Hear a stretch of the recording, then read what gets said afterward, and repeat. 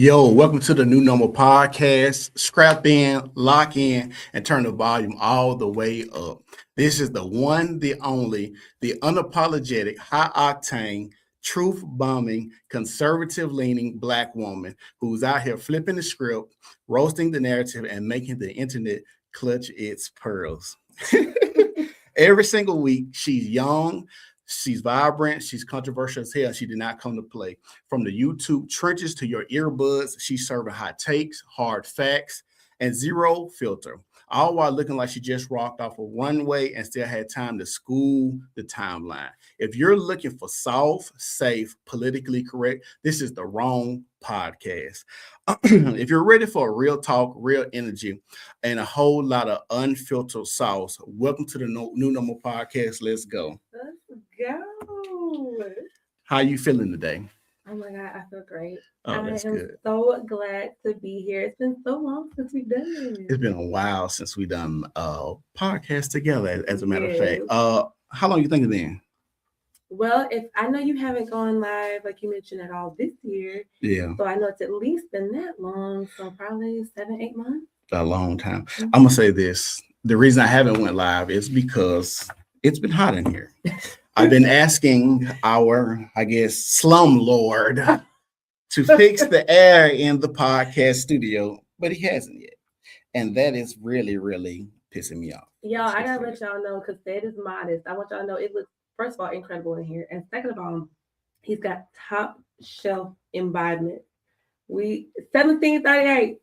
Okay. And I'm gonna partake. So Hey, y'all see that drop? She dropped that for us for 1738. So y'all need to go and come in, cut the check. right. Since Oh, y'all, yeah, no free promo. No free since promo. she giving the promo out here. So yeah. So I'm gonna ask you something. Okay. What is the status of your black hole right now? Oh, it has been revoked, unfortunately. Revoked? Yeah, it's been revoked. I no longer have it. Let the black internet streets tell it anyway. I know. Have your black hole revoked. How do you feel about it? Do you feel like you're gonna go in debt? You can't buy a house.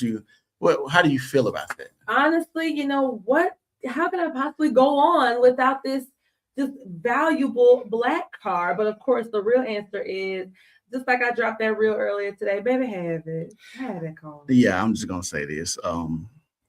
I think the black card is just basically pay to play at this point. It is like if you want to be part of us, you got to go say what we want you to say, do what we want you to say, all of that. So it's really like a pay to play type of thing. And I don't think nobody wants to participate in it if you can't speak your mind, and especially calling out what's going on Exactly. in the black community, right? Exactly. So the first thing I want to get into, since it's a popular topic, and I had got a lot of flack for saying this, so I'm gonna ask you. Just jumping it right off. We're gonna just get into it. So the thing with Nolan Wells. Now, people got mad at me, and I had to make a response video to a response video to a response video because what I noticed, they used to say reading is fundamental, but listening, I guess, is as well. And I've seen so many people mad typing, misspelling words, and saying stuff in my video that I did not say. And so I'm going to ask you and see what you feel about this. I had said, it seems as if Nolan Wells' parents are just trying to get money. And this woman come in and said, who wants their son dead? And I had to reiterate that I don't think they want their son. I know they don't want their son dead. And I also know that's not what you said. Right. But since that since he's died, they're like trying to get some restitution or retribution from his death. How do you feel about me saying that? Yeah, well, it's like you just said, and I said something similar as well, where if you did not want to make this about money, you would not have involved the people that you did. Mm-hmm. If something happened to me, I know for a fact, of course, God forbid, but I know that my family would have enough sense to not involve race-baiting hustlers like Benjamin Crump and Al Sharpton, because all they do is, first of all, worsen and further agitate a situation. Their presence alone gets Black people all riled up, and it's because the Black community is matriarchal, which means a lot of things, but one of the most damning things about that means that we're led by emotion, because women are led by emotion. Mm-hmm. So anything that gets us emotionally charged, that means something to us. This case went from, you know, when it first happened, it was just an unfortunate thing that a young man lost his life over 4th of July weekend. You know, these people have to bury their young son. But as soon as now the race element gets involved, Benjamin Crump and these other people, then there's going to be a GoFundMe. Mhm. And I've seen that the amount of the GoFundMe has been raised significantly. I think now, at least as recently as 2 days ago, it was $850,000. It doesn't take $850,000 to bury a child. That's the type of money that you get from like a wrongful death lawsuit. Mhm. And that's something that you can file if you would like, but that should not be, people should not be giving you that much money out of the goodness of their heart. At the end of the day, no dollar amount is going to replace your child. So though that person is right, I don't believe that they wanted anything to happen to their son. I think two conversations can happen at the same time, where they're saddened by the loss of their son, but they're also doing the human thing sometimes where they're like, well, how can this benefit us? Mhm. And that's how I feel. I feel like when you add the ambulance chaser being Crump, and they always talk about civil rights, and I tell people I still haven't seen him in a courtroom to this day. Mm-mm. Every time I see him is at a podium or an NAACP meeting or on the couch with a family or a 60 Minutes interview or NBC, something like that. I've never just seen him in a courtroom. They claim he's lawyer. He might be. I don't know. Probably is. You know what I'm saying? To me, it just seemed more as a civil rights activist. And a DEI hire. And I also spoke about that as well. This is something that Black people probably really will feel uncomfortable hearing, but it is the truth. And this is something I've seen. I'm telling y'all now, buckle in, because it's gonna go there. So a lot of people that are propped up to be the intellectual class of the Black community, a lot of those people are pseudo intellectuals. They are not as intelligent as they seem. They know just the right buzzwords to use. They have these degrees or what have you. They have these degrees from these HBCUs. No shade to the HBCUs. I'm sure a lot of them try to pride themselves in good work and different things like that.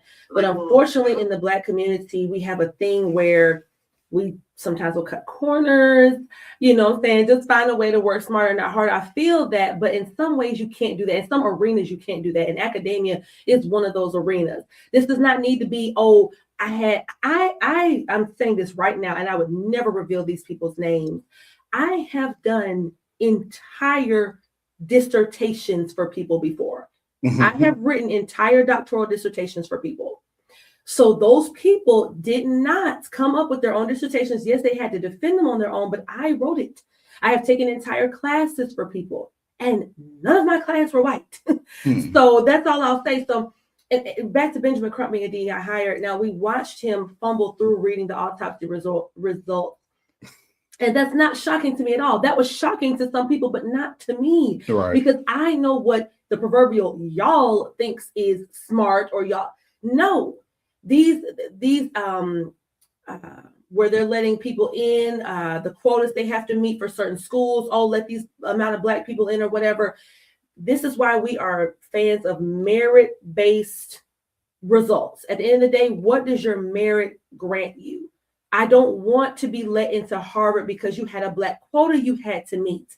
What makes people just so sure that these schools have nothing better to do with their time than to deny the smartest, most brilliant minds just because they happen to be Black, or they happen to be Asian, or they happen to be whatever else?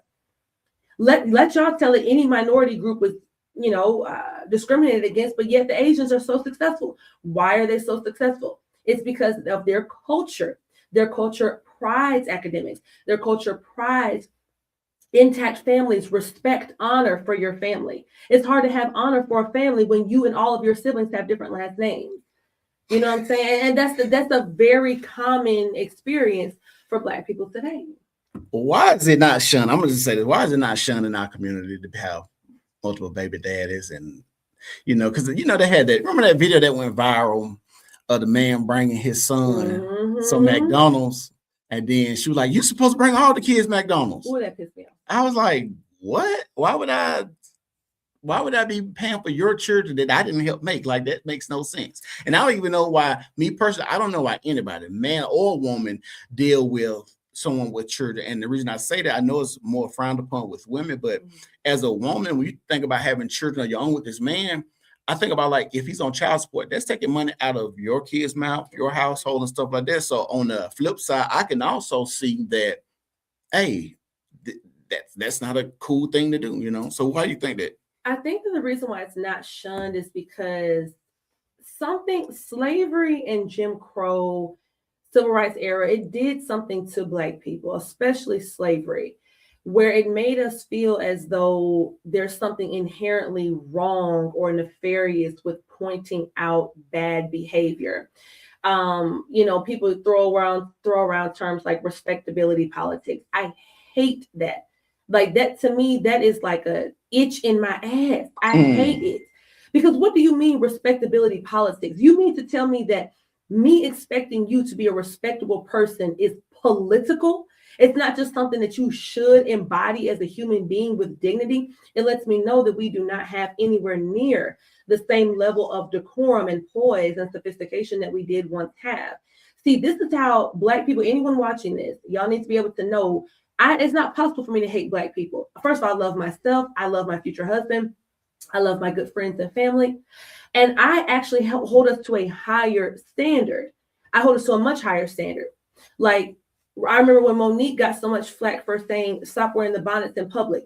A very common sense, straightforward statement. You should not be wearing sleepwear outside in public.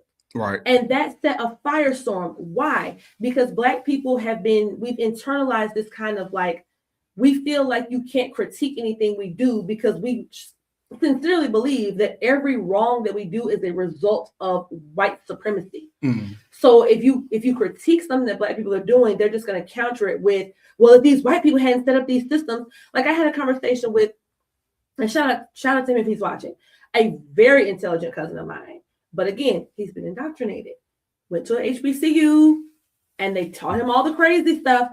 I'm saying, cuz, hey, there's no excuse for wearing a bonnet or a do-rag in public. There's none. So hold on, is a male cousin? Cousin. He defended. Yes. A bonnet. Bonnet and a do-rag. He said, why does it matter what people wear in public? That's just you trying to police Black. Well, I'm gonna say this. I remember a time when I was getting dressed. When I was staying home with my parents and we were getting ready to go somewhere, and I had some pajamas on. My mom was like, "Where you going?" I was like, "I'm finna go to the store. We're just finna run to Walmart real quick." She's like, "You're not finna go nowhere with me with no pajamas on and people see you outside in sleepwear. Like, what's going on?" And so even my mother checked me on just trying to run to the store to get something as a kid, and I had on pajamas, but bonnets is like, and it's weird that a man would want to see a woman in a bonnet. I thought that was odd too, but to hear that, I think it's weird to hear that you defend that. And I don't think she said it wrong. I think what happens is we get to the point now where the message is the message, but it depends on the messenger. And you have somebody like a Monique trying to be like a decorum police. Now, it wasn't moral, but I guess the decorum police, when you have that type of content that you put out, your mouth is kind of foul, and you know, one of my hot takes, I think Monique is part of the blame for a lot of the like weight issues we see with Black women too. With the Parkers and China, I'm fine, and I embrace being big and stuff like that. But soon as she got a chance to lose weight, she lost the weight and tell everybody, "Hey, you need to go lose some weight." So I just think she's part of the issue when the Parker show, her and the other girl, what's Countess Vaughn, is that her name? And both of them were big women. And I will give her credit. We didn't see big women on TV like that be a leading role unless it was like somebody's grandmama or mama or something like that. She had a leading role. Cornbread making her tea. Right. So it was a different time, and I guess she had the power and she used it wrong, I think.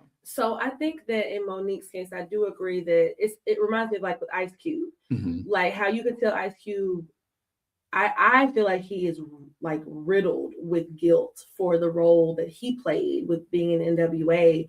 Of let's be honest, that was kind of the first real. You think about like that kind of gangster rap, that raunchy, gritty. Like they were kind of the pioneers of that NWA. Yeah.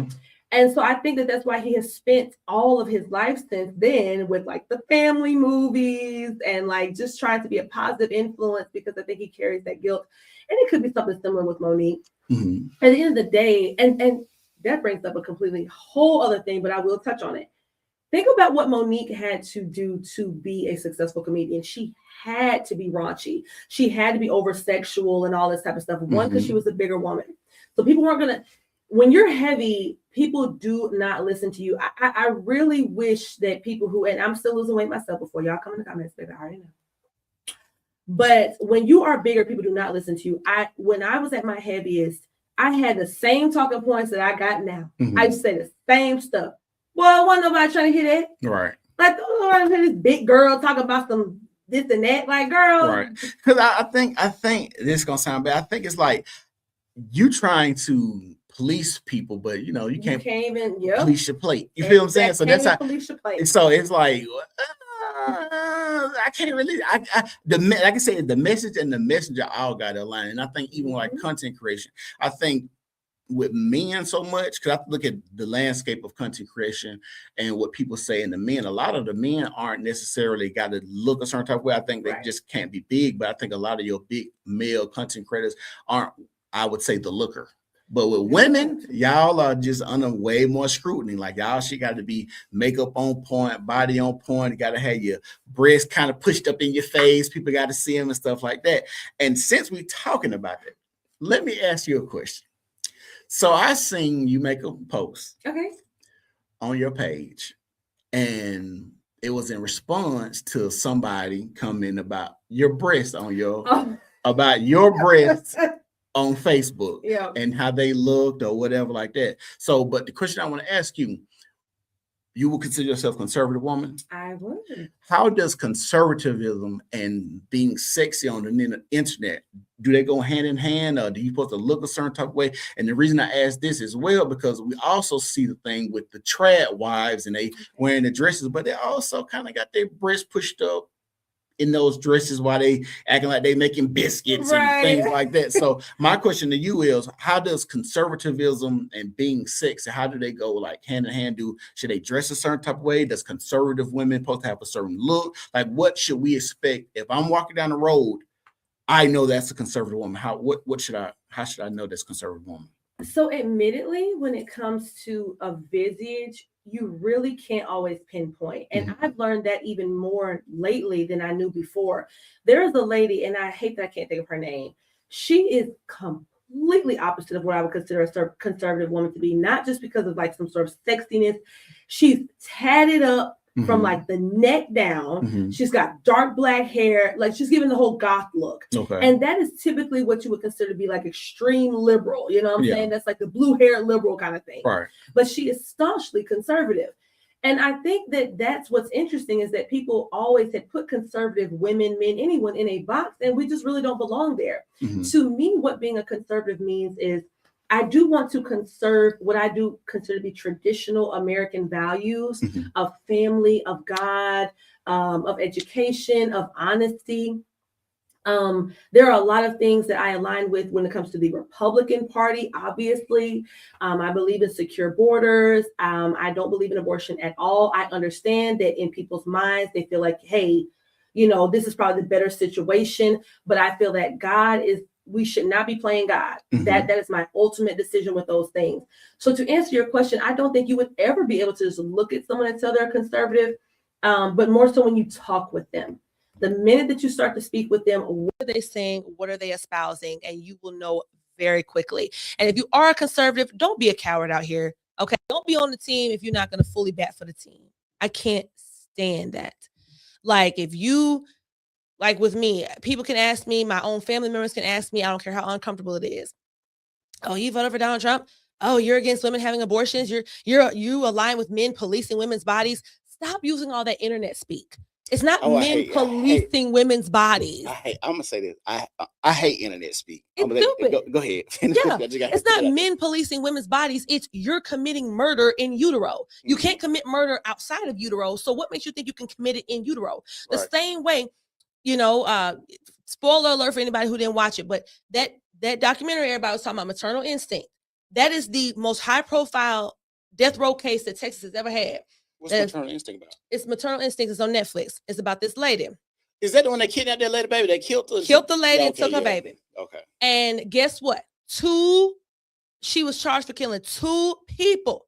Now, at first, her defense tried to say that that baby was alive when she first took the baby out. And so that's just, no, I'm so sorry. They said that the baby was dead, so they couldn't get her on the kidnapping charges, but the baby actually was alive at first and then ultimately died. Mhm. So the same way if that baby was inside that lady's stomach when you killed her, and then that ultimately killed the baby, you're getting charged for 2 murders. Just like if anybody shoots and kills a pregnant lady, you're getting charged with 2 murders. Why is that person charged with a murder and you're not? Mhm. And people love this my body, my choice thing. And it's like, okay, choices have consequences. That's what liberals don't understand. It's the same thing with like free speech. Yes, technically you have the right to free speech, but you don't have the right against consequences. See, I think when it comes to abortion, I'm gonna say this, gonna sound crazy. I would actually be for abortion if it helps society, but it typically does not help society in the fact that the people that should be getting abortions don't. And my thought process of it is, so when I say help society, I just look at it like war, right? Okay. So you can go to war, you can kill people over there for the goodness of your country, so people won't come over Yeah. here and invade, and we all sing hunky dory depending on what you believe you're fighting for, right? Mhm. So if you believe that you're not a woman that can raise this kid and he's going to go into foster care and maybe grow to be Jeffrey Dahmer because he hates you, or he hasn't had the right love, or if he going to the foster care, we know how a lot of those people are like mistreated and stuff like that. Then it's like, maybe, just maybe, abortion can be, help society. But the thing about it is, the people that get abortion, Mhm. it seems like they always go back and do the same thing over. Or I see like those women that say, um, have 6 and 7 kids and 5 baby daddies and things like that. Like those are the people that should be having abortions and shit like that, but they don't have abortions. So it's like it's really no use of having said thing. And then I think about a lot of people that do decide to just have children without being married, or them and their baby daddy mess up. I know a lot of chicks that's like one and done.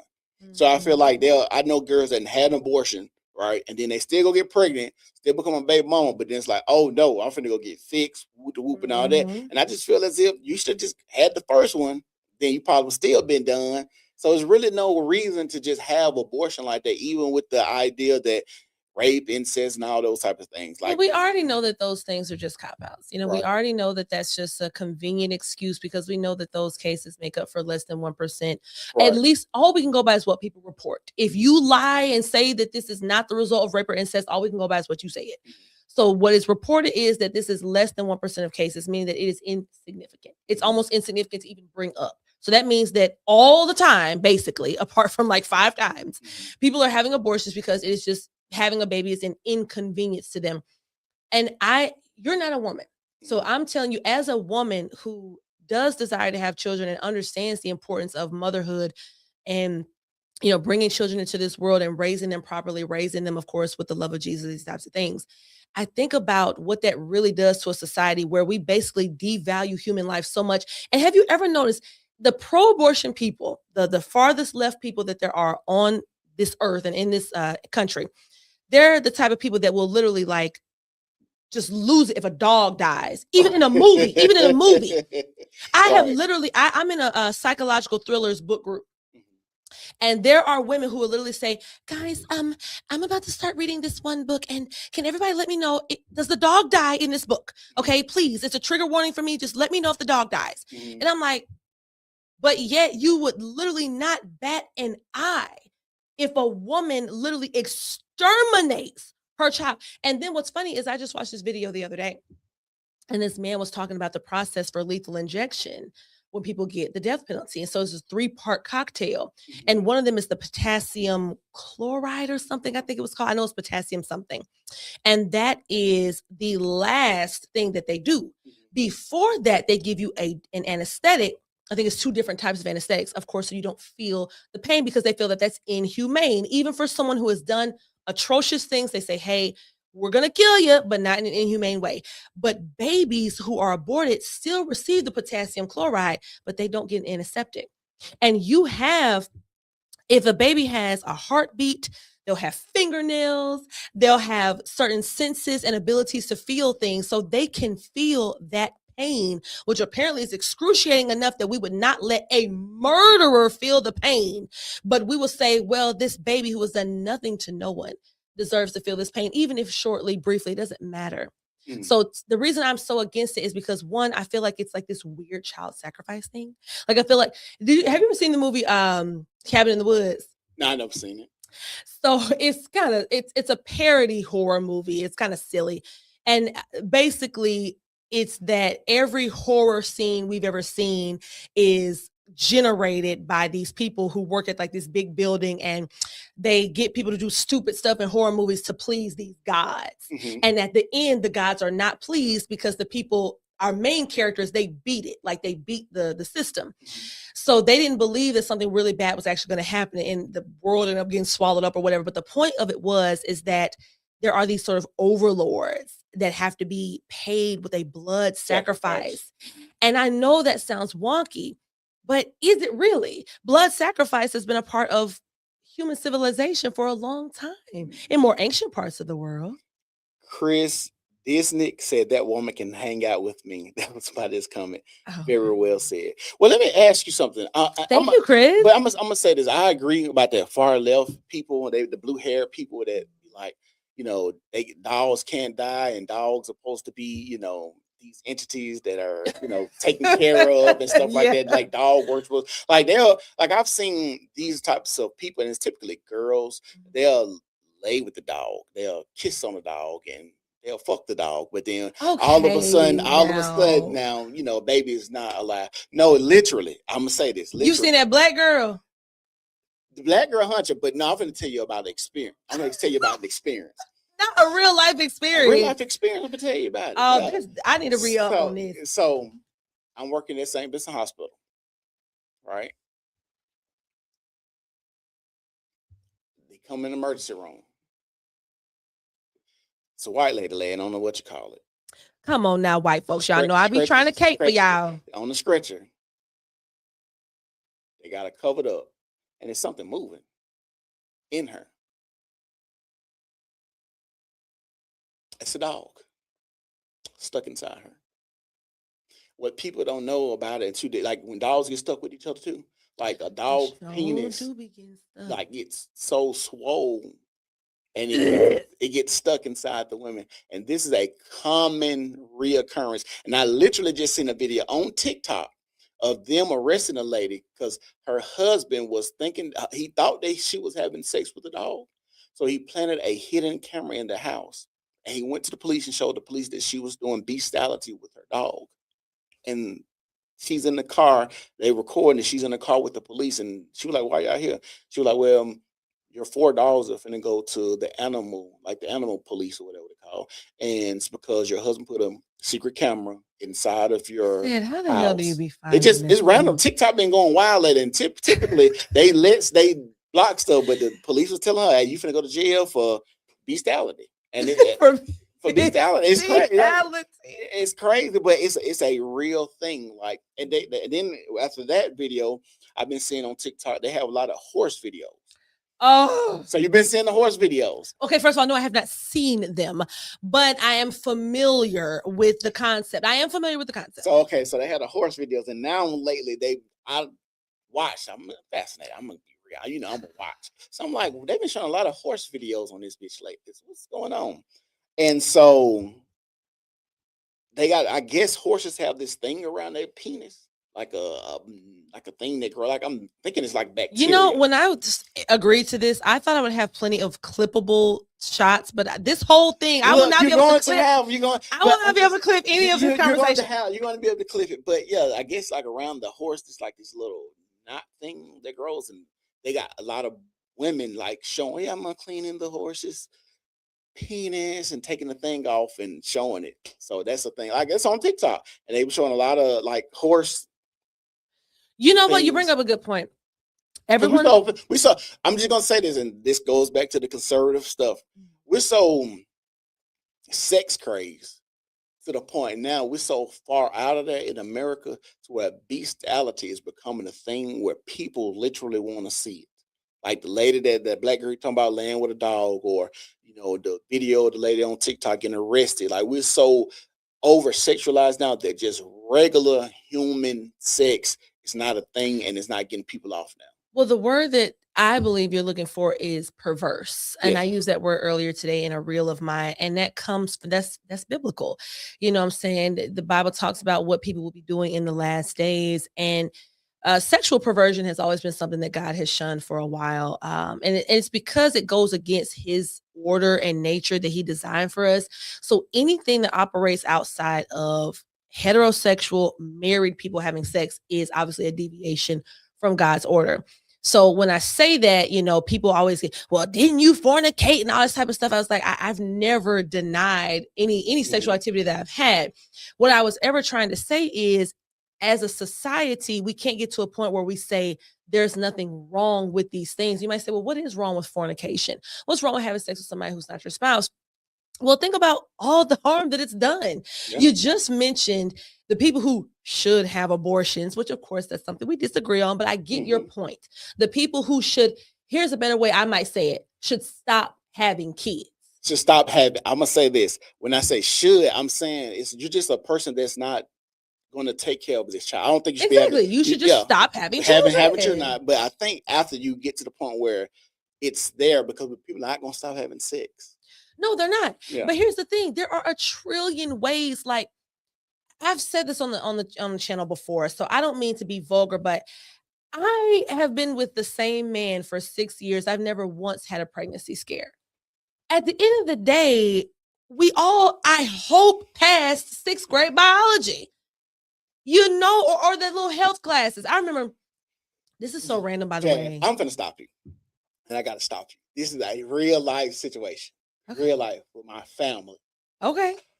Oh, I don't know if I should tell it. You already stopped me. Oh man, okay. So since you're talking about people in the past to 6th grade biology, I gotta say this, right? Yeah. So my brother's child. Okay. She's 14, 15, 16. She's somewhere around there.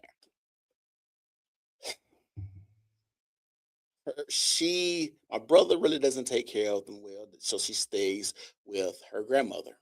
I did not know any of this information. Okay, Jazz didn't know. We don't really talk about my brother, but she stays with her grandmother. Her and her grandmother doesn't have the best relationship, right? Because her grandmother kind of raised her, trying to raise her and treat her like she treated her mother, and that's why her mother is not taking care of her as a daughter. All this is a full circle thing, right?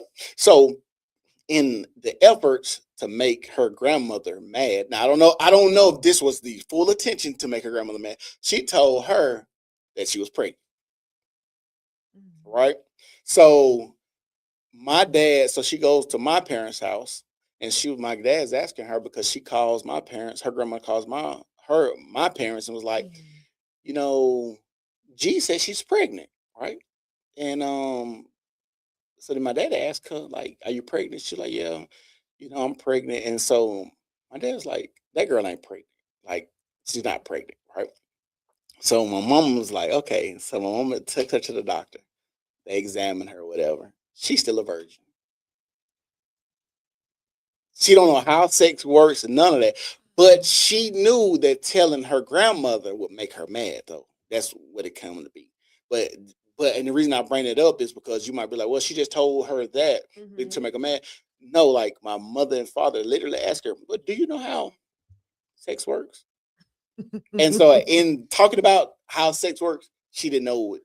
None of the parameters, this, where it goes. Like she knew, she was oblivious. And I was like, and that's my brother said, well, why are you not talking to your daughter about sex? Definitely at that age. And I said, and you'll be blind. I'm just be real. You will be blind. I'm looking at my niece and I'm like, she's got big breasts and a big butt, and she's mixed with long hair down her back. And you don't think little boys are trying to get at your daughter? You're like, I know people are gonna be weird. Oh, you're looking at like it'd be crazy for me to not see these big breasts on my niece. Big hips and butt on my knees. Well, you just know what comes with those things. Right. Like, as somebody who obviously was once a teenage boy yourself, I just think that in the Black community, we have a weird relationship with sex, period. We do.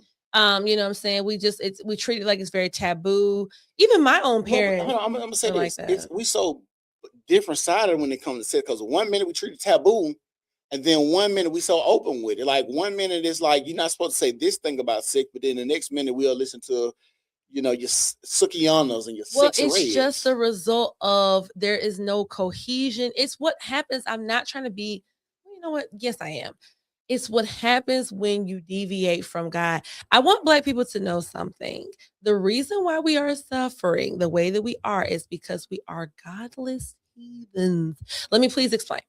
You have to think, to your point, think about what the average Black person accepts as their culture.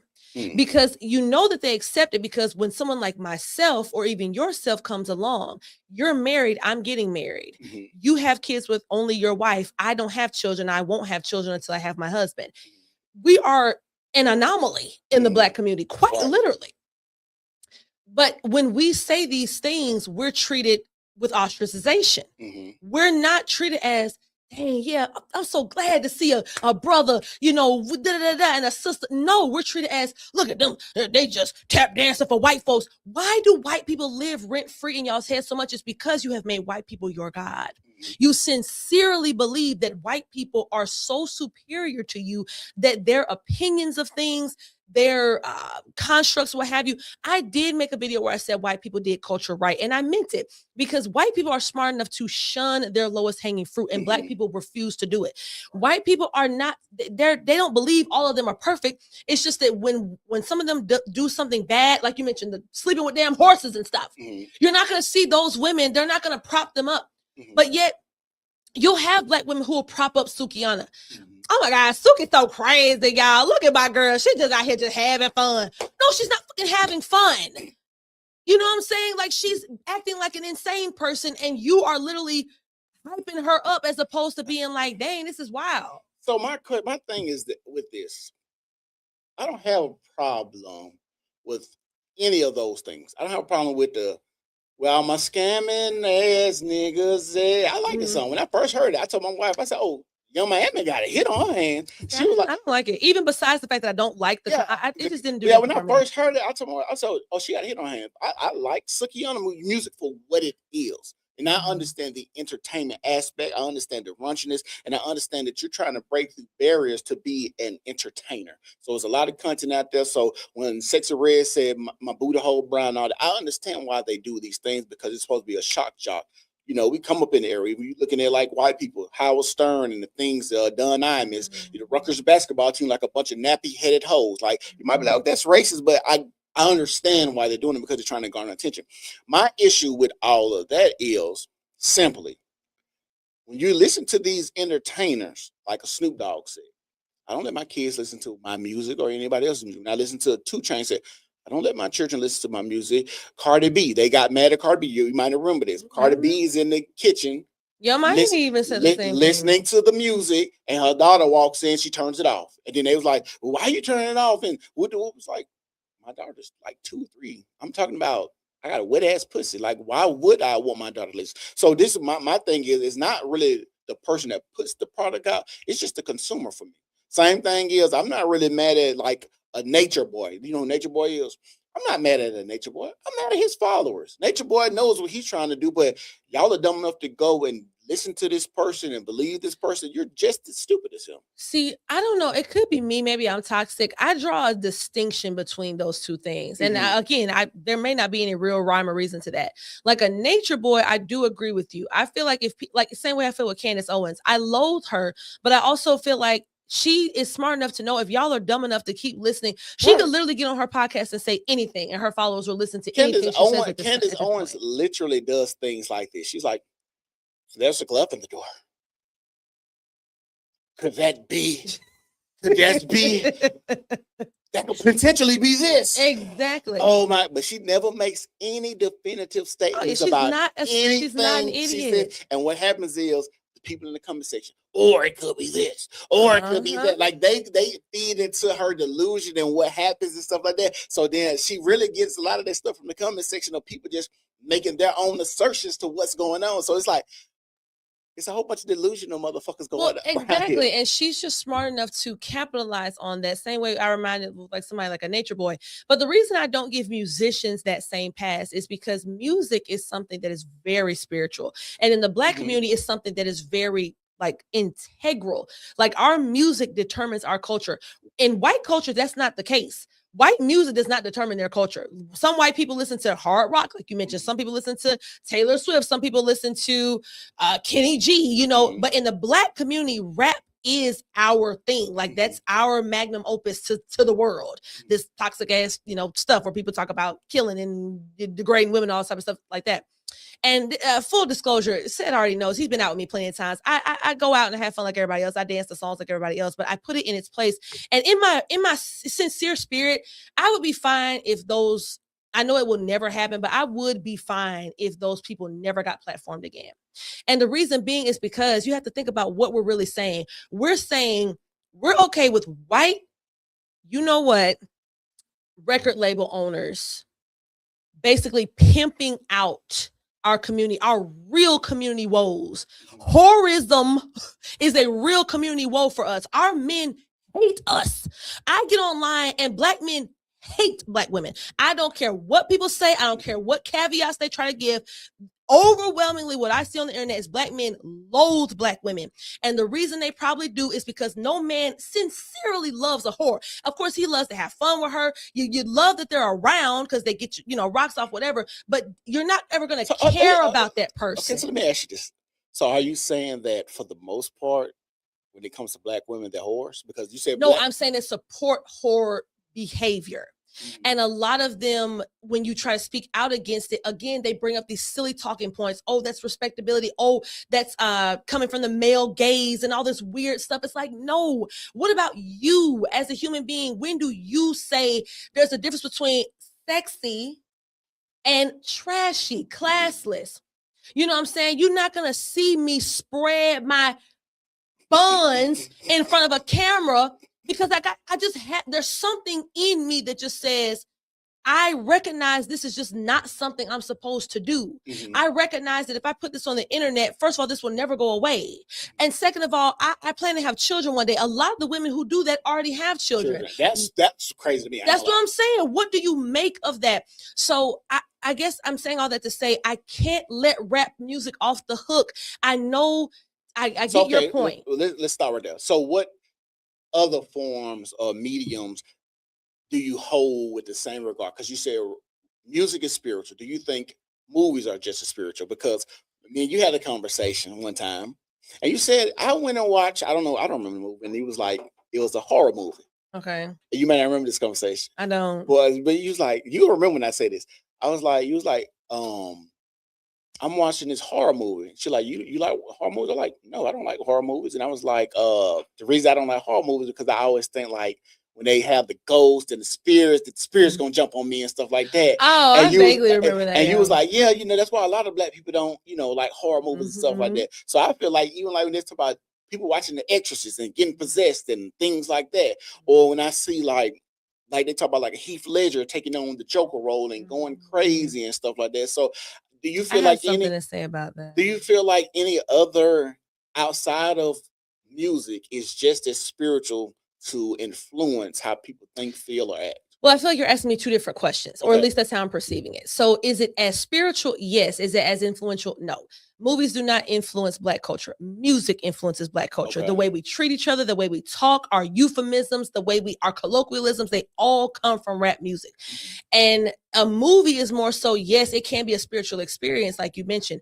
I think with Heath Ledger, and anybody who knows me knows I'm a movie buff, and The Dark Knight just happens to be my favorite movie of all time. And so what I sincerely believe is I think Heath Ledger's spirit was already broken. Oh, you making drink? Oh, I was just using a little cup. Oh, yeah, go ahead and hook me up. But I feel like with Heath Ledger, his spirit was already broken with his role in Brokeback Mountain. You have to think about what these things. Who would? But you know what, though? I'm saying this on the New Normal podcast. I did not watch the entire movie, but my curiosity did get the better of me. And I did watch, I don't remember how much of it, of the movie, but I did watch up until the first scene, as we all know. And my spirit is easily troubled. I literally could not eat for like 2 days after watching it. And they didn't even show anything. It was all implicit. But the idea of seeing two grown men, and it was so odd. But not to get into all of that, it's just that I believe that if you are an actual heterosexual man, playing a gay man in a gay role and actually enacting in a perceived gay sex scene, I think that that's what broke him. And the Dark Knight role is just the straw that broke the camel's back. That's my opinion. Of course, we'll never know. He did his thing with the Joker. To me, that is the best cinematic performance that anyone has ever put on in any movie ever. But that's just my opinion. Thank you so much. Thank you so much. I told y'all, Shay got that top shelf stuff, honey. Oh yeah, just a little bit. Just a little bit. But yeah, that's just my opinion. So to your point though, I can't let rap music off the hook because it's just way too influential in our culture. You think about these young Black boys, where do they get the idea? Like you did you ever see when it was a big thing? It may still be a big thing. The Kia Boys. Where do they get an idea like that? An idea that they're just gonna go around taking the whatever, the alternator, the steering wheel, whatever the hell they were doing out of some Kia cars. You know what I'm saying? Obviously, no one has ever said that exact thing in a song, but they have definitely talked about, breaking down cars and different things like that. And we're the only people whose music is like that. Even to your point about, you mentioned like the hard rock people, Kiss and all that. Their music was never influencing or encouraging crime. And I feel like that's very purposeful, because if Black people feel like we love to feel like we're targeted all the time, but you let yourself be a target because you let the culture be crime based. So if you really believe that there's a preschool to prison pipeline, why don't you say, hey, why do they keep pushing this on us? Why don't they push this? Why is Taylor Swift so famous? Arguably one of the most famous musicians in the world right now. Her music is tame. So the little white girls get to hear, I got a blank space, baby, and now I write your name. That's what the little white girls get to hear, and the little Black girls get to hear what a scamming ass niggas at. Why do you never say to yourself, why is that?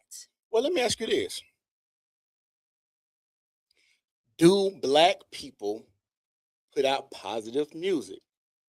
And if they do, can you name one?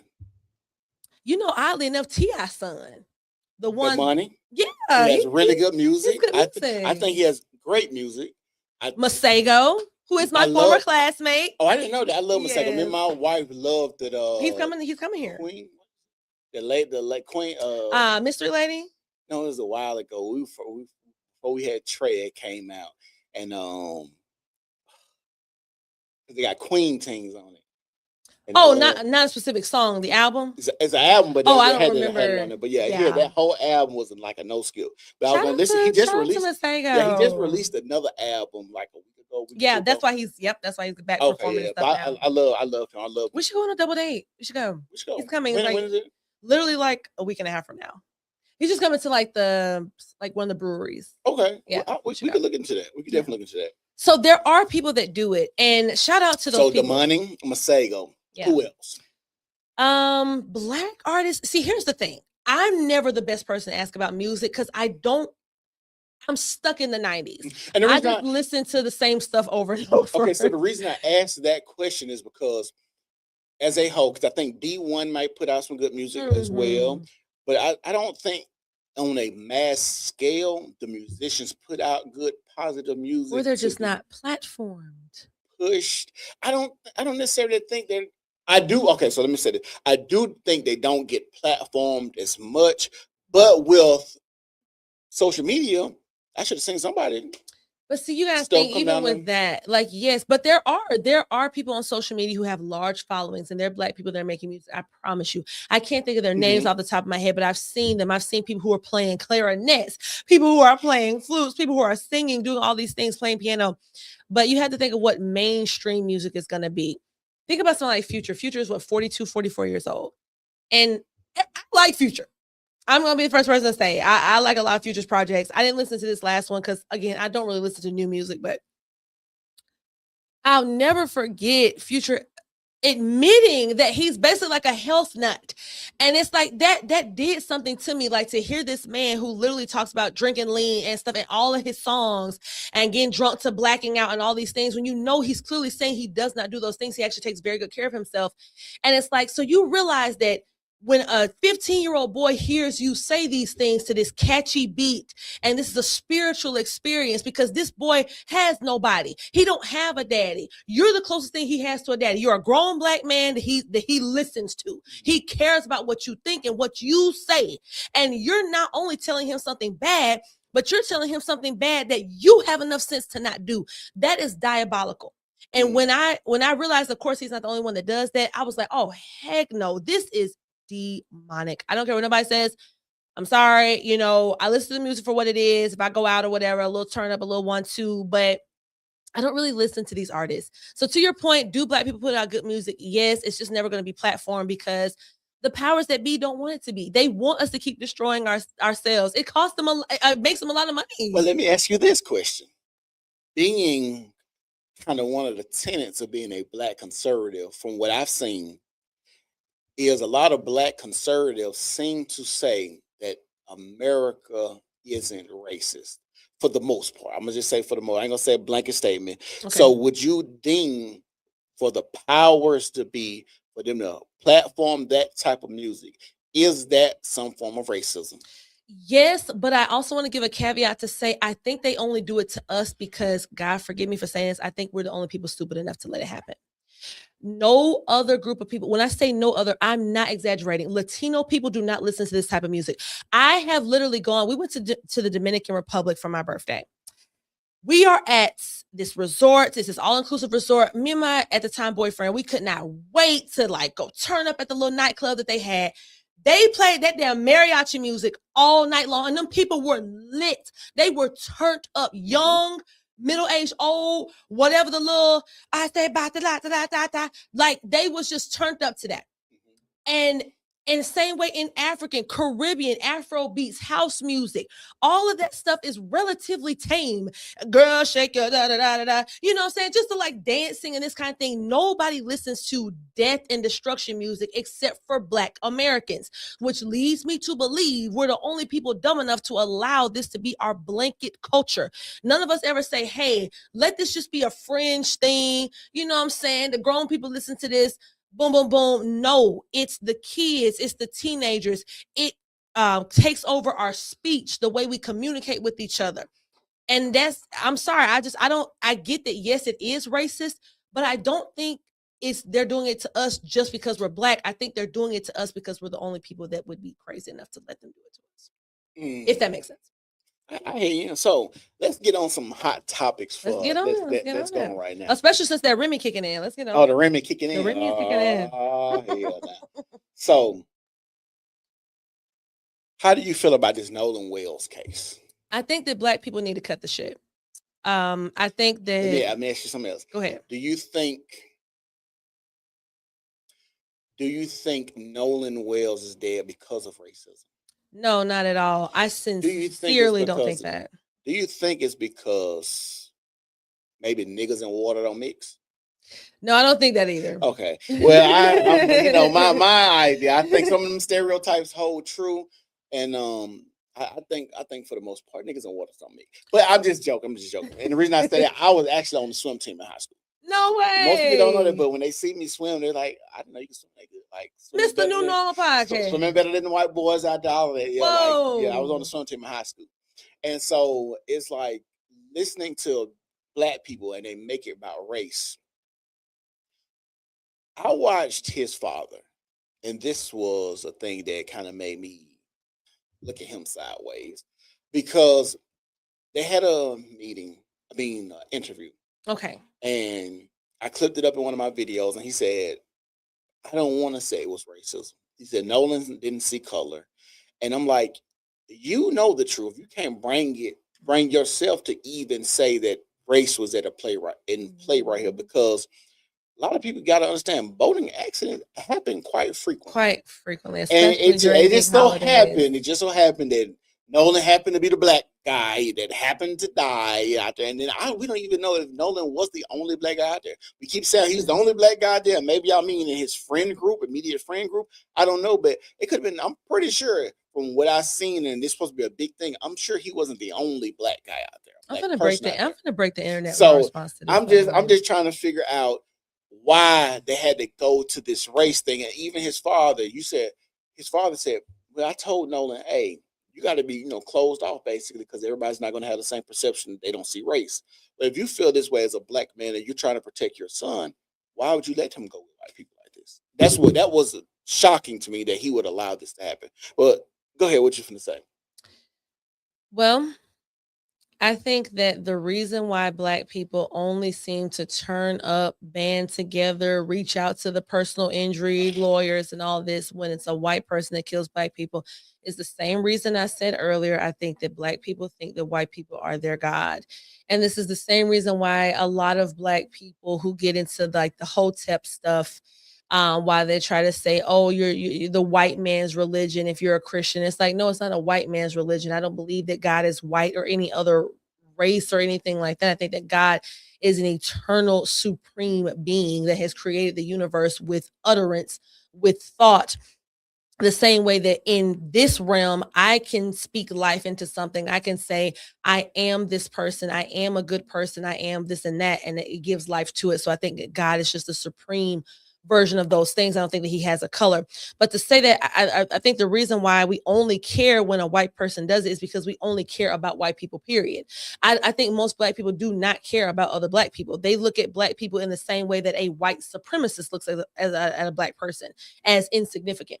Because if not, you would say to yourself, the dozens, hundreds, thousands of unsolved open cases of homicide from a Black youth to another Black youth or a Black person to another Black person, period, you would have this same energy. Benjamin Crump would show up. His cronies, whoever he has underneath him, they would show up, but they don't. I'm from somewhere that has plenty of unsolved cases. And I don't want to say too much, but just I am close with people who are in high levels of law enforcement, and they've even had to go to where I'm from, and they've seen, hey, clearly somebody knows something, right? So it's just so performative. You don't care about Nolan. First of all, just like that post I shared the other day, shout out to whoever is the first person that said this. As somebody who's getting a little clout on social media now, I realize people do not have original ideas. J-Mac has original ideas. Pretty J has original ideas. But a lot of people don't, because I saw the same thing being said by several people as opposed to being shared. But the sentiment was, if Nolan Wells were alive today, you would have called him a coon anyway, because he hanging around a bunch of white people and dating all these white girls. Same with Carmelo Anthony. The only girl we've ever seen Carmelo Anthony with was with a white girl. So it's this fake performative outrage thing, because if these people were either alive or not going to prison, you would not have anything but negative things to say about them anyway. But if a Black person killed them, you wouldn't have nothing to say. So there's no evidence of foul play. You got Benjamin Crump fumbling through this autopsy, and it's because he's not intelligent. He's a pseudo-intellectual, like a lot of the people that y'all have propped up in front of you. You have people who are not smart, that you are to believe are smart, telling you things that are dumb. When somebody like myself, it's just like, hey, okay, am I a personal injury lawyer? No. Am I a civil rights lawyer? No, but I got enough sense to know how to read basic words. And I also got enough sense to know an autopsy is going to remove organs and body parts from a person. So if you're going to have a second autopsy, you should have known that from jump, that was going to be the case. Black people heard his throat was missing. Y'all, oh my God, they murdered that boy. His throat was missing. Like, shut up. And Black people don't understand stuff like chain of command, and they don't understand anything professional, nothing professional. And so it's like, well, why did they keep his throat? They should have sent it to, like, nigga, if you read Mississippi law, like, this is a common practice where they keep the throat and what they call it, the hyoid bone or the larynx. They keep that, like, that's a thing. And let me guess, that took you 5 seconds to look up. Easy. Like, that's an easy thing. Just your curiosity, like, hey, and what is this? What pissed me off, and this is why I don't trust when I listen to Black people give accounts. It started with Carmelo, because I could for the life of me. Even people will lie to themselves so bad that Oh, what they yeah, they'll start to believe it. actually see on camera, on video, they'll still lie to themselves. For instance, they're like, it was a torrential downpour. That's why Carmelo Anthony was under the tent. But then I'm looking at this fucking body cam footage. The body camera is not even getting wet. So what do you mean is a torrential downpour? Like I'm confused because when I'm looking at this, I don't see no rain. And then some girl commented on my post. She's like, you can see the rain. No, you can't. While people are just casually walking across the field at the track meet, they're just casually walking, but it's a torrential downpour. And then when I got on Facebook, when they released the autopsy report, they said the man's throat was missing, his stomach was missing, and his lungs missing. I seen that post all day long. And I'm Still like, being shared.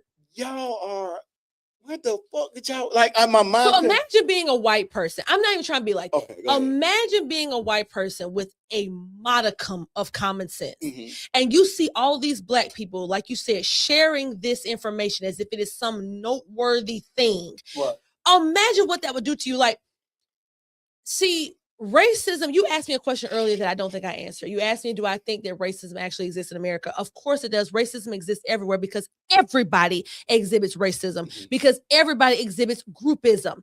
It is your natural proclivity, your natural biological proclivity to associate with and to kind of identify with people who look like you. That is just our evolutionary development as human beings. So if I see said, now, in this case, he's actually my friend, but if I saw him somewhere, he right next to a white man and they both bleeding out, I'm probably going to go to him first. Just off GP, he looks like my cousin or something. That's not an inherently bad thing. Right. What is bad is when you start to assume that people are bad or something like that because of what their race is. But I'm like, oh, I know it's going to be so bad, but to white people's credit, what leeway do you give them to not think that? What leeway do you give them to not think that most of us are stupid? When y'all keep sharing this stupid stuff, what leeway do you give them to not think that we're animalistic? When y'all got these teens literally just taking over cities, people just trying to go to a park. I don't see white kids doing these things. I don't see Latino kids doing this. I don't see Asian kids doing this. Just your bad ass demon ass kids. I'm gonna ask you this. Have you seen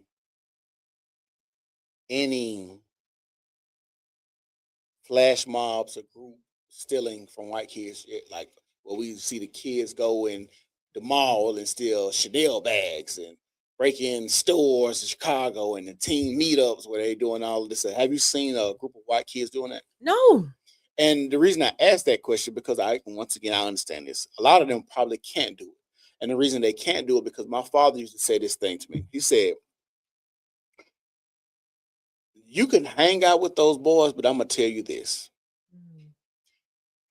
You got to come home to me. He used to always say that. He said, you can hang out with them boys if you want to, but you got to come home to me. He said, they don't got no daddy to come home to. Talk about it. He used to always say that. They don't have no, you got to come home to me. So you can go out there and think you finna be a thug, a gangster, finna sag your pants, all of that. You come home to me.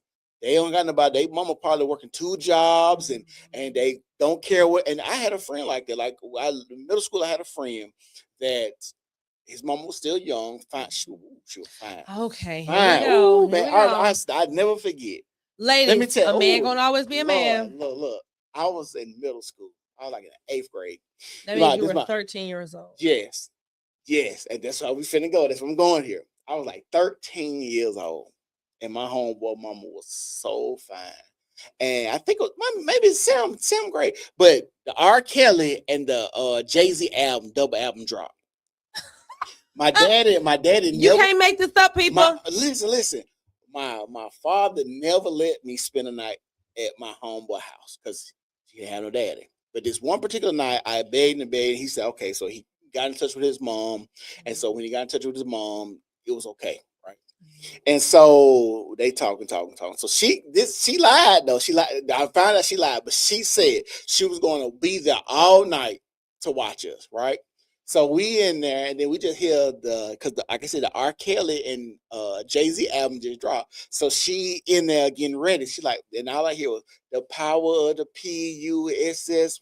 That's why niggas want the I world don't just even fly. know that song. So okay, so anyways, so she was like, she was blasting this music, and she come downstairs. She had these tight leather pants on. I'd never forget, like, because I don't know if Catwoman was out, but it kind of give you the Catwoman vibe. She had like this Yeah. leather ass looking nice, and that's when I think I was going through puberty. I was like I'm noticing women now. So I'm like, this your mama, like, yeah, this your mama, like, you know, because it's my first time, like, because it's my friend, and how we became friends randomly. He was riding his bike down my street. Hey, let's play like kids do. Yeah. And ever since then, he's spent out like randomly spent out of my house, and my dad didn't talk to his parents and nothing like that. They go in our refrigerator, do all this, and I'm like, you ain't gonna call your mom? He's like, she know I'm there. She know where I'm at. That's what he's always said. She know I'm at. And so even with that, so I'm like in the house, I'm looking at this woman be fine. And I was like, okay, so that's one of the reasons I'm like looking at this person, like this album drop, this person, this fine. What's the connection to the album? Huh? What's the Because connection to the that album? you know, you have memories. Yeah. And these were like core memories where a thing happened. You hear music. It's like a soundtrack of your life. And this is when Did she ever say or do anything inappropriate to you? No, she didn't say. No, Okay. she didn't do anything Okay. inappropriate. She didn't do touch us. None of that. She was a nice lady. When Okay. after that time, I started going to his house more. And then he had like a baby brother. Like his brother was like really, really young. So he had a baby brother. She was taking him to like the grandmother house or something like that. And she left me and Tim. Oh, I mean saying that. Me and him Mhm. at the house together. But his mama was young, vibrant, fine. I'm like, oh my God, like this lady. I'm looking at this woman and I'm like, okay. And the reason I bring that story up. So there was a woman who shot a man in the head, a 20-year-old man in the head, Yeah. right? Now I just gave you a story because I'm gonna be honest with you. If he was not there, my friend, and his mother tried something with me, I would have went and I wouldn't have told nobody. Just me being my personal opinion. If his mother would have tried something, I'd have been like, oh, you know, okay, yeah. And I wouldn't have said anything, right? But we have Good. It's good to know you have not changed at all since the last time we've been live I'm together. just putting it out there. But I'm just gonna say, like, what happened. But we have a story where a 20-year-old is talking to a 13-year-old. From reports that I've seen, he was hiding under her bed when the mother came home. And the mother shot him in the back of the head while leaving the house. My first question to you about that issue: was the mother wrong for shooting the man in the head? Yes or no?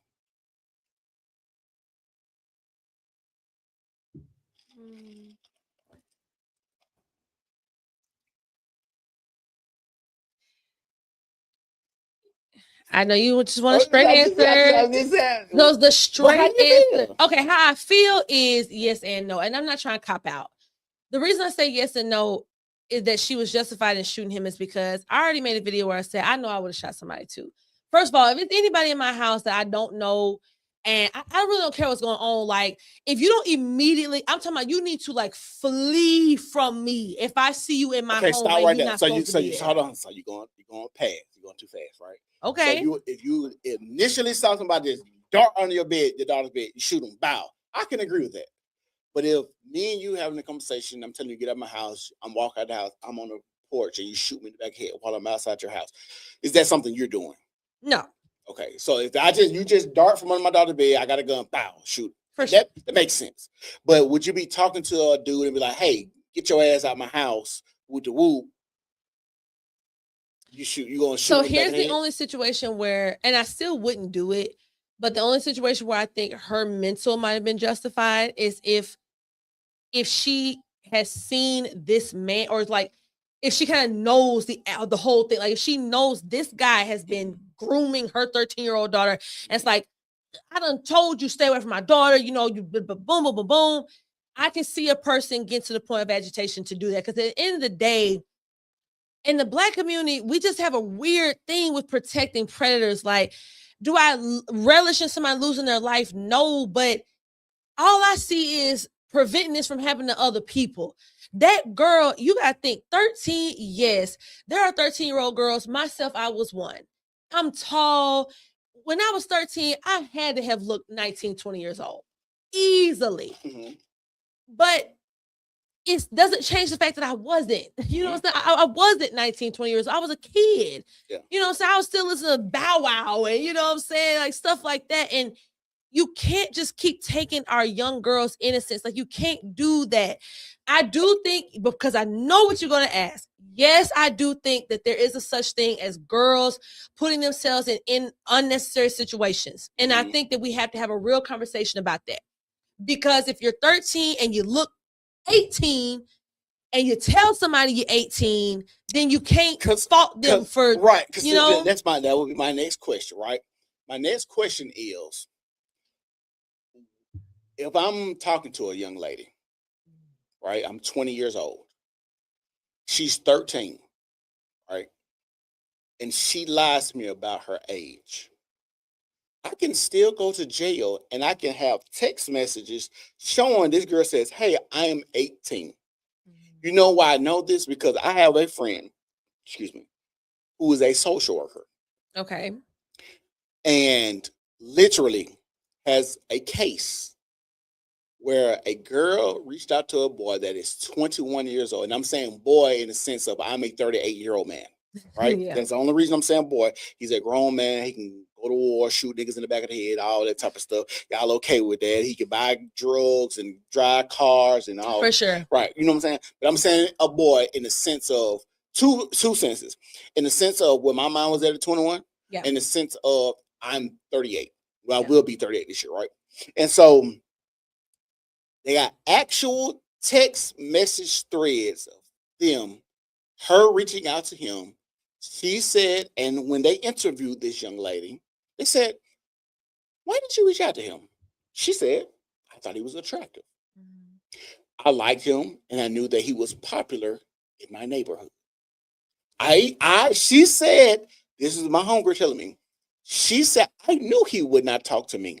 So this shows she has the mental capacity of what she's doing and know that it's wrong. That I know he would not talk to me if he knew that I was 13. My next question to my homegirl, well, what did the girl look like? So I'm trying to figure it out. I said, what did she look like? And then she was like, "Well, if you seen the girl, you would not think she was 13. I was like, "Well, what do you mean by that?" She was like, "'Cause my homegirl, she don't have no titties or no ass." So she was like, "If you see her, she big breasted and she has a big butt." And I said, "Well, Wait, it's a girl? It's two girls? no, it's one girl." Oh, okay, okay. But I'm telling you, but my home, Oh, I okay, asked my okay. homegirl because she's the social worker in this I was gonna case. say that is Yeah, a whole so- level of Right. So I asked my homegirl, I said, "Well, what the young girl that was in this case?" I said, "What does she look like?" And she was like, "She's big breasted, big hipped. She doesn't look like a 13-year-old." I said, "Well, what does she dress like?" And then she was like, "She dressed like she ain't got no daddy at home." I said, "Well, does she got a dad?" She's like, "Yeah, but he works all the time." And so she's like, as the progression of the case goes on, she gets pregnant. The reason they found this out because the young girl gets pregnant, right? She's pregnant. She gets pregnant. So they ask her, of course, "Who's your baby daddy?" This nigga right here, the 21-year-old. So they go to court, do all this type of stuff, whatnot. So he gets out, whoop. So they still. So she was like, they talked to the father. The father ended up getting in. He was like, "I'm gonna drop the charges because since they got a kid together, he can't do anything for his kid in prison. He needs to be here, right?" Doing so, she is pregnant again by the same man. dude, right? Right. And so what happens is, and my homegirl agrees to this, she's like, it's messed up as a man when you do what you're supposed to do. "Hey, how old are you?" And a girl lies to you and tells you the wrong age, and I still get treated like a predator, but there's no recourse of anything to punish this girl because literally, if that same girl was with a 19-year-old and robbed the bank, both of them going to jail. See, I agree, and this is where a lot of people I get called like a pick me and all that weird stuff. But I support men a lot in these types of endeavors because you cannot both want men to be morally responsible, more morally responsible than women, women, and then correct. try to diminish their role in society, which is what feminists do. This is Mhm. why I'm so against feminism. It is the most disingenuous school of thought that has ever existed. Women create nothing, they build nothing, they control nothing, they own nothing.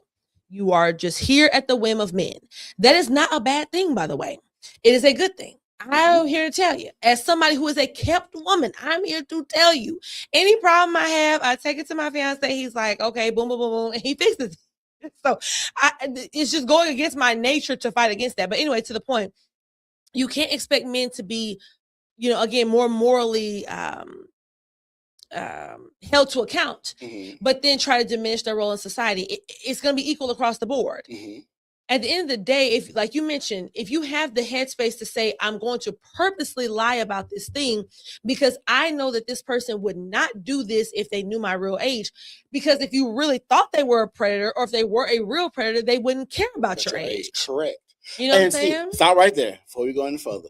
That's my whole issue with a lot of these conversations that we're having is because a real predator, I'm searching for somebody young. Now, I'm not a predator if I'm asking you, I'm doing my due diligence, say, well, how old are you? Because if I'm not mistaken, I think Lawrence Taylor got jammed up the same way. Is that a football player? Yeah, even so much. If I'm not, I'm making sure I'm gonna have to Google this, but I think he got caught with an underage girl. She had an ID and told him they got stuff that I'm underage, that I'm of age. Okay. Come to find out that she's underage, even with an ID. We have a story, I think, is in Arkansas or Kansas. Dude's in a club, sleeps with a woman. He gets charged for statutory, right? Because she's underage. You know why he got charged? Because of course she's statutory, but you know why he slept with the girl? Because the club that he met her in allowed her to go in because she had a fake ID to go in, and everybody in this club is supposed to be 21. So I'm sleeping with you with the pretense that everybody's supposed to be 21. I'm not thinking anything of it, but he sleep with the girl and comes to find out that she's lying. And the reason I'm bringing all of these things up, these instances where you could just literally Googleable things, you can go look Googleable in 2026. right. You can go and look it up. That these young girls aren't as innocent as we claim them to be. And what makes it hard for me to just have a lot of sympathy for these situations is because I was a young person, and this is where my mind goes. It's like we were all young. And y'all are trying to act like if a girl, because I just think about this. If a girl is underage, she sleeps with me. What makes me think she doesn't have the wherewithal to want to have sex with an older person? And what makes me think that she's not lying to this older person to get him to acquiesce to what she wants done? Because it just is weird. And then people always say this too. When he didn't know she was young underage, what kind of conversation they're having? What does it matter if she's lying? If I ask a person how old Well, they are, or if I meet them, like you mentioned, in a 21 and up club, mhm. what more am I supposed to do? Do a background check? Yeah, because I can get the conversation. I get why you would ask, because you would think maybe 7 years. If I'm talking about Dragon Ball Z and you're talking about this thing that's on TV now, well, I know these girls or these kids at this age watch this now. We didn't watch that when I was now we don't watch You it. can So use you can common you can sense. kind of maybe gauge it, but then I think of this. Women always say y'all mature faster. So definitely if you believe that if I'm 13, if I'm 13 and you're 21, we might be having the same conversation at the time. And from what our reports with the 20-year-old dude, he was supposedly a slow dude. Well, you can look at him and tell that, but To me, she looked older than he did. Yeah, it's the whole thing is crazy. The ultimate answer to me is, I just don't relish in anyone losing their life, but we, at the end of the day, we just, I don't know. It's just a sticky situation. I want to talk about something that's in that same vein though. Okay. So I saw this post and I shared it where people were like, I've yet to see y'all call that girl fast that was with David or whatever, the little rapper dude or artist, whatever. That's why I got doxxed. You brought it up. Y'all know said don't play no games. That's why. baby. That's why 'Cause y'all I was got. not gonna bring That's that why up. I in got here. doxxed. No, we're gonna talk about it. Look, We're gonna from talk here about- on out, okay. we going for it. That's why I got doxxed I because know. I I called. remember. I called her fast. And the reason I called her fast, simply this: on TikTok, you can do green screens, and the post said Celeste got killed for threatening David. When I heard the threatening part, that was all I needed to hear. And the reason why is, if you watch it, you're a movie buff. I am. Typically, when you see people in the movie threatening somebody, it's because they want something. Hey, Yeah. you're going to do this, you're going to do that, or this, or else. That's what a threat is. Can we agree for the most Yeah, part? for sure. Okay. So if I'm threatening you, I want you to do something. And I'm aware. I have a level of awareness of the situation. If Because if you're innocent, you're gonna act innocently. An innocent person doesn't make threats. right. So I know that the law is on my side at this point to threaten you. Hey, I'm gonna go to the police. You said you were gonna buy me this. Well, you ain't buying me. I'm gonna go to the police. You out here talking to other girls, and I'm mad. So I'm finna go to the police. I'm threatening to go to the police because the reason that you and that's why I got doxxed, because I said it seems as if David just wanted to have sex with this young girl. I don't know if he knew she was young. Maybe she did. I don't know. But for the most part, for her to think that she has this leverage and it's something safe to do, threaten somebody and then go over there, that's insane. That's like me right now punching my wife in the face. She said, and she gets up and she says, "I'm gonna call the police on you." You think that's gonna be safe for you to make it at the house? Like, I'm just like, this just common sense. If I punch my wife in the face right now and she gets up holding her face, I oh, want y'all to know this Remy has. I'm going to call the police on you. So here, I think that when we have these, I think that when you and I specifically have these conversations, I think it brings an interesting dynamic to people they probably don't usually see. Because you are very unapologetically male and you have a very unapologetically male perspective. And the society does not allow for that. Stop right there. But let me add, before you go. Was my logic off about what I said though? No, I'm not saying that. I just want to yes or no. Was my logic off about? Because I don't want to. The reason I asked that because I don't want it to be on some male or stuff. And I think I know you're going to go, but I just want to make sure because people will lose what I just said, and then they shouldn't lose what you're saying. It's a very straightforward point. At the end of the day, if you're cognizant enough to use something as a threat towards someone, correct, then that means you recognize that it's wrong. Put it more eloquently than I did because I, like I said, I'm a straight shooter and I say what I feel, but I also, and this is the issue that me and you probably have too when it comes to content creation. We give people so much grace to think that their mind, their logic, and their brain is on a higher level to get a point that I just said. Like you would think what I just said, hey, this person did threaten somebody. They understand exactly what they're doing. But somebody be like, well, she's still underage. Well, the Bible say your age of accountability is 12 years old. So, and it's oddly enough, I got saved at 12 years old. I don't think that's a coincidence at all. I think that around that age, you do kind of have like a certain, it doesn't mean that grown people should obviously be trying to groom you or anything weird like that. It just means that around that age, you have a relative working, model of right and wrong. I guess for me, I just look at it as because men are so much like I'm a tall plus size woman. I am not no small little dainty little baby gal that's walking up at no function, baby. I'm a woman. You know what I'm saying? I walk in, I have a presence. And my fiance is not as tall as I am. He doesn't weigh as much as I do, any of those things. And he could, without an ounce of effort, manhandle me. And I said that to say men are that much stronger, that much more, just the anatomy, the biology, the testosterone, all the things. And I think as a man, you may sometimes lose sight of that. Of if you're a young girl and you have these hormones, you have this attraction to this person, you want to experience sex, or at least you feel like you do, that part of it is legit. You know what I'm saying? But once you get in that world and you realize this actually is a grown man, what are you supposed to do?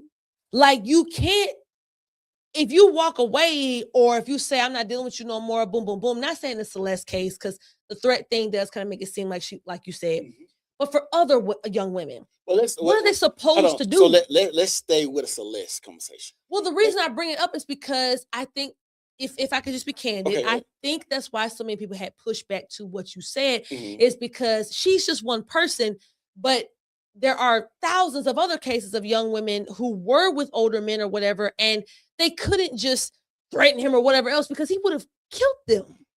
And there's a thousand. And he Hold did. on. And there are 1,000 Celeste. Yeah. So that's what I'm saying. So we can, and so what you're essentially saying to me when I hear that, there's 1,000 women that could have threatened, but they didn't because they might have thought they were going to die. You know why? Because some people, some women, young or old of age, understands, hey, I can kill you with my bare hands. If I had a daughter right now, the first thing I would tell her, I said, you know, one of the most dangerous times for you, baby, would be in a relationship with a man. Six said that. Six guys said that. And real shit, let me recant that statement. The most dangerous time for a woman is in a relationship. Because lesbian relationships are very dangerous. But you know why they don't end up dead like that? It's because they don't have the power of a man. But the most dangerous time for a woman is just in a relationship. I just made a video and on Facebook, and the guy was like, facts. And I just basically said, I told Jarlin, me and my wife got together in 2017. I told her in 2017, I said, baby, intimate partner homicide is going to be on the rise, right? And the reason What you say that for? And I said, because I'm looking at the landscape. And as I'm looking at the landscape of dating, I said, women, it's not because men are violent or more violent. Actually, men are less violent today than they ever been in history. But the reason I feel like we're going to have a rise of intimate partner homicide is simply because women play and act as if they're not in relationships with men that could kill them with their bare hands. Women act, and let me explain. So we know that when a man's heart get broken, a lot of times they commit murder suicide. A lot of times they kill their wives. They catch them cheating. Like women out here lackadaisically, like just cheating. They be like, "Oh, it's raining Peter Whackers. I couldn't help myself. I just fell on a Peter Whacker today. My bad, baby. Please forgive me for falling on this man's penis. I just couldn't help myself. It's raining penises today." And so women act like that, and they'll put it out there as if they just couldn't help themselves. As it's a penis. Somebody got to suck it. Well, baby, why you had to do it? So I'm just saying, when those type of issues happen, it's like women get into these situations and they do that. Like my feelings is hurt. And I know a lot of people be talking about, I'm gonna say this, a lot of people like to talk about emotional intelligence.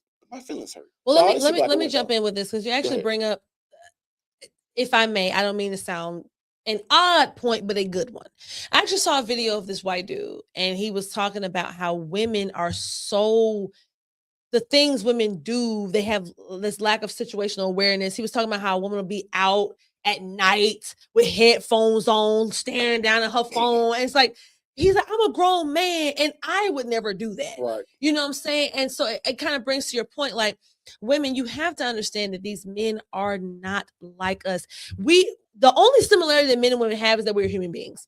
After that, we really do not have anything else in common. Like, the way they process information, the way they apply logic to situations and remove emotion from it when you're first looking at it. So you're hearing a man say, hey, why would you do this thing to me that you know could really affect me emotionally? And you as a woman, you know what emotional reactions are like. It's when you mush a man in his forehead, and when you cuss him out, and when you slash his tires, you know what emotional reaction is. A man's emotional reaction is, I'm going to choke you out. A man's emotional reaction is, I'm gonna snap you into the wall. And of course, I do not support domestic violence. But what I'm saying is, a man can recognize that he wouldn't put himself in certain predicaments but women do, and it's because we actually expect men to be more morally decent than us. And which is funny to me, because feminists, which we know feminism kind of runs the world, especially in the Black community, you love to talk about how women are the morally superior beings, but obviously you're not, because you expect men to, hey, never mind, okay, cool, you got it, to stuff that you wouldn't have that reaction to. When your man cheats on you, you slap him across the face. But if you cheat on him and he slaps you across the face, well, that slap got a little bit more power to it. You know what I'm saying? If he slashed your tires, it's, oh my God, this is really predatory behavior. Like, he's making, I can't leave the house. What's the difference when you did it? Right. Left out, burnt down a man's house. And they cheer for that. And, you know what I'm And you saying? seen a bunch of women, well, he would have did me the same way. I would have did the same thing. He left, I didn't do no wrong. I'm like, okay, this is and the thing is, this is how you know morally men are better morally than women, because even after that, society, if a woman slaps a man right now and he slaps her back, people are like, man, that's a female. Right. Other men would tell him that, but that lets you know, like, morally, I'm better than you, because other men would check me, and I've just literally. And no women would check you at all. And no women would, like, it's so crazy that we in this time, this space, to where I literally seen a video, and then I'm gonna do the intermission so you can go. Okay. I literally seen a video, and I posted it on my Facebook. Outside, it's a man and a woman arguing. Okay. This nigga bigger than me. I'm 5'11", 240, right? So I'm like, this dude's bigger than me. She talking cash money shit. When I say he slapped her teeth went out her mouth. Slapped her teeth went out her mouth. After he slaps her, the teeth comes out her mouth. She still comes back. He slaps her again. Then it's like that when the reality check came in. He looks at her and he goes up on her face like this. He said, call who you want to call, because maybe you can't do nothing with me. And that's how society works. When I have an issue and you need something, I don't know when you. And if a woman police came, you'll be looking like, bruh, I need to beat my ass. Exactly. And if I may, the issue with all of that is, as a woman, you have to understand these men have the actual capacity to hurt you. It does not mean that they, obviously, if you are crazy, then you know, but these men have the propensity to hurt you. They have the ability to hurt you. They have the capability of hurting you. And you are basically expecting them to not do that because of some sort of social contract that you think you have, which you may have used to have because you used to be more domicile, you know what I'm saying, more pleasant, more, you know, boom, boom, boom. But in the Black community, especially, unfortunately, a lot of y'all are very aggressive. You talk with your hands, and these niggas ain't gonna do it to me. Well, that's aggression. A man is going to interpret that as aggression, just like an animal would. If you are being aggressive towards a lion, as opposed to just petting him, if you ever got that close, he's gonna eat you. So at the end of the day, I just feel like you can't have it both ways. You can't say I'm going to be aggressive, which is anti-feminine. You're going to be aggressive towards males, which is insane, and then think you're going to have a positive result from that. That's just not going to work, baby girl. Yeah, I agree. Go ahead. You gonna run? Yeah, you know, quick intermission. You know what I'm saying? Pretty girls got to potty too. But I will be right back. I'm just holding. If y'all are watching the video, y'all make sure y'all like the video. Make sure y'all subscribe to the channel. Make sure y'all subscribe to J Max channel, Pretty J's channel. She been going up lately. We're having this conversation because we're talking to a Black woman that is a conservative, and we want to talk about everything that is going on right now. We own Nolan Wells, Ben Crump, having your black card revoked, all of these things can consent. We're talking about the lady who shot the boy in the back of the head, the 20-year-old, because he was talking to her 13-year-old daughter. We're talking about everything today, and I just want to make sure y'all are refilled on your cups. Make sure you go get something to drink. Make sure you go get your chips, your snacks, because we're having a great conversation tonight, and I'm really enjoying this conversation. I see a lot of y'all in the chat talking and stuff like that. So from here on out, y'all make sure y'all hit that like button. Make sure you share the video and help us out, because like I said, this video is going good. We're having, like I said, a great conversation about conservatism and what that looks like. When she comes back, I'm going to ask her, is being a conservative now, a Black conservative, a grift? Do a lot of people do it for money? Like your Officer Tatum's, like are people just doing it and saying their parties because they know they can get a large following? And is it bad for a person that considers themselves conservative to have a large white following? Will a lot of black conservatives have a large black following? Like, it's a lot of things that we have to ask Pretty J when she comes back, because, like I said, these conversations and these questions need to be had and questions need to be answered. Make sure you hit the like button, subscribe, and make sure you share. But back to this age of consent thing. That's why I got doxxed, because I talked about the Celeste thing because of the threatening issue. And when I first seen the threatening thing, I'm like, why would this woman threaten somebody that can essentially kill? And this lets you know society has castrated men for the most part. And that's why a lot of women at this point in time feel comfortable talking to men crazy, doing the things that they do, cheating on men, violating men, hitting men. A lot of people in society think that that's okay, especially women. And that's why morally men are better people, because they hold themselves to a different standard. I was watching the show Sons of Anarchy the other day.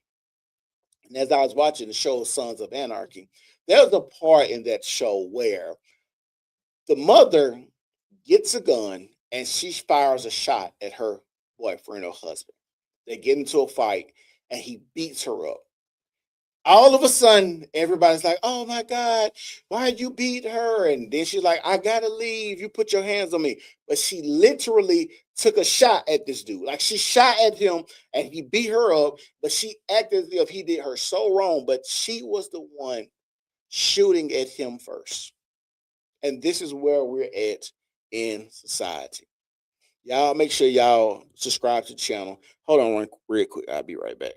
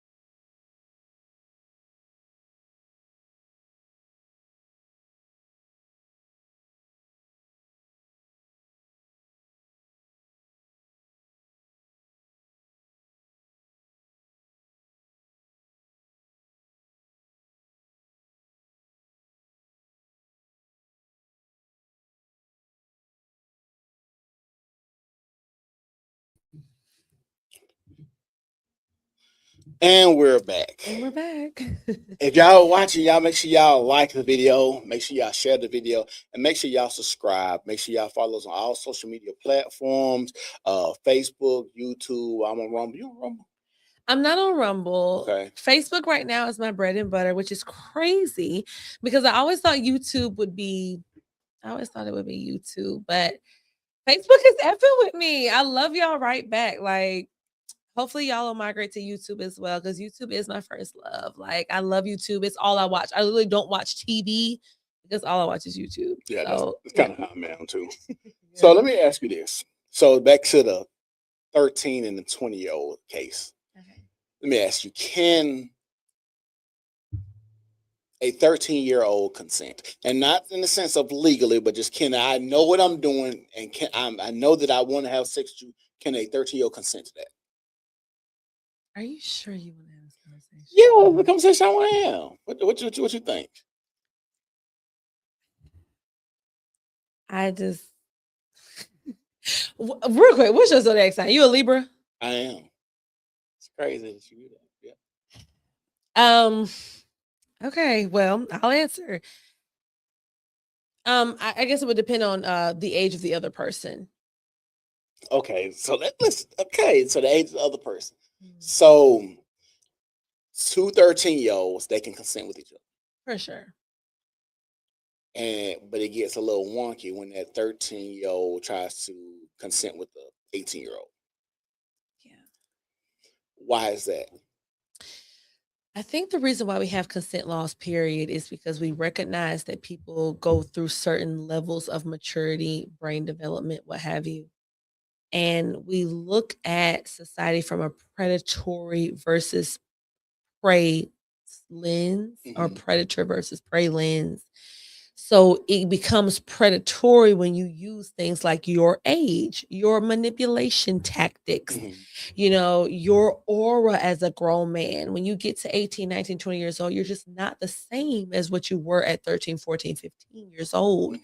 And I think that's why we have those laws because we recognize that it's almost like not a fair playing field. Do I get so repulsed at it in the way that other people do? Probably not. When I was 13, 14, when I was 14, do you remember Bebo? Mhm. I used to be on Bebo. And there was a dude I was convinced was my real life boyfriend. He lived in Georgia, and at the time I lived in Kentucky. So we never met or anything like that. But we used to talk all day and night and all this whole thing. And he told me he was 19, 20, Mhm. which means he could have easily been way older than that. Mhm. And had he ever come down and whatever may have ensued, even my grown self now looking back, I wouldn't have just threw up at it. But it's more so like you just have to say to yourself, you don't want to use some sort of advantage you have in a predatory way. You know what I'm saying? He's a grown man. I'm in ninth grade. I haven't even been through high school. You know what I'm saying? Okay, so let me ask this, and this is probably where we're gonna disagree. So, for instance, because I know a lot of people like to use the adult child predator prey instance, but am I really a quote unquote predator? Am I really preying on somebody if they're attracted to this thing that I am naturally? For instance, my age, if I'm older than you and I'm not using it to get with you, but let's say you like it. And the reason I bring that up because I remember even being in middle school in the 7th grade, we had this coach at our middle school when I went to Banks Middle School, Coach Walter. It was around when Tyrese was popping, coming out. He was tall, dark, buff, dark skinned dude. Kind of put you around Tyrese, right? We are having a field day at school. Coach Walter walks by. The young lady in class with me, like the wind blew. Like I said, stuff makes you remember the wind blew. He has cologne on, it smelled really nice. And so she tells another young lady, Coach Walter gave me the chance. I'm gonna fuck him in 7th grade. 7th grade. Do you understand? I'm gonna put this out, and this is why I said a lot of stuff that I've seen. My first time literally seeing sex was Two Girls Getting a Train Run. Not a flick, not HBO's Skin shows, not just walking into my parents. The first time I seen sex, Two Girls Getting a Train on them at middle school, under the bleachers and in the locker room. So when people is like, "Oh, that's predatory," like for instance, when people are like, "Oh, you manipulate them because you got the money."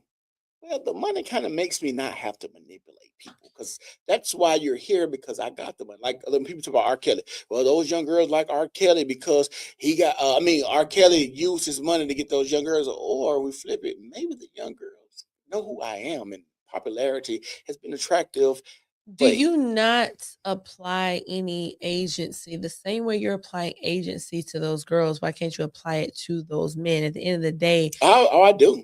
so, but I- that does that not kind of nullify the conversation? And the reason I say this is because if you're a grown man, specifically like somebody like R. Kelly, you're not only a grown man, very grown, but you're also famous. You could have any legally consenting age woman. So the assumption is there must be something off with you that you gravitate towards kids, like a version of children. At the end of the day, you're still in high school, you're a child. I understand, yes, a lot of us, I didn't turn 18 until after I left school because I have a summer birthday. But a lot of girls that went to school obviously turned 18. And for some reason, we arbitrarily assign 18 as the magic age when our frontal lobes don't develop until 27. See, that's good. That's about You know what I'm saying? Go So I ahead, don't know finish. why 18 is the magic age, but I think we just recognize that if you're still in grade school, you're a child. You operate as a child. You have to ask to go to the bathroom.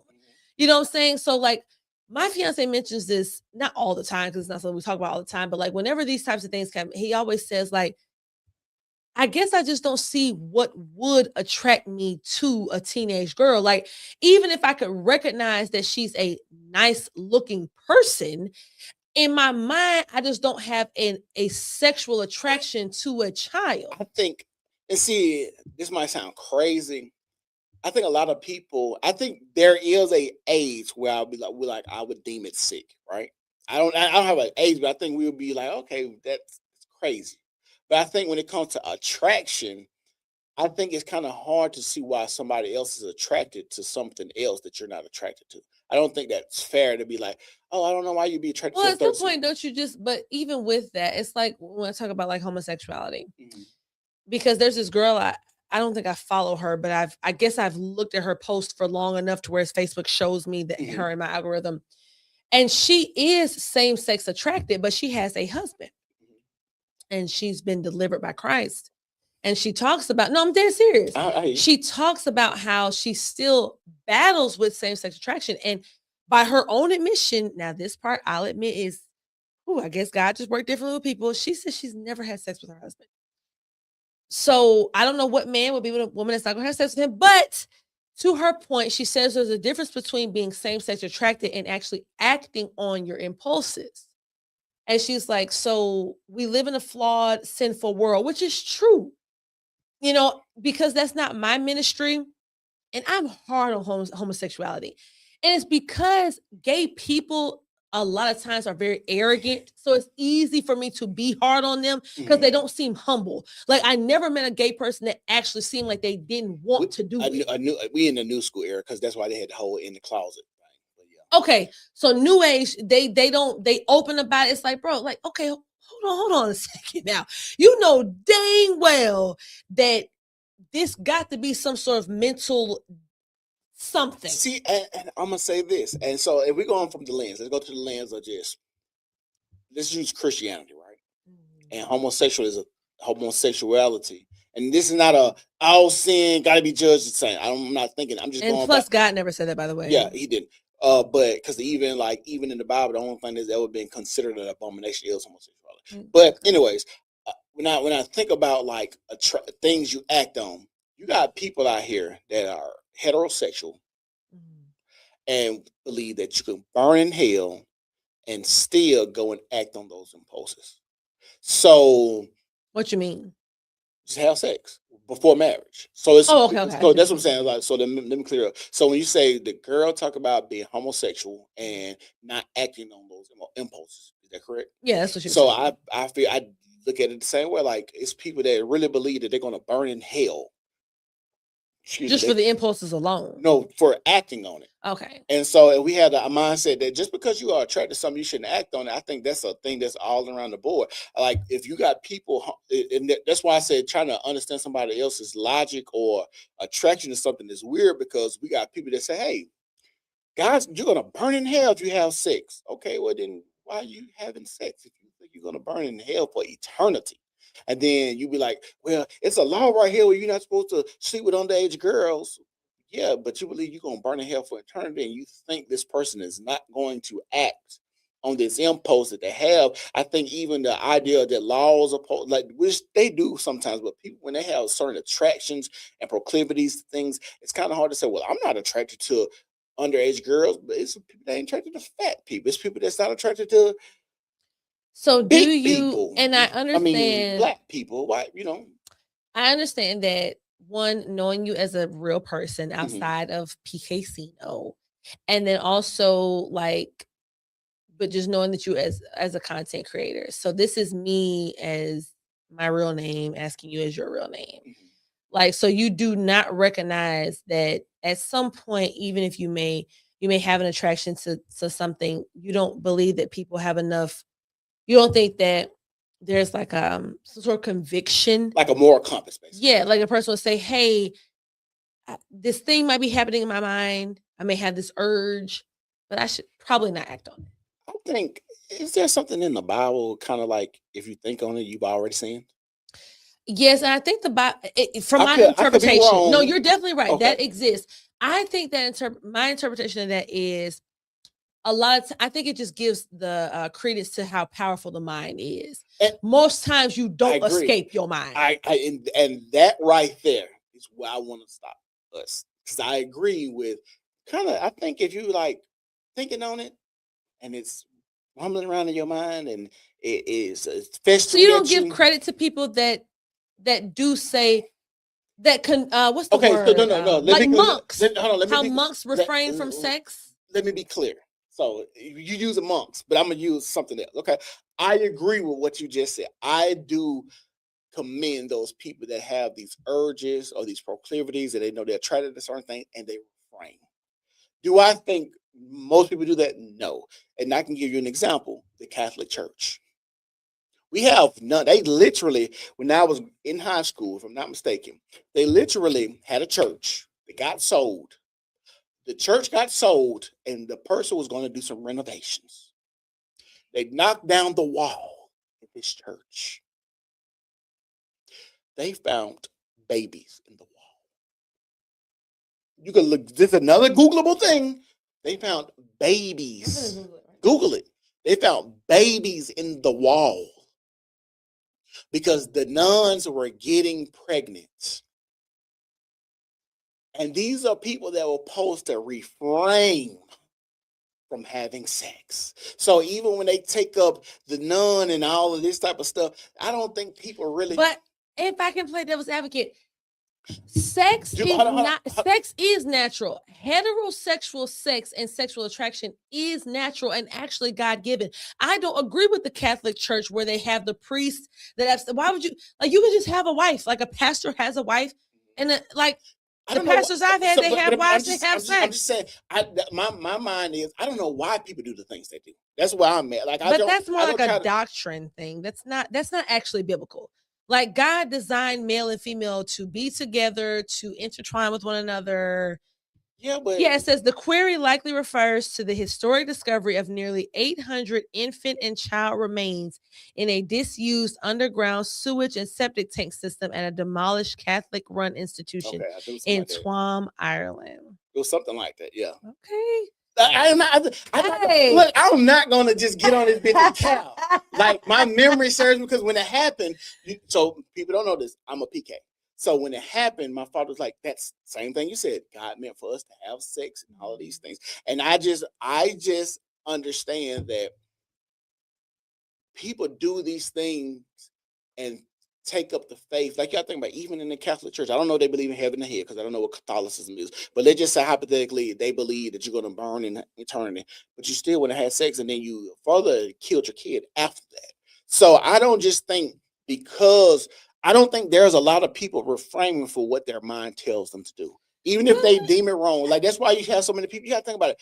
Even you have people who stand up in front of people, in front of God, and say, I love my husband, I love my wife, I'm not going to cheat on them, and still do it. And that's supposed to go against adultery and all this, and people still do it. And they make these vows in front of people, and in front of God, and believe they're going to burn in hell. Like that, and that just goes back to the natural sense of man and woman, and they coming together in a union, in a marriage, and they do this before God, they make these vows, and they just shit all on the vows. I don't Well, there's think nothing new under the sun. Like David was an adulterer, and God still used him to, to edify him and to glorify him. In my personal opinion, as someone who's about to get married, obviously I would make no exception for my at the time husband cheating on me, because one, he's never done it to my knowledge. So why would you wait till we get married to cheat on me? And it's like you know him, know him. So he's very disciplined. I think a lot of men, especially in the Western world, I think they're largely undisciplined. And I think it's because we live in, what's the phrase? I hate to misquote it, but what is it? The soft times, hard times make soft men. yeah.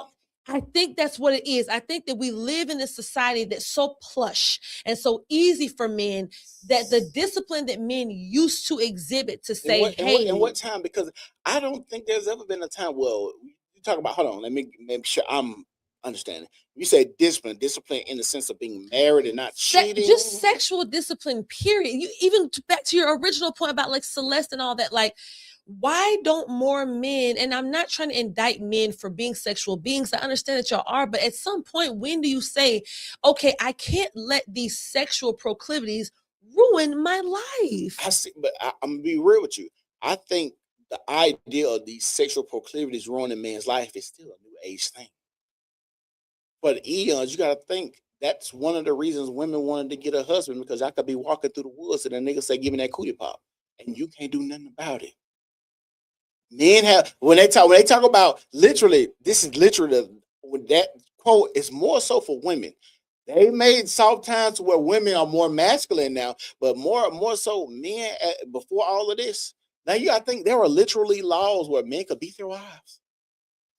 And that, like if your wife was running down the road with a black eye, the police would take her back to the house, say, here's your wife, because she was your property. So that's what I'm saying. Like, I don't know this. I don't know this. Like now, to the feminist credit, in my opinion, that is insane.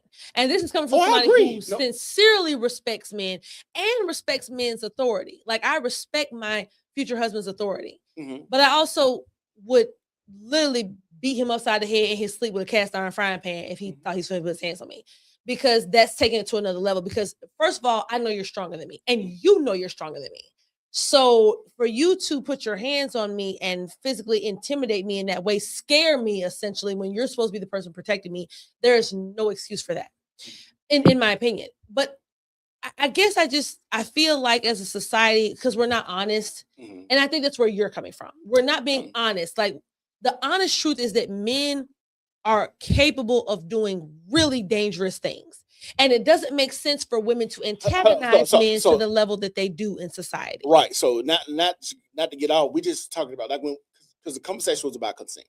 And you asked me, so to bring the conversation, you asked me, where do I hold, I guess, some blame on the older person to not do a thing with the younger person. Right. Which I do think there should be some agency on anybody that takes up a cloth, religion, doctrine, age, law. I think all of these things, if you ascribe to these things, if I say, oh, I believe in the law, and then I see you go out there and kill somebody, well, you Did you believe it? Oh yeah, but my feelings were hurt, so I shot the nigga in the head. Like I believe all if you say these things, but I think, and that's where we're at in society, where a lot of people just ain't real with themselves. Like I don't believe laws stop things. I don't believe because you're older gonna stop you or you younger gonna stop you. I don't think because you say, "Hey, I'm a We live Catholic." in a sinful world. Of course, people are just gonna do bad things. And that's where I'm at with. I personally, my personal opinion, But what don't is think people your? are good. But I feel that. People in the man I or feel woman. I that ain't even- Carl Young and all them people, they would have something to say about that. But so okay, going back to the Kendra Scott, the person who killed the 20-year-old. Mhm.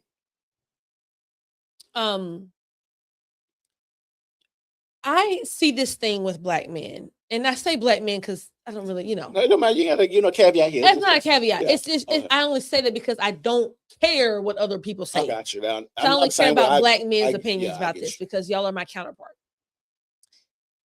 And I get it to an extent, but there's a part that I just disassociate and I just kind of wonder what's your opinion on it. Like when black men talk about single motherhood, Mhm. I understand that as a woman, yes, you should do everything you can to not get impregnated by a man who's not your husband. Mhm. But what happens when it does happen? Why then do we not say, okay, this thing did happen? We both did consent to sleeping with each other. We both are aware of what happens when you ejaculate inside of me Mhm. during my ovulation. Why then do we so easily say, well, your baby, your problem, when we know you would know as a man that you had a part to play in this? So you look I at can answer that. the reason, hold on, Go ahead. let me land the plane with Kendra Scott.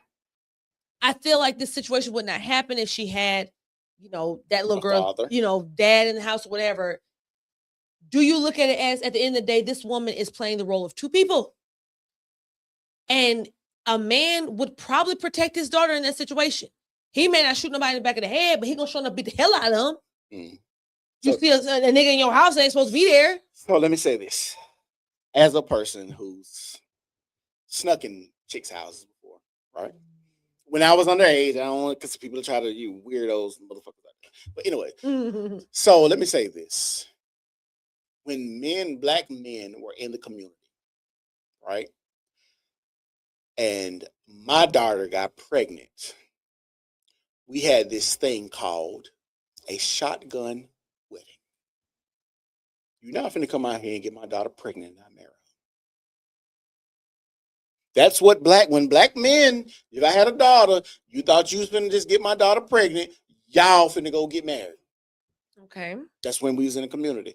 But now that we have things like the feminist movement, you can't tell me what to do with my body.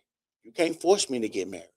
I don't need no nigga. Like this is the things that the women said, but when men were in the community, ain't no single mothers. You wonder the people that's like you people be like, oh, the black community marriage rate was so high. Yeah, a lot of them motherfuckers probably shotgun marriages. But at the end of the day, they just had enough sense to understand, even if this is something you didn't want It to was do. detrimental to it- the community yeah. to have these kids. So, hey, good people, the community as a whole, and for the greater good, you're going to be here and you're going to take care of Making it. a sacrifice. So why don't the men make those sacrifices?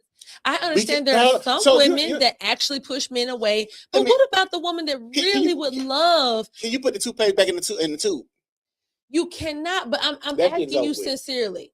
Okay, can we be candid for a second? Go ahead. Then you tell me for your first son. I know you're with your wife now, but Mhm. y'all had that baby before you were married. Both my kids. Okay, so that means you made a conscious decision to stay with your wife, even she's your wife now, but she Yeah. was not your wife at the time. Right. Why did you do that? Is it because there was something in you that said, I recognize it's not right that I'm already in this relationship with this person, we're having sex, and then she gets pregnant, I'm gonna say, ejectocito. Well, so I don't know people relationship, how their relationship go with me. I had a good relationship with kids and all. So it was no reason for me. It's not like it's so like, and something just went off my head. So you're acting as if men get with women, skeeting them to leave them, like to get them pregnant to leave them. I don't believe that they do that, but I feel like they just say to themselves that level of sacrifice they're just not willing to make. And But why? Because y'all aren't I- y'all supposed to be the leaders of the Hold on, hold on, community? hold on. How can you be But- if you just leave it up to the women? But let me say this: I don't think most men when they get, because I've seen too many times, get a woman pregnant, ain't trying to work it out and ain't trying to be there. Because You know, you know, just hold on, having hold on. sex. Right, but I don't think even when they get pregnant, from dudes I know, they say, I want to be there. You know what happens? Women say, I don't need a man. You don't have to be here. They're not trying to get the relationship together. You I really go, think most women are purposely pushing away their baby daddies? You sincerely believe that? well, how many women you know with multiple baby daddies? You don't think? Hold on. You don't think none of them niggas try to stay? You just, if I meet a girl today, she got 4 baby daddies, none of them try to be there. I ain't gonna say none, but in my experience, I don't think most men want to because y'all don't have to. The phrase is mama's baby, daddy's maybe. At the end of the day, you don't have that level of connection to this person didn't come out of you. But Jazz, I can barely prove this is your child without getting courts involved. I have to run a right, DNA right. test. But they can subpoena me and they do it Exactly. fairly But I'm quick. saying there have to And- be extra measures put in place for you to even be involved at all. And we're in the point now that I can get put in jail if I don't take care of it. If Literally. we can deem paternity. No. I know what you're saying. No. Hold on. I feel like they have outlawed that. Okay, the whole There paternity. was a time where, yes, you could be held to account for a child that was not your child. This is still fairly. You got to understand, paternity is just I think the 90s. They just been able to determine paternity in the 90s. If I'm not, you can look it up. Real quick. 1990 was 36 years ago. Okay, that's new in all In the of us. big scheme of human history, it's new. No. It's not brand new. No. What I'm saying is, from like feminist movement to Okay. now, that is still still got 30 years of feminism before you being able to get paternity, and then you got another 30 years right now. So you got a good what? So I just what want else- to ask you straight up: do you, as a man who is a husband and father, who is an incredible father, I've seen in my own 2 eyes, Mhm. do you feel like more men should, even if it requires a sacrifice, even if it's, I don't even like this bitch, I was just fucking with her, but that you should say at the end of the day, I don't want my kid to grow up without a father? I think most men try that. You really think that? I've seen Where is it. the evidence for that? Well, my situation.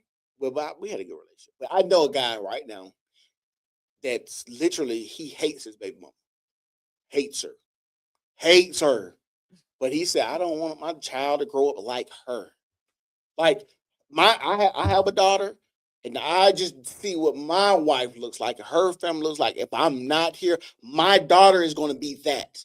I'm here to hedge against that. I've seen that a lot. I've worked in plants. I worked at Hubble Power System around men all day. I hate my wife. I've been with men, and we're at work. We're having conversations, and they say, "Who wants extra overtime?" And they'll raise their hand and say, I want extra overtime because they don't want to go home. But they also look at it as, I don't want to go home. I don't like my what you call it. But if I say these extra hours, by the time my child gets home, I could be at home and make some extra money. Like, it's literally men that Why do you think so many men, and this is, I know, kind of a loaded question, but I like, you know me, I like to get men's perspective on things. Why do you sincerely think, I think it's the whore culture, I know you probably don't agree. Why do you think so many Black men just don't like Black women today? Like there was a time where I think that's not true though. You just said that you worked at a place where a lot of those men said, I don't want to go home. And Hold on. anyway, they don't want to These be are the around rela- hold these on. women. These are the relationships that I've seen. But as a whole, I But don't, why would you assume, even for, okay, for because they those told me. situations? These No, are I'm okay. saying they said it, but in your opinion, because most people develop an opinion about something that they ever say it. What was your opinion about why they feel hated they. Yeah, why is there so much contention between Black men and Black women? Because the women are allowed to be bitches and they can't get punched in the fucking face. You do not mind internet scrutiny. Now you know that's not some shit to say now. But it's the truth. A lot of women are bitches because they cannot, like, I've seen so many, and I'm not gonna lie, it brings a little joy, it warms my heart a little bit when I see a woman get beat up. Please. No, I'm just saying it warms my heart a little bit. I can't lie. And not your little girl, not your little lady just walking down minding her business and something happened to her. I'm talking about the ones, these renegades, these ladies that just got a rile up at men. Like, you seen those videos when that man, those two, black lady and a white lady, you probably seen it. They was over in London. Dude on the corner white girl come up to him, she talking crazy, the black girl come up there talking, she do something to him and he foul. Then the white girl try to swing him, foul. They hit both of them. I'm like, oh, bravo. I said the world is healing itself. The world is healing. He hit both. I'm telling you, he hit both of them with a reset because both of them got slapped and they looked. They looked at each other. Then they looked at him like maybe we should be. Y'all seen I tried to save him. I tried to pat on the chest, but he still kept going. But that's the reset. That's the world healing itself. And see, in times where, and see, I'm gonna be honest, science too stopped a lot of stuff. Even like David getting caught. 40 years ago, we would have got away. I'm gonna be honest with you, said. I'm gonna be honest with you. I don't think you would hit your wife. Even if she did something egregious. No, I know. For two reasons. I don't believe it's actually in your character to do so, even though I know he's a shock jock. I sincerely do not think you would hit your wife. And I also think that I think men purposely do certain things to women who they know they can do those things to. Not every. Listen, you may not believe me. Let me just lay my plane. Okay. You may not believe me, but I'm here to tell you what I knew.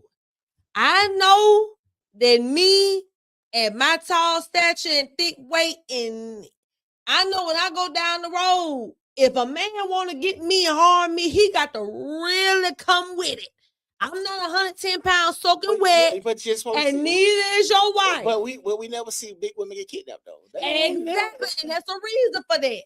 So I'm here to tell you, now don't get me wrong, I know you could obviously handle your wife, but understand, I just don't think you don't think if your wife was a petite woman.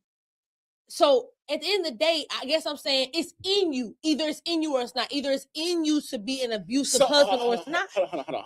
So the scenario that I gave about the man slapping the woman on the street, we don't know if he's an abusive man, but he was in a situation. You think the average man would just slap women that he don't know? If they did what he did, what did they do? They're just talking shit.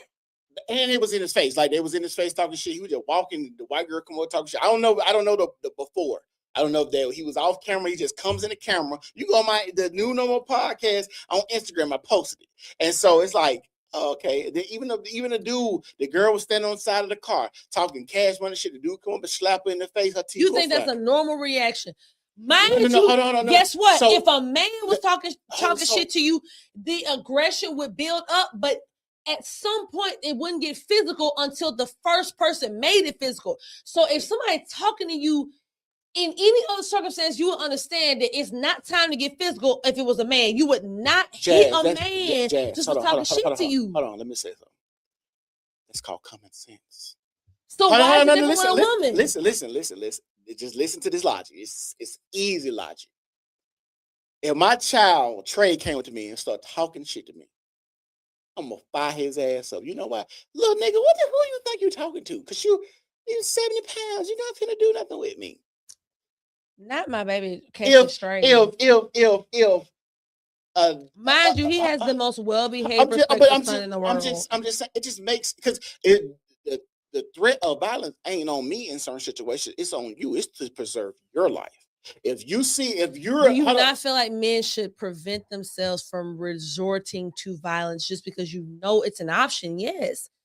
But so not if I can win. If I can win, I don't like, if I know I'm gonna like that's the thing between men. Between men, the reason I'm holding it, but it's not between men. No. You asked me. You said you wouldn't do this to a man. So, like, for instance, I've seen fights where with men, if the man is significantly smaller than the other man was 5 foot. Say, like, nigga, I'm way bigger than you. Like, that's why you gotta think about this. They literally have weight classes in fighting for a reason. You're not going to see a 250 pound Deontay Wilder fight no lightweight. You're not going to see it. Nobody even wants to watch that fight. Even if the little lightweight peppered him up going around being Deontay Wilder because he can't catch him. Deontay Wilder hitting you at 2-something and you 130 pounds would be insane. And so even with men, we understand with men, hey, there's a weight class. There's a weight class. We can't just do this. And so with men, Where do you learn how to interact with women? Because we are not men. And I understand what you might say. A lot of women do act masculine and aggressive, but not all women do that. So where do you learn that, hey, you can't just these manly masculine street fighting rules and hey, I'm gonna size you up, I could take you. That can't apply to women. Like, we're literally not No, as but physically capable as y'all. and that is the logic behind it. If you just say, you know that, right? Why are you talking to me crazy? That's our version of defense, though. No. That's not how you think. Hold on. So you think if you're in a situation with a man, your version of defense is talking crazy to him or being quiet and getting out of that situation? I'm just trying to figure out, because if I had a daughter, she was in the, I'm just going my scenario, and if a man, because first of all, if I'm raising a daughter, she would never put herself in a situation where she's talking crazy to a man. But let's say she's in the club, belligerently drunk, like the dude is drunk, right? And she's walking. Let's say she bumps him. Oh, I'm so sorry. Let's say that doesn't suffice. Let's say the dude says, "Damn, bitch, you made me waste my drink." Woo-doo. You think I'm gonna tell my daughter on a drunk man that just went off on her to, hey, you cuss that nigga out, you get in his face? No, Hey, you wouldn't tell her to do okay, that. so I don't understand why you would think that would be a defense. I feel that. And sincerely, I do. That is the smart thing to tell your daughter to just get out of that situation. Who can check men if not for other men, though? So when we have these larger social conversations, I don't hear a lot of y'all saying, hey, when the women are out of the room, it's just us men. Hey, bro, you don't treat no lady like this. Well, we don't hold on. We don't have a how to treat a woman because we don't know who you're dealing with. I've never had a conversation with you treat women so like if this. you have two sons, you're not going to teach either of them to at least attempt teach them how to be gentlemen, but be gentlemen. Yeah, but I think that being a gentleman and being a good person is just a societal thing. I'm not going to teach them how to treat women. I'm going to teach them just the, hey, this. So if your oldest son, if he was grown and he went to a club and a woman accidentally bumped him and spilled his drink on his shirt, you would be, just as his father, you would be okay with him berating that woman. No, I didn't say that, because the person that I would raise, we probably would have a conversation like, she bumped you, made you spill, damn, baby, you made me spill my drink. Now you got to buy me another, or you got to let me take you on a date. You got to pay for this, baby. Just some smooth shit. Hey, you wasted drink on me, Let me, you got to buy me another, or can I get a dance, or can I get your number for that? Something simple like that. Just something cute, or hey, it's okay. So nothing violent. No, it will be nothing violent. So that's what I'm saying. But, so if you've never been violent to your wife, hold on. But I would raise my children to take approach to most of all situations like that. If it's just an accident, man or woman, it don't matter who it is. And that's what I'm saying. I'm not raising them to handle a woman different. Just a common, decent person. That's it. What I'm suggesting is, to your point, you know that women sometimes find themselves in situations where they would be with a man that has not been raised properly. I get that, but we can't police y'all. No man is really listening to what a woman says. That's why we have the police. So that means that's why you call 911. When I say police, I just mean police behavior in a sense of societally. The same way I try to tell women to deviate from whoredom. They don't listen, but I try. So I'm the only person that can do that. They're not going to listen to y'all, because the first time a man says stop being a hoe, they're going to say you give hoes all the attention anyway, so you don't mean that. Okay, so let me ask this. So you're saying, so I can get clear understanding, if I'm out and a woman is getting beat up, you think I should intervene in her getting beat up? I already know where you're going with this, because you've already made several videos about this. No, I'm just saying in a social conversation. Okay, so I'm like the internet. You're a big proponent on the internet. Okay. Why do you ever say if you see men acting aggressively, dangerously, do you ever just say, "Hey, bro, you know what I'm saying? It's a woman. You probably didn't have to go this far with this person. She really can't inflict as much harm on you." Let me tell you what I would think. If I seen a man just slap another woman, I'm probably not gonna say. If you see my fiance just haul off and slap me right in front of you, you wouldn't say nothing to him. He's in a slapping mood, Jazz. He's in a slapping mood. I don't want to just. And you got to think about this. And I'm just gonna put it out there. He slapped you, and you suck it and fuck it and all that. What you think he gonna do to me? folding his clothes and walking around in lingerie and bending over. He doing that to you. So if he in a slapping mood at this point in time, I know he gonna be ready. He gonna try to throw me off the bridge. I'm just saying. He slapped you because you might have got flipping at the bottom. I'm just assuming because he doesn't just seem like the guy that just beats women. But if he just so happened to hit you one day, my mind like, oh, that was how shit or something. This gonna be, and I might get my popcorn and see how this plays out. But So, ladies, I want you to hear this, and there's not even no shade to him. At the end of the day, we don't live in a society where men are willing to put themselves behind I that think eight ball like I that. think that's stupid. So that means that you cannot assume one way or the other that men that are outside of your situation are going to come and save you. You need to do the best that you can to avoid these high intensity situations. Yeah, but for the most part, women were taught how to not put themselves in those situations. For And the most- I also think for the most part that it was before 5 minutes ago expected that if you are a grown man and you have girth and you have physical strength, that you would not just willingly just allow a woman to begin just beat up in front of you. Like now I get it because you made videos, you have a wife and children to go home to. Mhm. I'm not saying And be my on a wife, t-shirt. my wife is adamant. Hey, you see a bitch getting beat up? Because Would you at least call the police? That is the absolute least you could do. but see, Not calling the police is crazy. I'm not conceding on that. you're right. But I You're get right. that That's you right. mean, You're right. hey, I'm out of it because I got people that depend on me. See, I look at the full parameters of it, right? Because I'm in Walmart, and this is a real case that you can Googleable again. Man sees a woman in Walmart getting beat up, intervenes. The man shoots and kills him. He literally just had a newborn baby. Look it up. I think it's like 3 or 4 Walmart cases where a man intervenes and the woman gets the woman got beat up and he gets shot and killed, and he has a newborn. The lady did an interview and all that. And she fact checking me. I ain't just up here just bullshitting. She fact checking me. I'm with you. And so when and I think about like if I call the police, I got to give an account. Hey, is a man in here beating up? And then what? I'm in Walmart. It's a man. So, did you see that? No, I was looking at something else. Oh, okay, but when that happens, it's like I give my account, and then what they say? Well, we want to take your statement, and then what did the dude come back like? Oh, you gave a statement. I got to. They have an anonymous tip. And then what if they be like? Well, I want you to be. They got to court. We want you to get on the stand, and I don't want to do all that. I don't want to do it. I ain't gonna even lie because if you had a daughter. Hold on. So let me say this. Let me get this out real quick.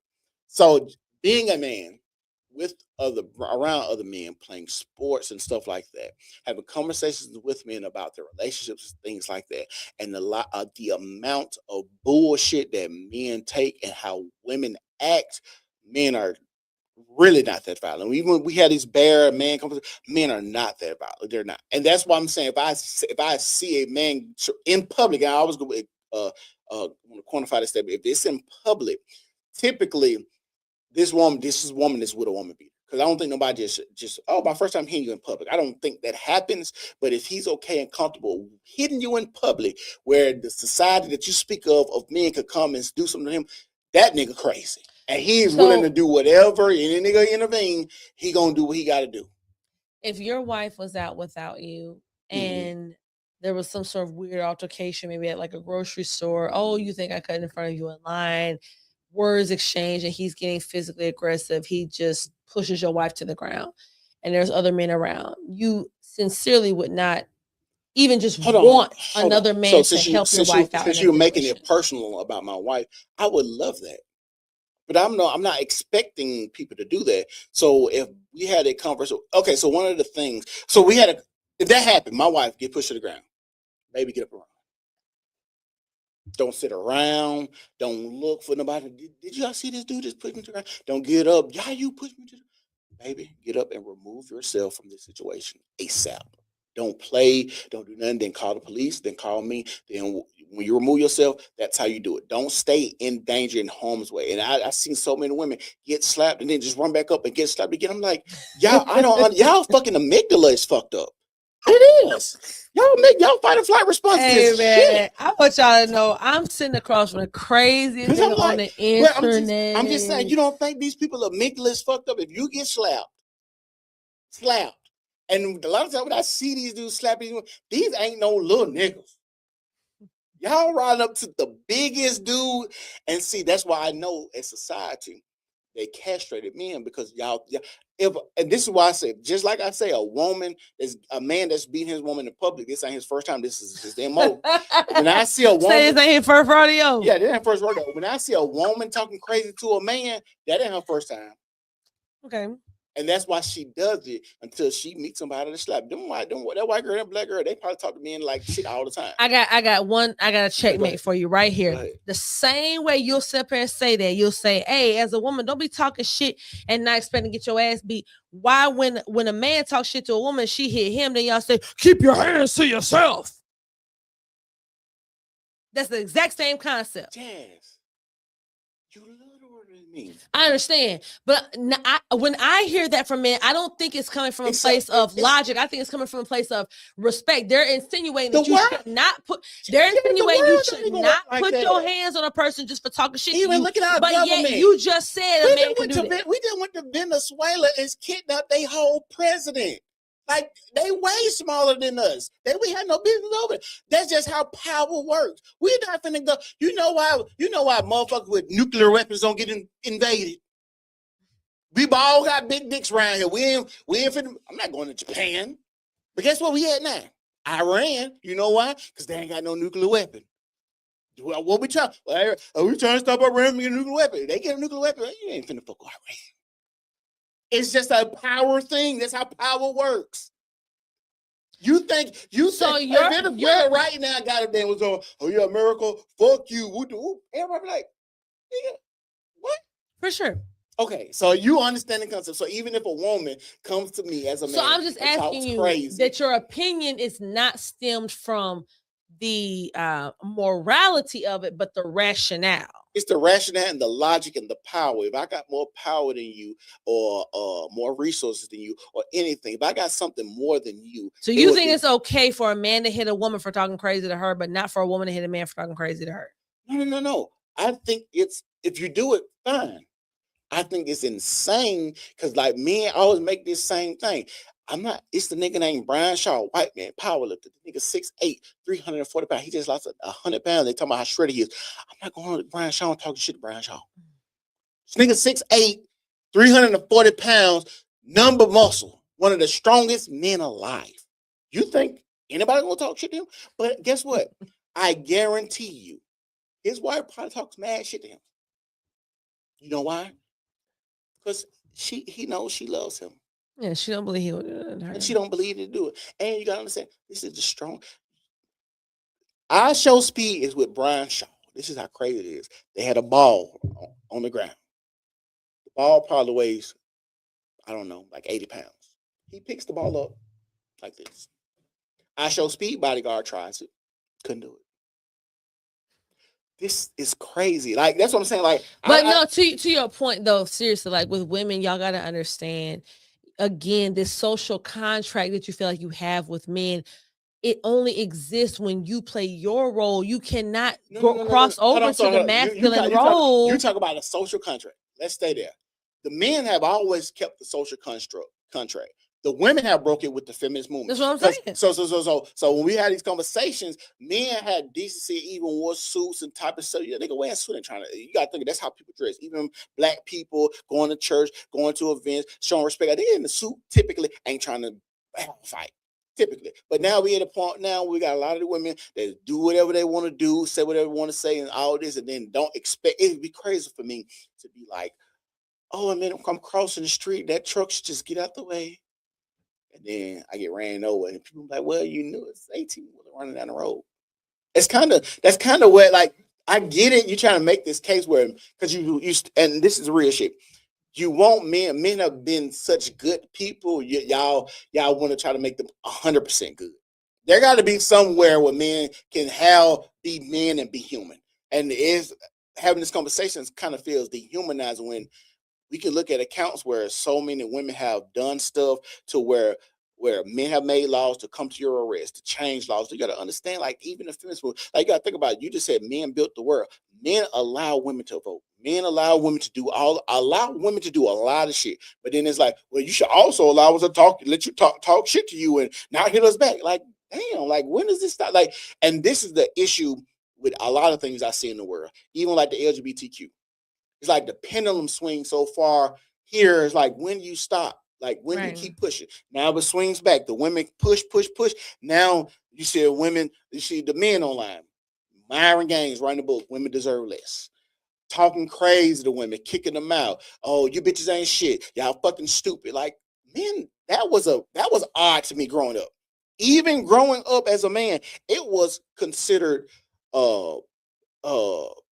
bad decorum to cuss around women. Yes, I remember that was a time. That's how I'm. Like I said, I'm 37. So when I'm growing up, you're not supposed to even have profane language around women. That's how much men respected women, to the point now you hear women every time they get talk, bitch, fuck, nigga, these my bitches, whoop de whoop. So we don't even use the term ladylike anymore. You ain't heard nobody use the term ladylike anymore. There was a thing where, ladylike and being a gentleman, holding doors and stuff like that. I know a lot of times niggas was just really holding doors to see a bitch ass, but it was a thing. It was part of society. That was proper decorum. You know what I'm saying? I'm gonna open the door for you. You might say that, you might not, but I get to look at something before you walk in the door. That, I get why they did it, but the bitch can open the door herself. I'm just saying. But in all seriousness, we had things, and we talk about social contract. I grew up, you can't cuss around women. I grew up where if it's a bunch of men in the room, when you talk about just how men operate social contract, we're not talking about how to treat women, but when you come in, a woman comes in the room, somebody's getting up, giving her a seat. That was the thing when I grew up. Yeah, a lady came in the room, she gets the seat, and we stand up, and nobody batted an eye, nobody thought, because as society, so what changed that? We took care of women. We thought we always wanted to take care of. What changed that is the women.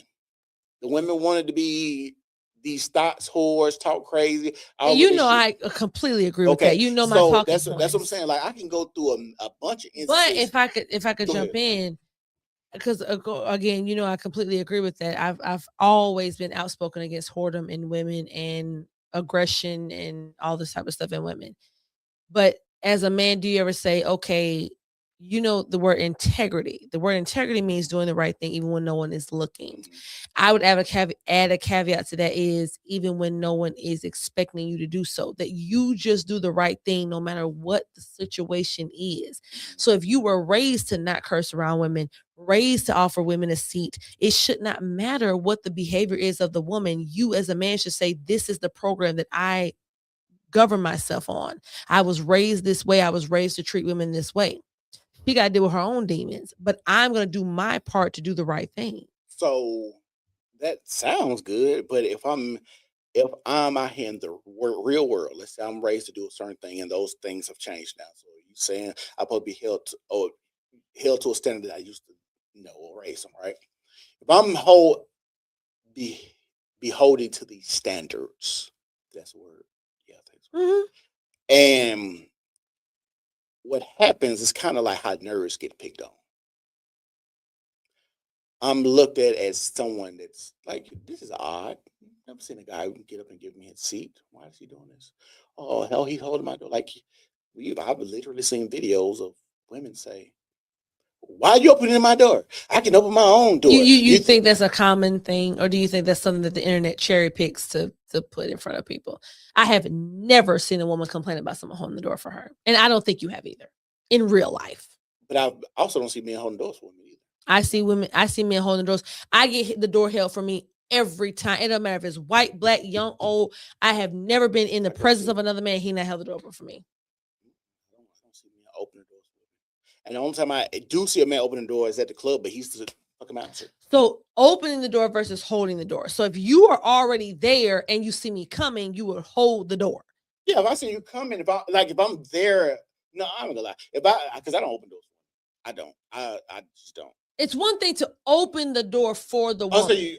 But if I'm let's say I'm going through. Yeah. Yeah, I'll hold it. Yeah, definitely. Okay. Yeah. Most men hold doors for No. That happens a lot. Yeah. But it was a time where if I'm close to a door, I'm talking about, I used to see men run Okay, to open the Open the door Okay. for a woman. Yeah, Yeah. I don't see that as much. You're I'll not going to admit see that. But that was a thing, especially like a person that's I told you, PK. So I'm at a lot of church events, conferences, other churches, things like this, and men had a certain decorum for Do women, you how they- think that people who watch your channel, and maybe this is a little too late in the conversation to have this to ask this question, you think people who watch your content that they would say, "Wow, this is a pastor's kid. Like you have very strong opinions about things that maybe don't seem to align with what people would assume a pastor's kid had been taught." Do you think that that's a thing? Do you feel like you push back against some of the things that you were I taught? wish y'all could hear me. My father talk. Mm. I'm actually going to do a podcast with him. Wow, now that would be so cool. so when we're having these conversations, because I be wanting people. I'm gonna do a podcast with him, and I want to do one with my mother. And the reason I want to do one with my dad is because the conversations that me and him have to be adjusted for going forward in what 2026 looks like.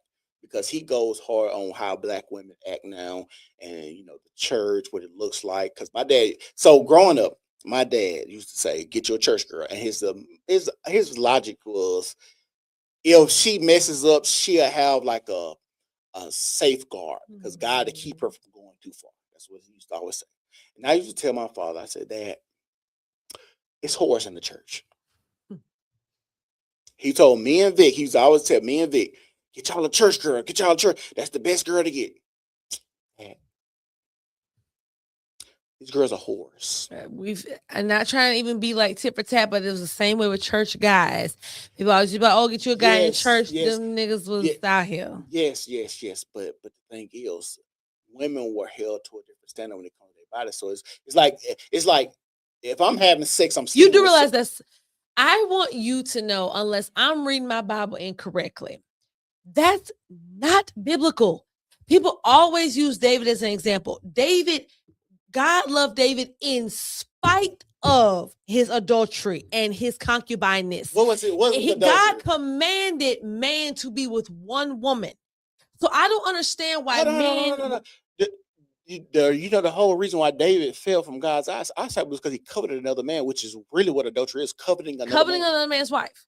Yes, Uriah's wife, and sent him off into battle to die, to cover up his sin. And also Uriah. That's why Uriah, the story of Uriah, what type of man Uriah, when we talk about discipline, because even in battle, they were not supposed to have sex. And then he called Uriah back, sent the letter, and he called him back to sleep with his wife Bathsheba to cover up his sins, that he slept with his wife, so that his wife, so it wouldn't be like, "Oh, my wife's pregnant," but at the time, so all of that, I know, trust me, and I don't really talk about the Bible like that because I know what I'm talking about. That is why David fell, because adultery is coveting another man's wife.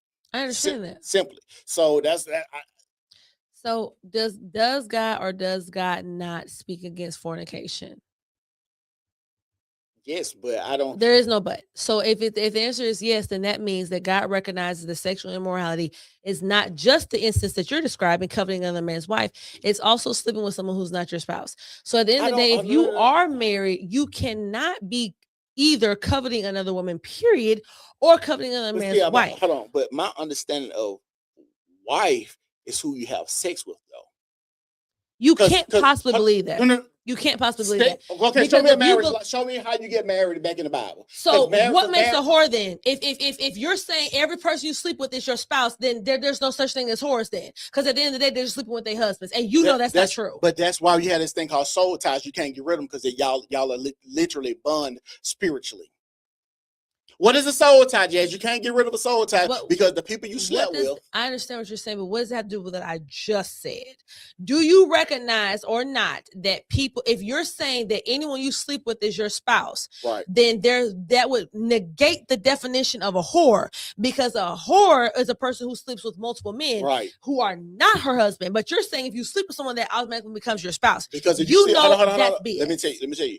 Because when you sleep with the first man, that's your husband. When you sleep with another man, that's not your husband. But that's why you're the whore. But why does it make you, if you're a man and you sleep with more than one woman, why is that second woman your wife? Where is it in the Bible does it say that? That's why Solomon and David never fell from God's eyes from sleeping with a bunch of women. They all had a bunch of women.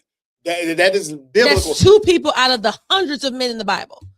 And it would be argued that those men were loved by God in spite of their infidelity. Show me where it said that.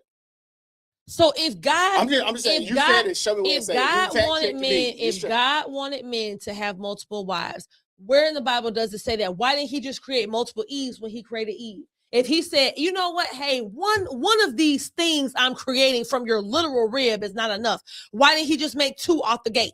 Because I want to say they got a story in it. The woman that couldn't have kids end up having a and she got the man got the concubine or the helpmate or something like that pregnant. I can't think of the name. Look it up. I just feel like, in my personal opinion, when men who have any relative knowledge of the Bible, when they try to use that, I just think it's a disingenuous argument. I don't think any of y'all really sincerely believe that. Believe I what? think I don't think Hold on, that believe you what? I don't think that you sincerely believe that you should have more than one wife. I don't think you really believe that. I think that if you wanted more than one wife, you would try to cherry pick some random verse in the Bible to try to validate that. Let me be clear. I don't use the Bible in how I move with marriage. Like I get it, like marriage is covenant with God, but so Is that not the end of the conversation? what you mean?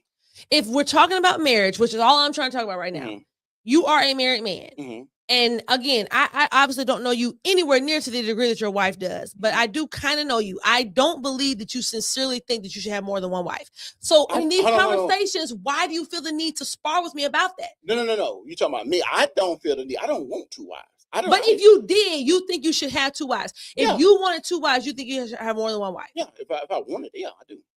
I don't. Where in the Bible does it say that a man should have more than one wife?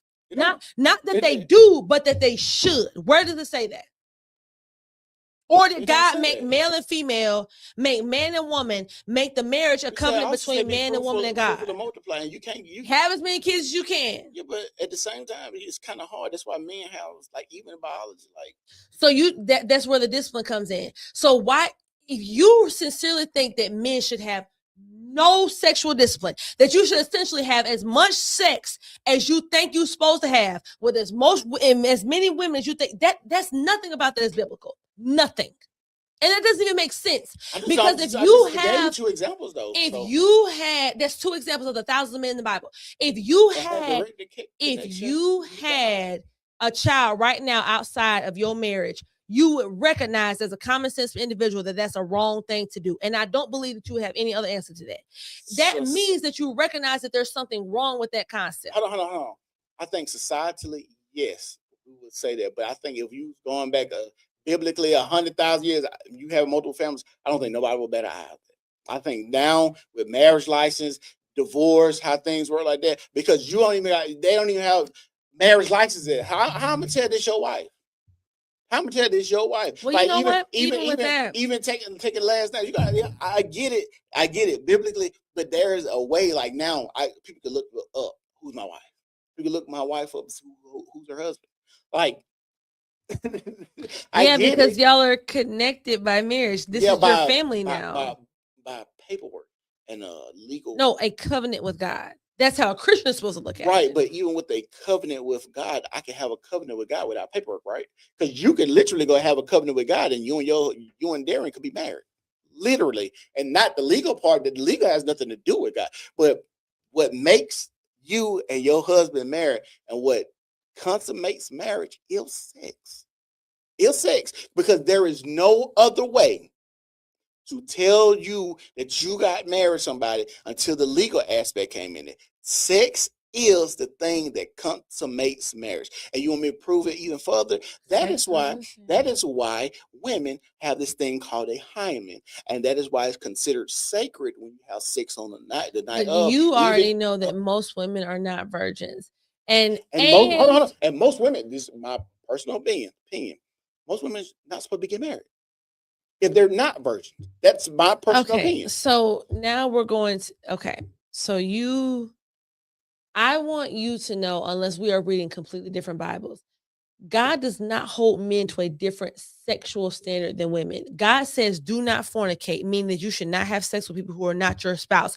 If by your logic, that wouldn't even exist. Fornication could not exist by your logic. You're saying anyone you sleep with becomes your spouse. That would negate fornication. That's not a thing. Well, at the end of the day, you consummate your marriage with sex. Yes, that is the proper way to do it. I just told but you it does not mean. What did I say fornication was? going. What did I say? Fornication. I don't know. Fornication is when a woman sleeps with one man, then she goes sleep with another man. That is literally fornication because she slept with So somebody you're outside of her suggesting husband. that men have So- no sexual responsibility in the Bible? That y'all are supposed to just have sex with any and everybody, anytime? You think that's what God says in the Bible? You sincerely think that? I didn't As say a God- as a pastor's kid? I didn't say God said none of that. I didn't say that. I said I said sex is consummated by marriage. I mean, marriage is consummated by sex. That's what I said. I said That's not the only thing that you said. I said fornication is when a woman is sleeping with somebody outside of the first person she slept with. That's why you have this thing called a hymen and blood, and that's why even in African tribes, when you sleep with your woman the first night, when she bleeds, you come out of the tent and show the people, hey, she bled, she's a virgin, she's a good woman. So these are things that they did. That's why I said what I said. That is fornication, when that I sleep with this woman and she sleeps with somebody else. Adultery is when a man, and this is when you ask me sexual responsibility, if I know that you're married to this man, if I know it, and By your logic, if you've slept with this man, what you mean? If she slept with a You're- man and that's her husband, no, if she slept with him, because What you mean? you're equating sleeping with somebody but with being their spouse. that's why when people talk about soul ties, what other reason would you have a soul tie with somebody unless You it you was sincerely spiritually believe that both marriage? yourself and every woman you've ever slept with, you think that y'all all have soul ties. You really believe that? Women I that you don't- slept when you were 16 years old, you think that women still have soul ties to you? Possibly, yeah. You really think that? Not for argument's sake. You really think that? Possibly, because If that woman walked in here right now at 37, almost 40 years old, you think she would be stunning all the time that she fucked you when you were 16 years old? possibly yes. I don't think so, Sid. I I don't ain't, think I ain't so. gonna say too much. Possibly yes. I don't think so. And I don't think anybody else does either. I think that the bottom line conversation is when you're a man and you, So hold on. How I'm gonna ask you this question. okay. When does soul tie start to stop? When I'm 15 or when I'm No, 30? I just think that we give soul ties too much credit. I think that yes, the possibility of a soul tie they is real? a So you think they're possibility. real? I do think that they are real. I don't think they happen all the time. Let's be honest. Somebody like what's the lady named Bonnie Blue, the porn Mhm. star lady. You think that lady got soul ties to all the 1,000 men she slept with that day? Could be. I don't know. I don't know. I'm asking your Do I- opinion. My opinion is I don't know. And the reason that I don't know, let me tell you why I don't know, is because I don't even know the ramifications of doing that far as a person. But let's say You have opinions on everything else. Then one time I ask you something, no, now no, you ain't got no no, opinion. no. I'm asking you as a human being I'm with a giving you brain. my, Do you this think is, this lady? I don't know. It's an opinion. Do you think this lady has a soul tie to 1,000 people? This is my answer. I don't know. That's my opinion. And the reason I say this is because I don't know what happens to a person who has Where does the number stop? 110? That's what I'm saying. Who knows? I don't. That's what I'm saying. Who I'm knows? asking your opinion. I As in, can't- what do you that's what I'm think? saying. If Those you are things you had can't to give an answer. answer, if you had to say, if I had to guess, I don't think a woman is going to have a soul tie to more than 5 people. So I'm saying, like, I don't think there's. That's what I'm saying. I don't think. That's why I asked you, because you said 16. Well, I'm asking you. Well, when does a soul tie? You believe in it, so when does a soul tie start and stop? You said about a girl that I had. so sex you with. just have no opinion about soul ties. You just think hold every on, single so person you- that you- every so other you person wanna has know my sex with has opinion? a soul Hold tie. on, you want to know my? Do you have soul ties to those women? What would make I it think- any different? I think I have soul ties to people. Yes. Do you have a soul tie to every woman you've ever had sex with? I don't know. This is the real shit. I don't know, because I think it's like this. You know how they look at trauma. So you be having trauma, right? You don't know that you have trauma sometimes until a trigger, right? I think a soul tie is similar to that. I think you can do something and something happened to you, and you don't know that it's a thing until it's a trigger. And let me give you an example why I say this. I can be scrolling Facebook, Instagram, or people you may know. It's a girl I smashed. See her, feelings, how we smashed, was it good, thinking about her, all of that. I think that would be considered a soul, because I seen her, trigger, emotions, how it happened, where I met her, all of these things come back in my memory. I think I would think that would be a soul tie, because I had a trigger instantly of how I had sex with this woman. Was it good? Oh, that was some good pussy though. That, I liked that. Oh, so I'm just saying. I just think it's kind of like a trauma. If you think of your mind like trauma, a trigger happens. You don't know this thing happens. That it's not. You know what I'm saying? Or like women. I hear women say, "Oh, he had a little Peter." You might see a dude scrolling up. People you may know. Yeah, that nigga had a little dick. Like that's a memory. Like I think memory. I think it's just a memory. I don't think it's a soul tie. A You don't- soul tie would imply that it has some sort of real life implication in your life at this time, and it does not. You would have never thought about this So that's person a- had they not showed up So in your let's look at Facebook. what is a soul tie? Because you said real life implication right now, but I don't think that's even close to the definition of soul tie. Once you forget it. But if that's your soul, that's your definition. That's fine. But you want to look up soul tie? I guess you can ask Google what a Soul soul tie. tie is. Soul tie means a soul tie is a deep spiritual emotional bond that connects two people. And you think you It- have that. It can form through close friendships, family relationship, vows, or sexual intimacy. Healthy versus unhealthy connections. Healthy soul ties bring a sense of safety, mutual support, personal growth. And you feel like that with any woman that you smashed 20 years ago. Could be and Say it. unconditional love. So let me explain. I'm finna explain. So let's get into the nitty gritty. Let's get this is really. So when you ask me about this, because we're talking about this right now, I could look at a chick that I smashed, like, dang. And you feel you have an emotional security. That's the No, definition that you that's just healthy. read. No, they got healthy and unhealthy. You didn't let me finish the definitions. You didn't. It said literally. You can look right here. Healthy and I read the healthy ones. You didn't let me read the unhealthy. So I'm just saying. Unhealthy, obsessive thoughts. You have obsessive thoughts about women you slept with 20 years ago. That's what I was trying to tell you. And I didn't even have to read the definition to know, like, when I seen this girl, like, oh, this girl has some good pussy. And then I called my You homeboy. think, and- besides, hold on, before seeing this person's picture, and I'm you finna have tell- random thoughts of these women that you slept with when you were 18, 19 years old. No, that's not. I'm not saying that. But that's not even the definition of soul tie. Not just having random thoughts. It says excessive thoughts. I can have an excessive thought about somebody that I've had sex with because we've had sex. That's what I'm finna tell you. I've It's- never had excessive thoughts about anybody I had sex with. Okay, well, that's you. besides That's you. my That's you. fiance. You asked me. You said it's my opinion. My opinion is if I see people I may know, I've had sex with them. I'm like, Excessive. Do you know what the word excessive means? yes, I know it would. So you've had excessive thoughts about your past sexual escapades. Yes, especially if they were good. I'm not even if they were bad. We talk about the bad because What do you consider excessive? How many times in a year do you think? See, you now go I put a people? number. I don't know what you call it. I will go by your number. Whatever you feel. If you think about, I'm gonna go by your number. Let's go. I would say excessive would have to be at least once a week thinking about a person. That's excessive. Oh, yeah. If you going once a week, yeah. But I'm gonna say this. I don't think I'm gonna put this out there. I don't think that means you have them forever. I don't know if that's where we missing each other. I don't think that means you have them forever. But I do think that they come and go. Like if I see I specifically kept saying people that you slept with 20 years ago. You said you're gonna be Yes. 38 years old. So those people that you slept with 20 years ago, you think about sex with them once a week. And what did I say? I said it's like a trigger. You don't know a thing did or hit you until you see See, it. that's the thing. That's not the same thing. That's an initiating incident. But it this doesn't is even, suggest- the definition This doesn't is say forever, suggesting. though. This is suggesting that even now, unprovoked, that you think about these people once a week, even if you don't see them and nobody brings them up. And Hold you on, and I hold on. both So- know so- that's not hold on, true. hold on. I'm just all I'm doing for people watching. All I'm going by is what the definition says. Is we gonna both go by definition or how you feel, because that's not even What what does the definition It's say? not even what even it What don't does the say. general definition say?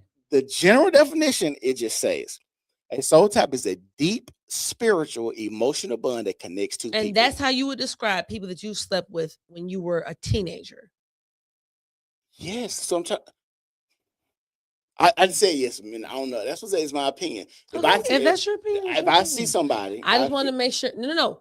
Because you're talking about a trigger. You wouldn't need a trigger for something that's in a deep and emotional combine. You wouldn't have No, to see this person. no. They would just always be But in your heart. Hold on, but that's not even how psychology works. Because sometimes when But- people have things happen to them, that's a deep connection. So you you can bury feel that too. as though you have a deep Hold on. emotional So, hold on. connection. When something deeply and it happens to you, is it not a thing of burying it and the trigger brings it back up? Because the thing is, it's being there. It's always there because that's what you're trying to say. It's always there. So this feeling that I've had with this person is always there. But it might. What if you had sex with 1,000 women? You're expecting me to believe, or anyone to believe, that you have a deep emotional connection to 1,000 separate women?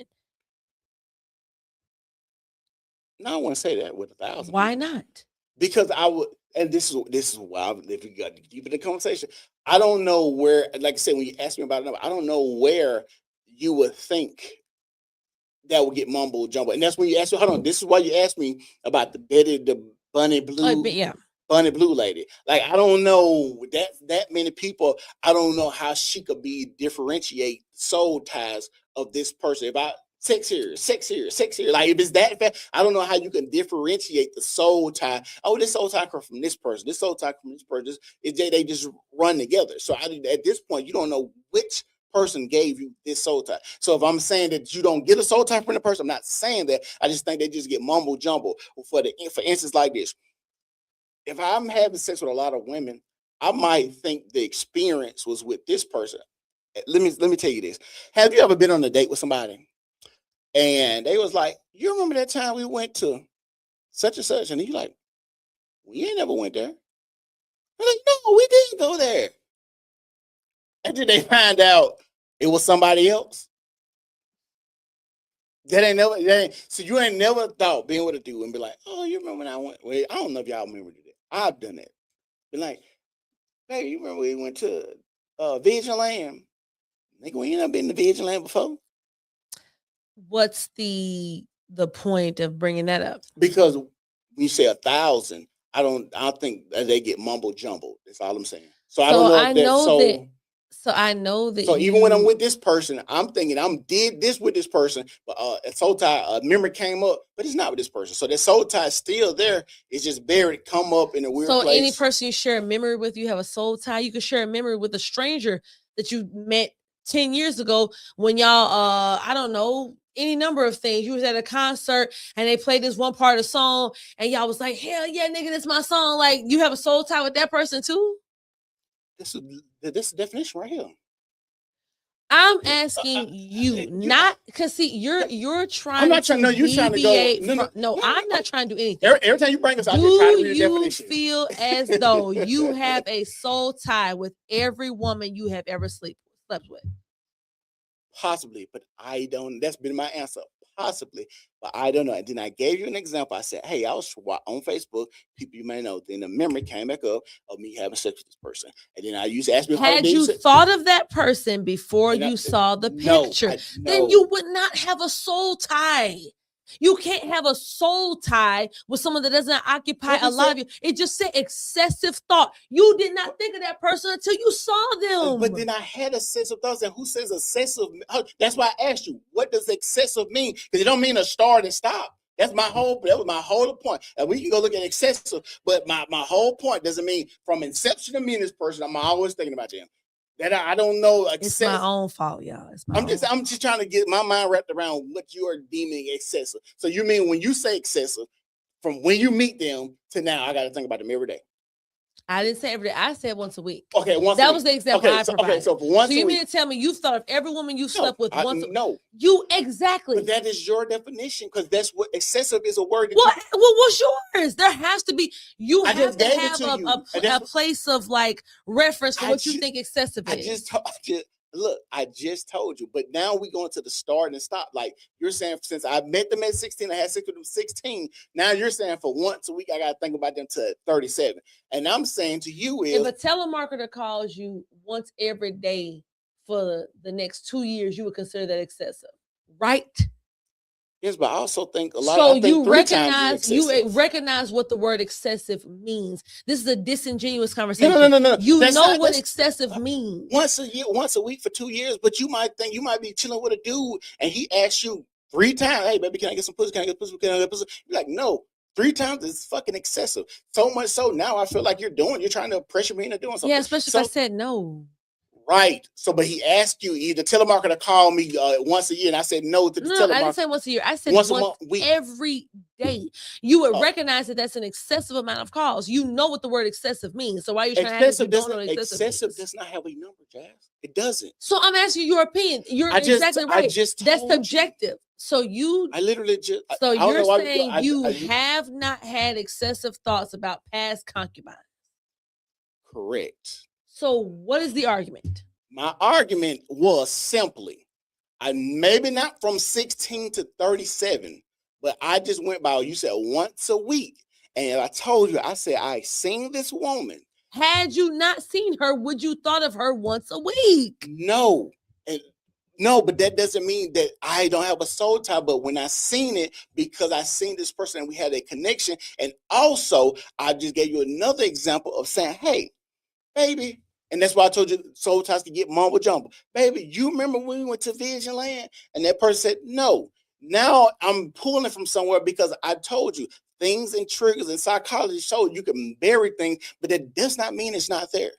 It does not mean it's not there, Jazz. It's because I ain't think about this person excessive. It does not mean, I don't know why we on this one. So it does not mean I don't have a Why soul did tie. you emphasize the definition part of excessive if you don't want to use it for the definition? I didn't. You brought it up. You can run this back. You brought it. It says What is the excessive. main part of the definition to you then? What you What mean? was the main gist of soul tie that I should get then? If not excessive thoughts about a person. That's just subjective. Whatever you deem excessive. That's why I asked you. I didn't give my. I said. I don't feel like I have soul ties to people that I've slept I with didn't 20 say. years I didn't. ago. This is my opinion. I didn't say you did. This is just my opinion. I'm just saying this. That's why I asked you yours. But No. you said that you do. So I'm asking you. I'm asking you definitively. You're saying you feel you have excessive thoughts about people that you slept with. I'm gonna say this. I don't know, but possibly I was on. What is the possible part of it?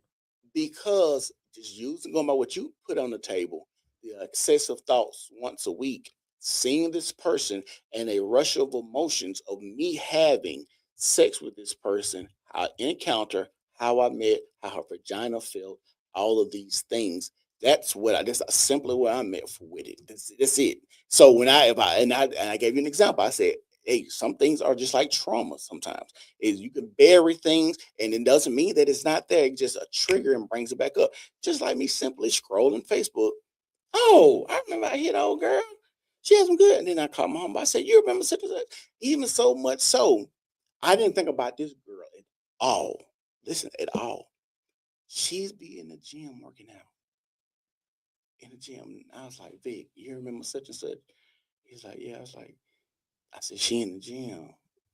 Now I think about her once a week, about us having sex, about our whole encounter, about us, how we did this, how her dad called my dad because. Do you feel like, and I'm just sincerely asking, do you feel like that is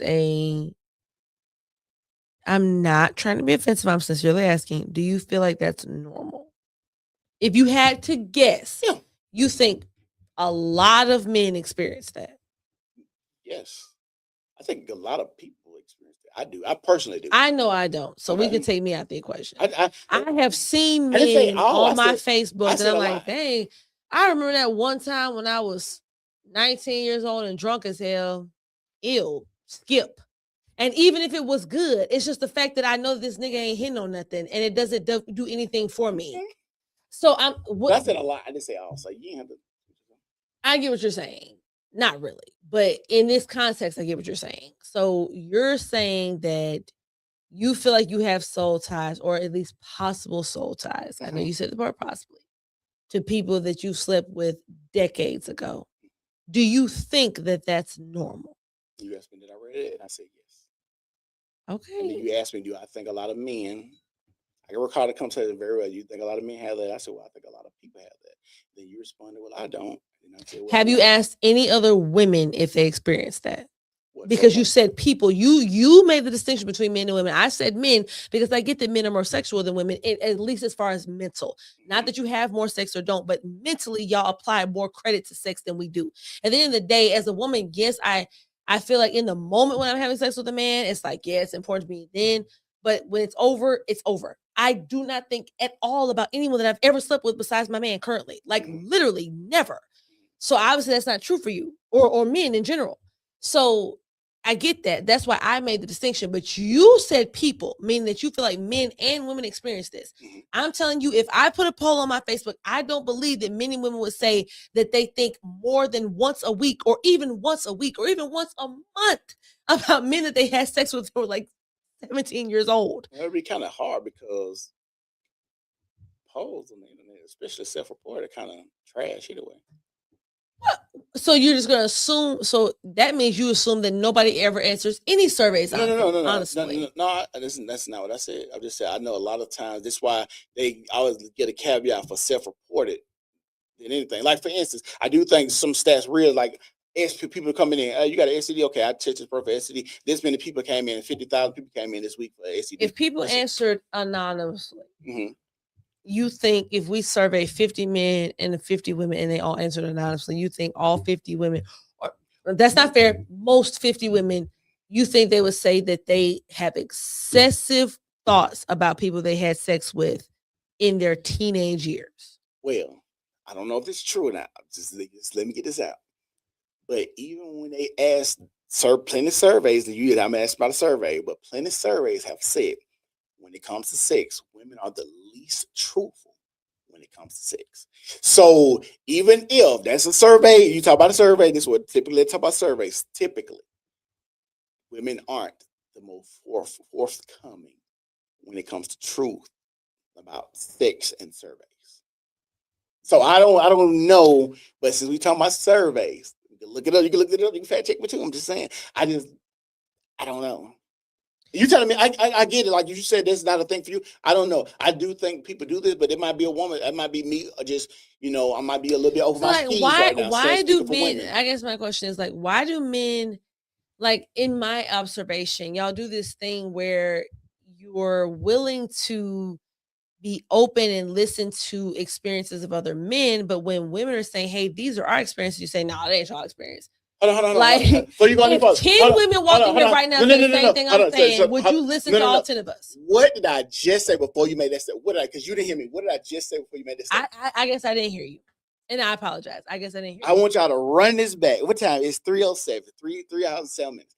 I Oh. literally said, well, I might be over my skis right now, speaking for women. Maybe that's not a thing. You cut me off when you start speaking.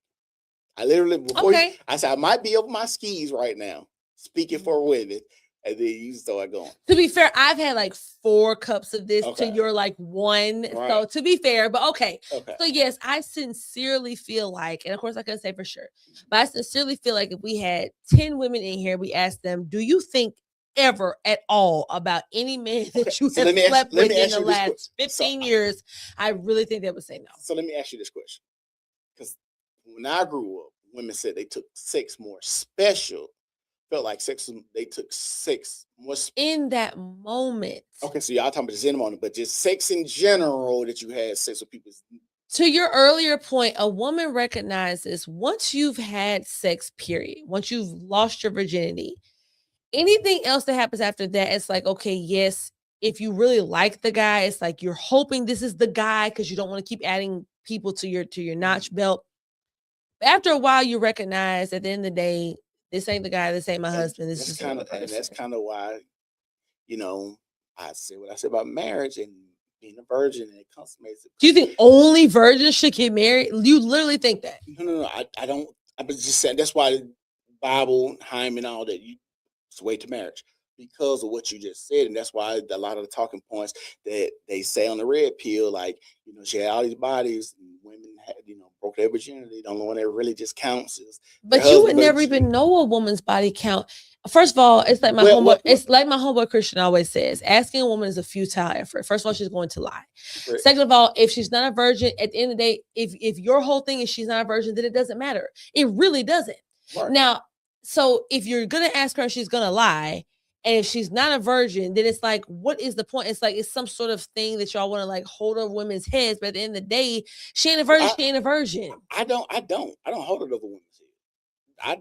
I personally don't care. But when you made the statement that after you had sex, you're not a virgin, basically nothing really ever after that really counts or matters like I don't know your verbiage. I mean, like, that is technically true. okay. So when you make that statement, and it's like that's why I say about marriage, and you should be with a virgin because she's the only one that's like from what you hear. What I'm about to say, I'm using different verbiage.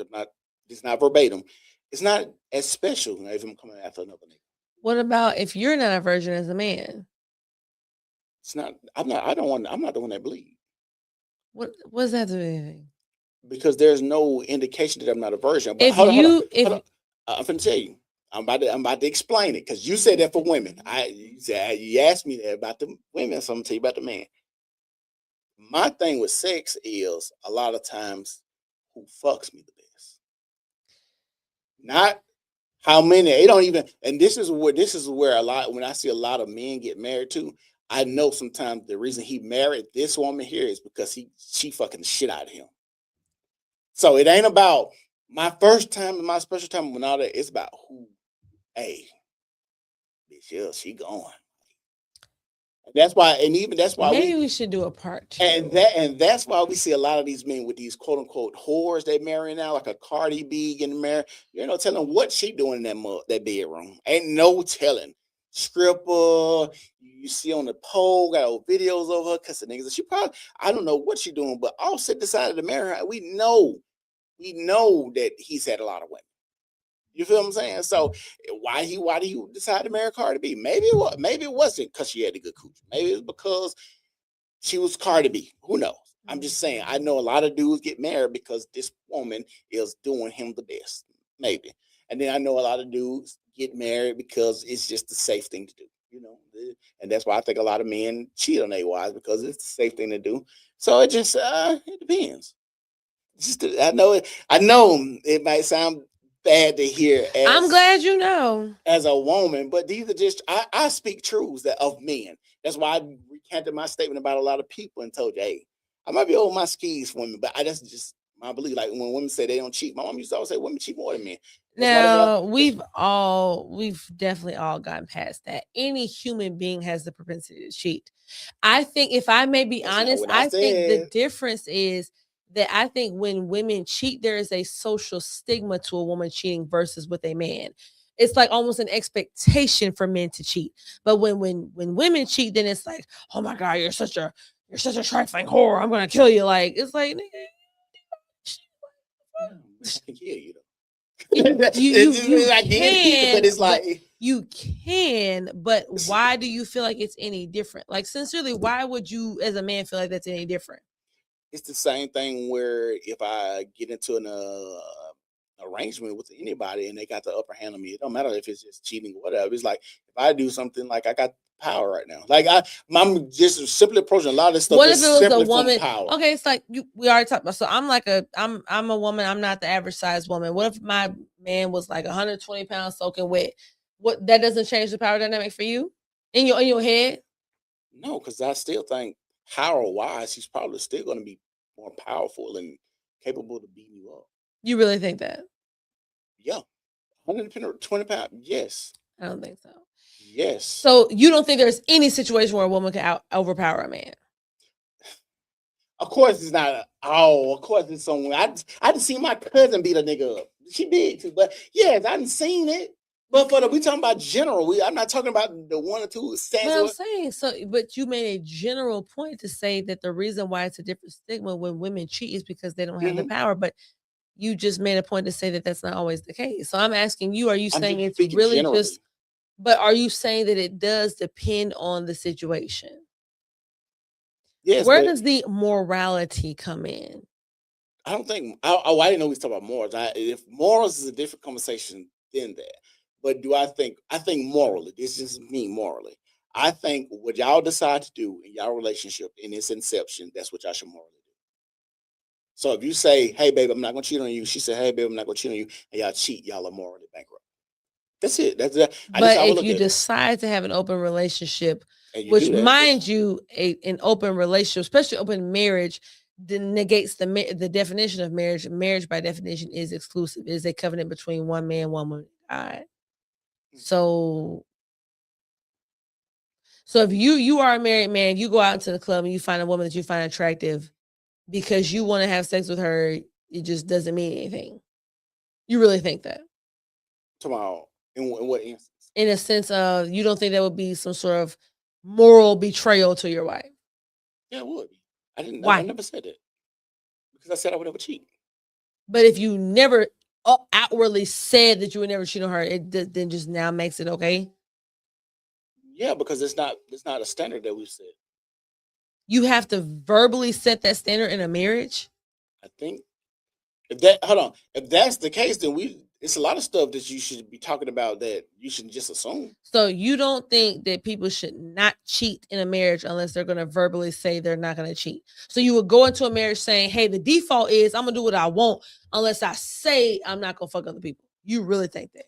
Well, we've heard like people. Like, I'm asking you. Oh, you asking me? Okay, so say that question again. You think that the default is we should expect that we're just going to cheat unless we say we're not.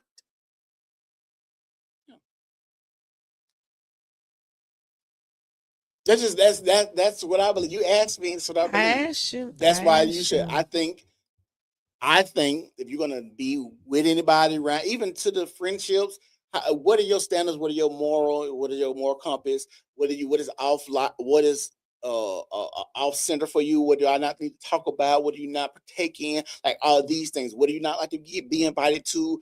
Do you like my family? Like these are things you should have conversations about. You should have them. You have to have conversations about cheating. Yes, I think you do. I don't think there's just a blanket thing where okay, we together that don't So cheat. what does the word adultery mean? If not, you should not cheat on your spouse. Just look it up. Adultery.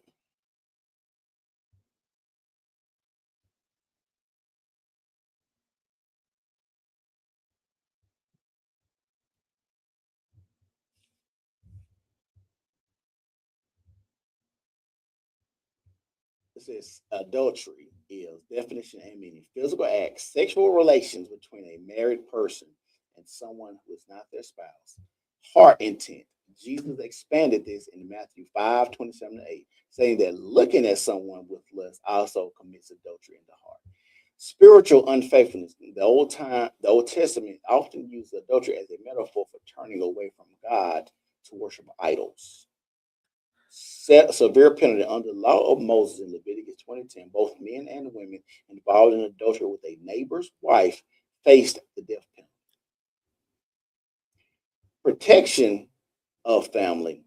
These rules were made to keep the family unit safe and maintain moral standard in ancient Israel.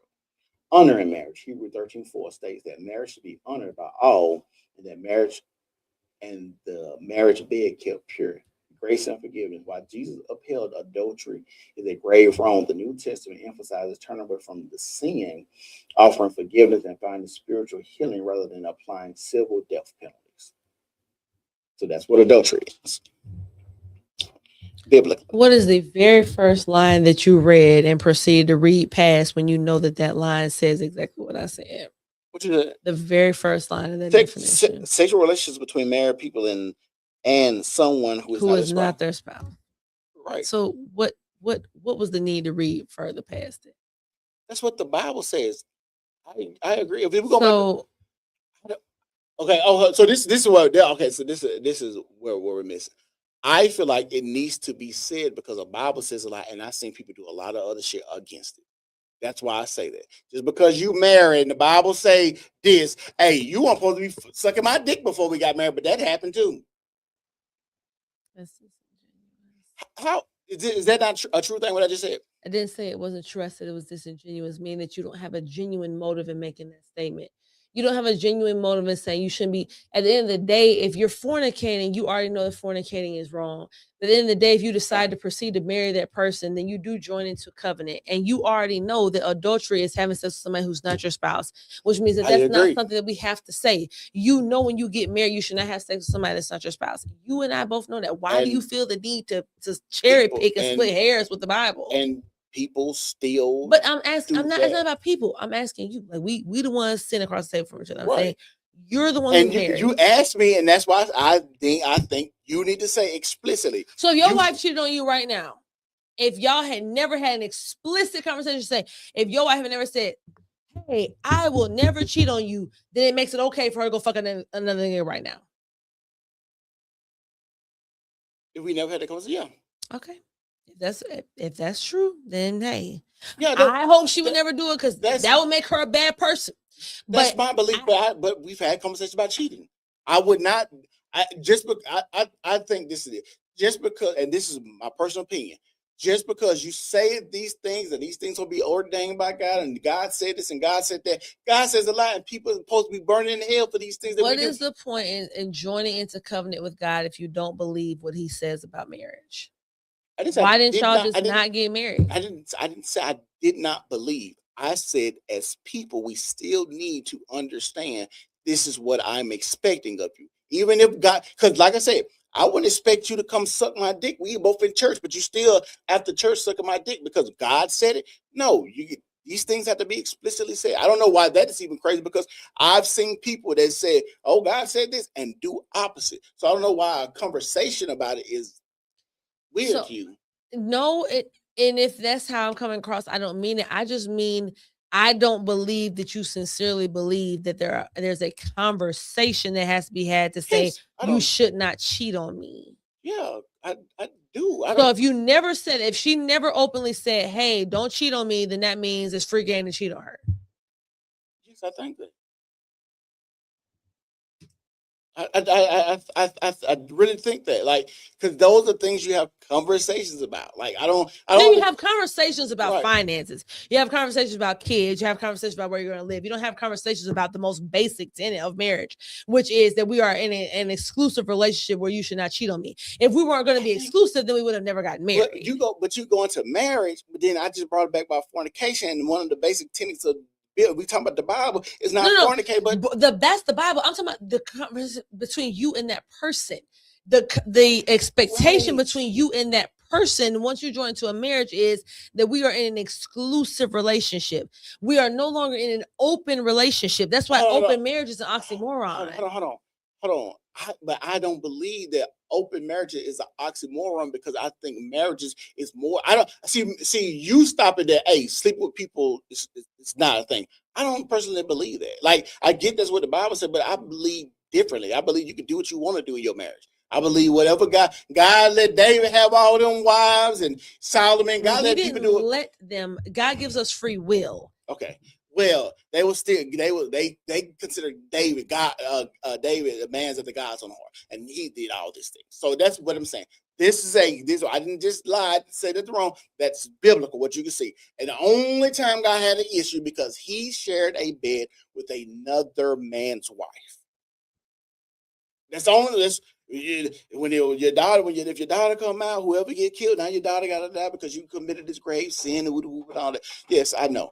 The only time God had an issue with anything that David did and actually punished him is because he slept with another man's wife. So I think if two people just say, hey. Well, to that point, it would negate your point anyway, because if, again, in the hypothetical situation, if your wife slept with another man, even though she never said that was not a agreeable point in your relationship, it wouldn't matter. But the Bible just said you can't sleep with somebody else's wife. So the moment that she would sleep with someone besides you, she would be committing adultery, which is a sin. That is wrong. That does not have to be stated between the two of y'all. And people still do a lot of wrong stuff. People do stuff all the time. It doesn't make it right or wrong. What makes it right or wrong, if you are a Christian, is that you believe what the Bible says.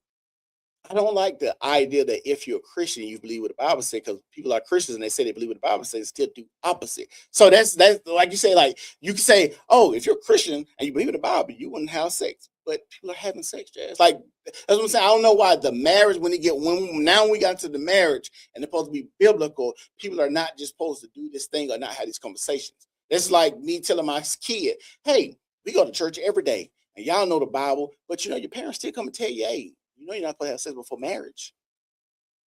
Your parents are you in church. As a parent, you are an extension of God to a child. So that makes sense that you would reiterate what's in the Bible to your child. But I don't understand why that wouldn't be reiterated in a marriage either. Like that's why I'm trying to figure out why you hanging on this part. I get it. You thinking it's the basic tenet of marriage. I get it. The basic tenet of What being. was the point of you marrying your wife if not to make y'all's relationship exclusive? Why didn't you just stay boyfriend and girlfriend? But I don't. That's what I'm saying. I don't believe that you can't, even if y'all say, hey, we can do this. I don't believe that you can't have threesomes. I don't believe that we can't have open marriages. Like, I don't believe, that's what I'm telling you. I don't believe that marriages is just starting and stopping the bedroom. Not for me. I get what the Bible say, but people do a lot of different things in the Bible. And I'm one of those people. I guess that, for me, I'm gonna be honest. I cherry pick the Bible like everybody else. That's how and that's where you should hold me to. Like, that's why you shouldn't follow anybody. I cherry pick everybody, and I'm just being transparent. I cherry pick, like, so if the bedroom is an issue, like for you, where you can't see with nobody, if I'm having a conversation with me and my wife, let's say hypothetically we go to the club and the girl hit on her, we like the girl and we want to take her home and smash her, I'm okay with that. I don't have no problem. I don't feel like I'm gonna burn in hell. I don't feel like God's gonna look down on me. I don't feel like none of that. I don't think that's my relationship with God. And people always talk about God in my heart.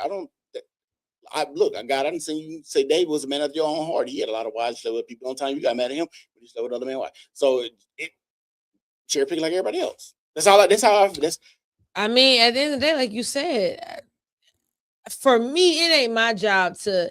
I just wanted to make sure I was understanding what you were saying. Going back to even the soul tie thing. So at the end of the day, you just feel like you don't adhere to what the Bible says about marriage and covenant and sex. I think when it comes to marriage, we're gonna go by what you said. Marriage. The covenant of marriage is between me, my wife, and what we deem to be okay. And what me and her deem to be okay, God okays. That's how I'm view it. If we say, hey, we got an open marriage, that's our business. If we say it's just me and you, it's gonna always be your business regardless, but it doesn't mean it's biblically sound. Yeah, but that's my belief. Like I said, I'm cherry picking like what everybody else does with the Bible. I like I said, I know that might sound crazy, but everybody does. Everybody does. Nobody's holding to the Bible and doing exactly what the Bible says, because I'm probably sinning now. I'm profanity, probably sinning, drinking, gluttony, all that. Whatever. You cherry pick it. And that is just a human, I think, more so a human existence. The difference between sinning, though, and sinning and then giving credence to the sin. Like, you can sin, you can say, no, I know it's wrong for me to do this thing, versus sinning and saying it's not wrong to do it. That's a difference.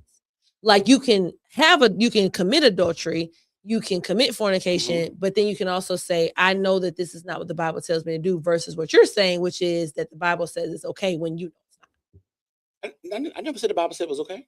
You just said that that's not what you perceive that God told you to do. You said that it's between you and your wife, and it doesn't matter what the Bible said. I didn't say that. You said that you don't think that God sees anything wrong with you and your wife having threesomes, or with either you and your wife having sex with other people, when you know that's not what the Bible says about marriage. You did not proceed to say, I know it's wrong, but I'm just going to do it anyway. That's not what you said. You said that that's not the relationship that you have with God. But it doesn't matter, because God has his word. Yeah, and his word says you shouldn't do those things. But also, I'm just going to use David. He's man after God's own heart. And the only time what did God say to do? Just because people in the Bible did something does not mean that God said you're supposed to do the thing. I'm just saying, we use this book, right? We're supposed to live by this book. If you telling me this book is supposed to be law, and I see you do this thing with this person, why when I say, hey, what God said for me, that I can do a thing, it's an issue. But if you say, read it, oh, David, he don't want to do nobody else. God said, do this and don't do this, you just gonna skip over that and go to an anecdote of a time when a person did do something and God loved them in spite of that thing, or God used them for his glory in spite of that thing. That's not the same thing that you're saying. God did not okay David's adultery, or okay David's fornication, or okay anyone's fornication in the Bible, or anyone's adultery in the Bible. He just still used them for his glorification, because God is able to do that. Like, he used whores in the Bible to his edification. Doesn't mean he approves of whoredom. More like Mary Magdalene. Yeah. They still to this day can't prove that she was a whore. She's not the only one. But I'm just saying, like, I don't. This is truth. Like, I can't. rationalize how you're saying like God uses people to edify or bring his word, because like even like Simon and Paul, those people like that, even the people that were quote unquote disciples, had to Mhm. clean themselves up before even being used by God. So you've been talking about like David and stuff like that. I don't know. At the end of the day, if you feel like when you're reading of the Bible, if you don't think God says to not do these things, then I guess that's just we have to agree to disagree. Mhm. I think that I would argue the common conception of the Bible is that it is wrong to fornicate and I it is agree. wrong to commit adultery. I agree. So I'm not understanding why. Where is the caveat to that? Like, why can't you just say? I just agree with you. But why can't you just say, I understand these things are wrong, I just don't care? Why do you keep trying to say, well, there was this part in the Bible where this person did this thing, but God said to not do it? It doesn't matter if someone did it. It matters if he said to not do it. If you're going to go by the Bible. If not, then you don't. Not everybody's a Christian. But if you are one, you can't negate God's word and be like, I don't care about God's But word. that's what I'm going by God's word. That's the Bible, right? Yeah, what did God tell you to do? So when he was using David, what did God tell you to do? He didn't tell me to do anything. What did God tell people to do or not do? Same thing David was doing. You know that's BS. I'm just saying it's kind of hard to say. It's not hard. What did God tell people to do? And you got a person right here, and you got Solomon, you got all these people. It really just it's like if he says don't do these things, don't do these things. It really doesn't matter so what the other person did. So you're saying it's for everybody. If you are speeding and the person in front of you is speeding and the police pull you over and you say the person in front of me was speeding, the police gonna be like, oh well, never mind, I'm not gonna give you this ticket. I'm just gonna stop giving you this ticket even though you're speeding. I'm gonna go get the other person. No, I got you. Like you're speeding and that's wrong. But that's not my argument. It kind of sounds like that's your argument. No, that's not. What is your argument? My argument is David had a personal relationship Did with God say to or to not fornicate and to or to not commit adultery? I'm trying to figure out. So are we not using these because we use these people all the time? Are we not? I'm using God's commandments. I recognize that God used Saul when he was still Saul, and who was a murderer of Christians. He used him to edify his name, but eventually Saul had to repent and become Paul as a person who stopped doing those things. That's why he had a name. So when he was committing murder, the murder was always wrong. God just is able to use people to say, hey, even this person in their wickedness, I can still use this person to edify my name. It does not dissolve the wickedness. And David's no different. I didn't say it. David is literally no different. Him and Saul are two of the most prominent examples of people who did things that God commanded people to not do. But God just was like, hey, I see this other thing in you, and I know eventually you'll stop doing this thing. No, I was just asking you, are we not supposed to use these examples, and why do we use them? To me, the ultimate thing is the commandment. Yeah, that's just my opinion. I feel like if God said don't do this thing, you can't just be like, well, God, I remember this one person was doing this thing. God's like, okay, and they got reprimanded for it. So what's your point? Yeah. That's what I would imagine God would say. I don't know. You speaking for God. I'm not. I said that's what I would imagine God would say. So I don't really know. Like I said, if we're not supposed to use these examples, then I don't know why they're in the Bible. But at the same time, it's like, yeah, God said do a lot of stuff, and people do a lot of stuff outside of that. And if I'm looking at who God using David, and the only time David was sleeping with other people, and I'm just saying, like, I don't know. At the end of the day, if that's your litmus test, that's your litmus test. I just don't. I don't know. Like I said, to me, it's confusing to me because I don't think it's confusing. I think you just want to make a point. No. I'm not trying to make. No, I'm saying I don't know why what I just said to you. It's not confusing to me at all. To me, it sounds like you're saying because a person did a thing in the Bible that then negates the commandment that God gave you to not do those things. And to me, that sounds insane. But to you, it may not. It don't. So we just gotta come to an impasse with it. Like, because I just feel like as if you need to have conversations with your person about marriage, adultery, whatever. I do still think that you should have sincere conversations with your spouse. That part I do agree with. You should set boundaries for things. Like, for instance, what's considered cheating, I think now, in my opinion, I think there are some things that are unequivocally cheating versus some things you could say, hey, you was texting this girl, you was kind of being a little flirty. Maybe I feel like that's cheating and you don't, but this is the boundary that I set. That part I agree with. Mhm. I think those conversations you should have with your spouse. Yeah, what cheating is, I guess that's Yeah. but What constitutes cheating? What constitutes something inappropriate? What have you? mhm, I agree. Yeah. But like I said, I feel like you still need to have, even if you're married, hey, you know, sleep with somebody else is cheating. Same way, like I said, even with We would sleeping with somebody else not be cheating. because you ain't set the boundaries. Because I feel like your marriage is yours.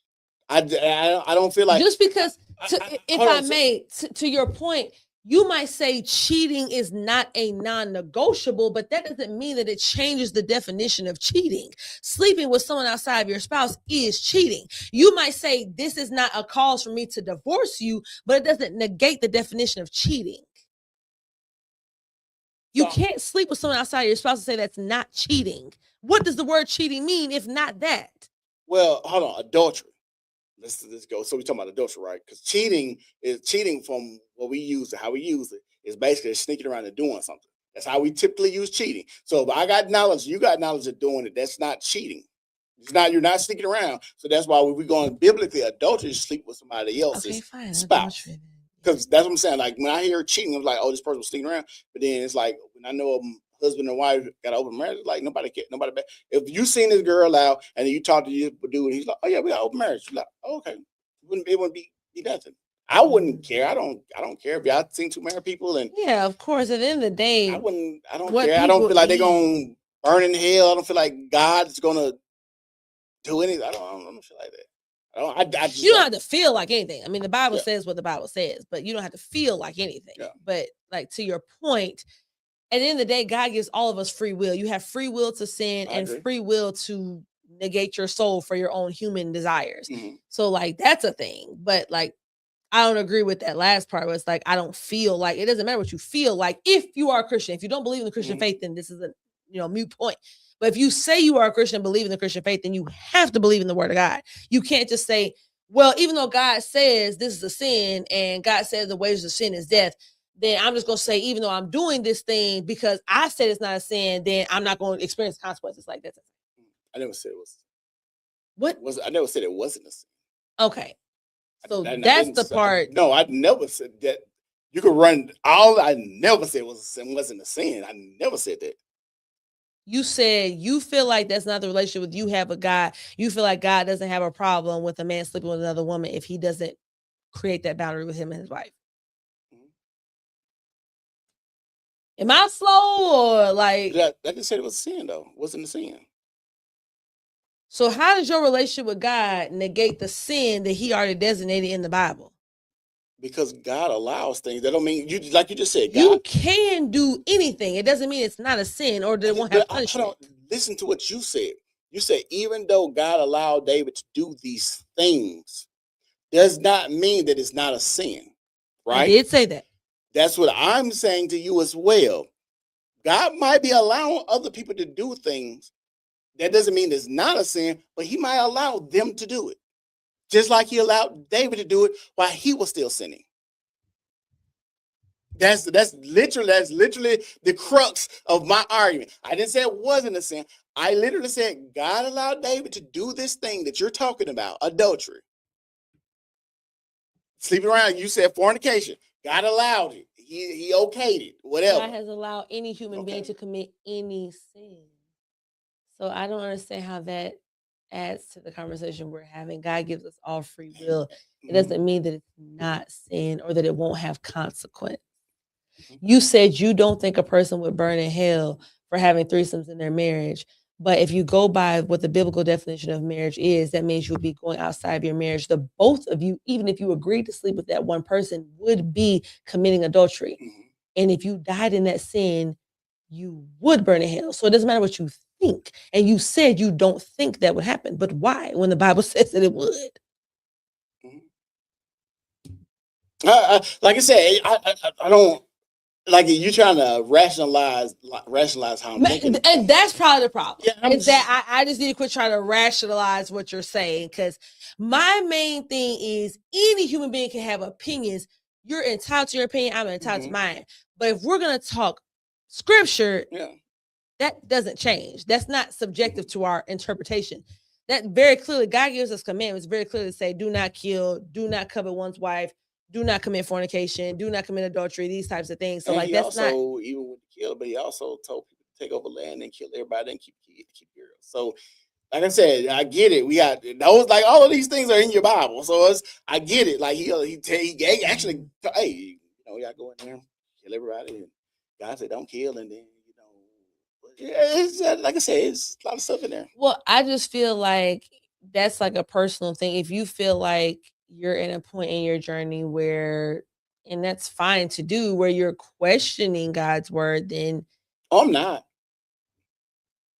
Just I'm not. You might be speaking to people out there, but I'm just saying, like you talk about God said don't kill, but he literally gave an order to go kill and keep kids, like the girls. Like that's in your Bible. what girls? Let me look it up because I don't. It's been a long time since I read my Bible. Okay.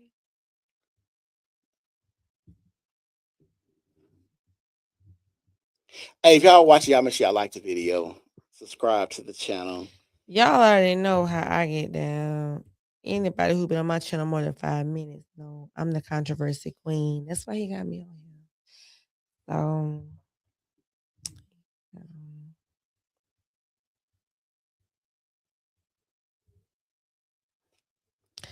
and I've noticed this thing don't get me how I need to go. I should have been able to It says, tag yes, the myself. Bible records a specific command in Numbers 31 where Moses and Israelite armies waged war against the Midianites, telling them to kill the adult man, married women, and young boys.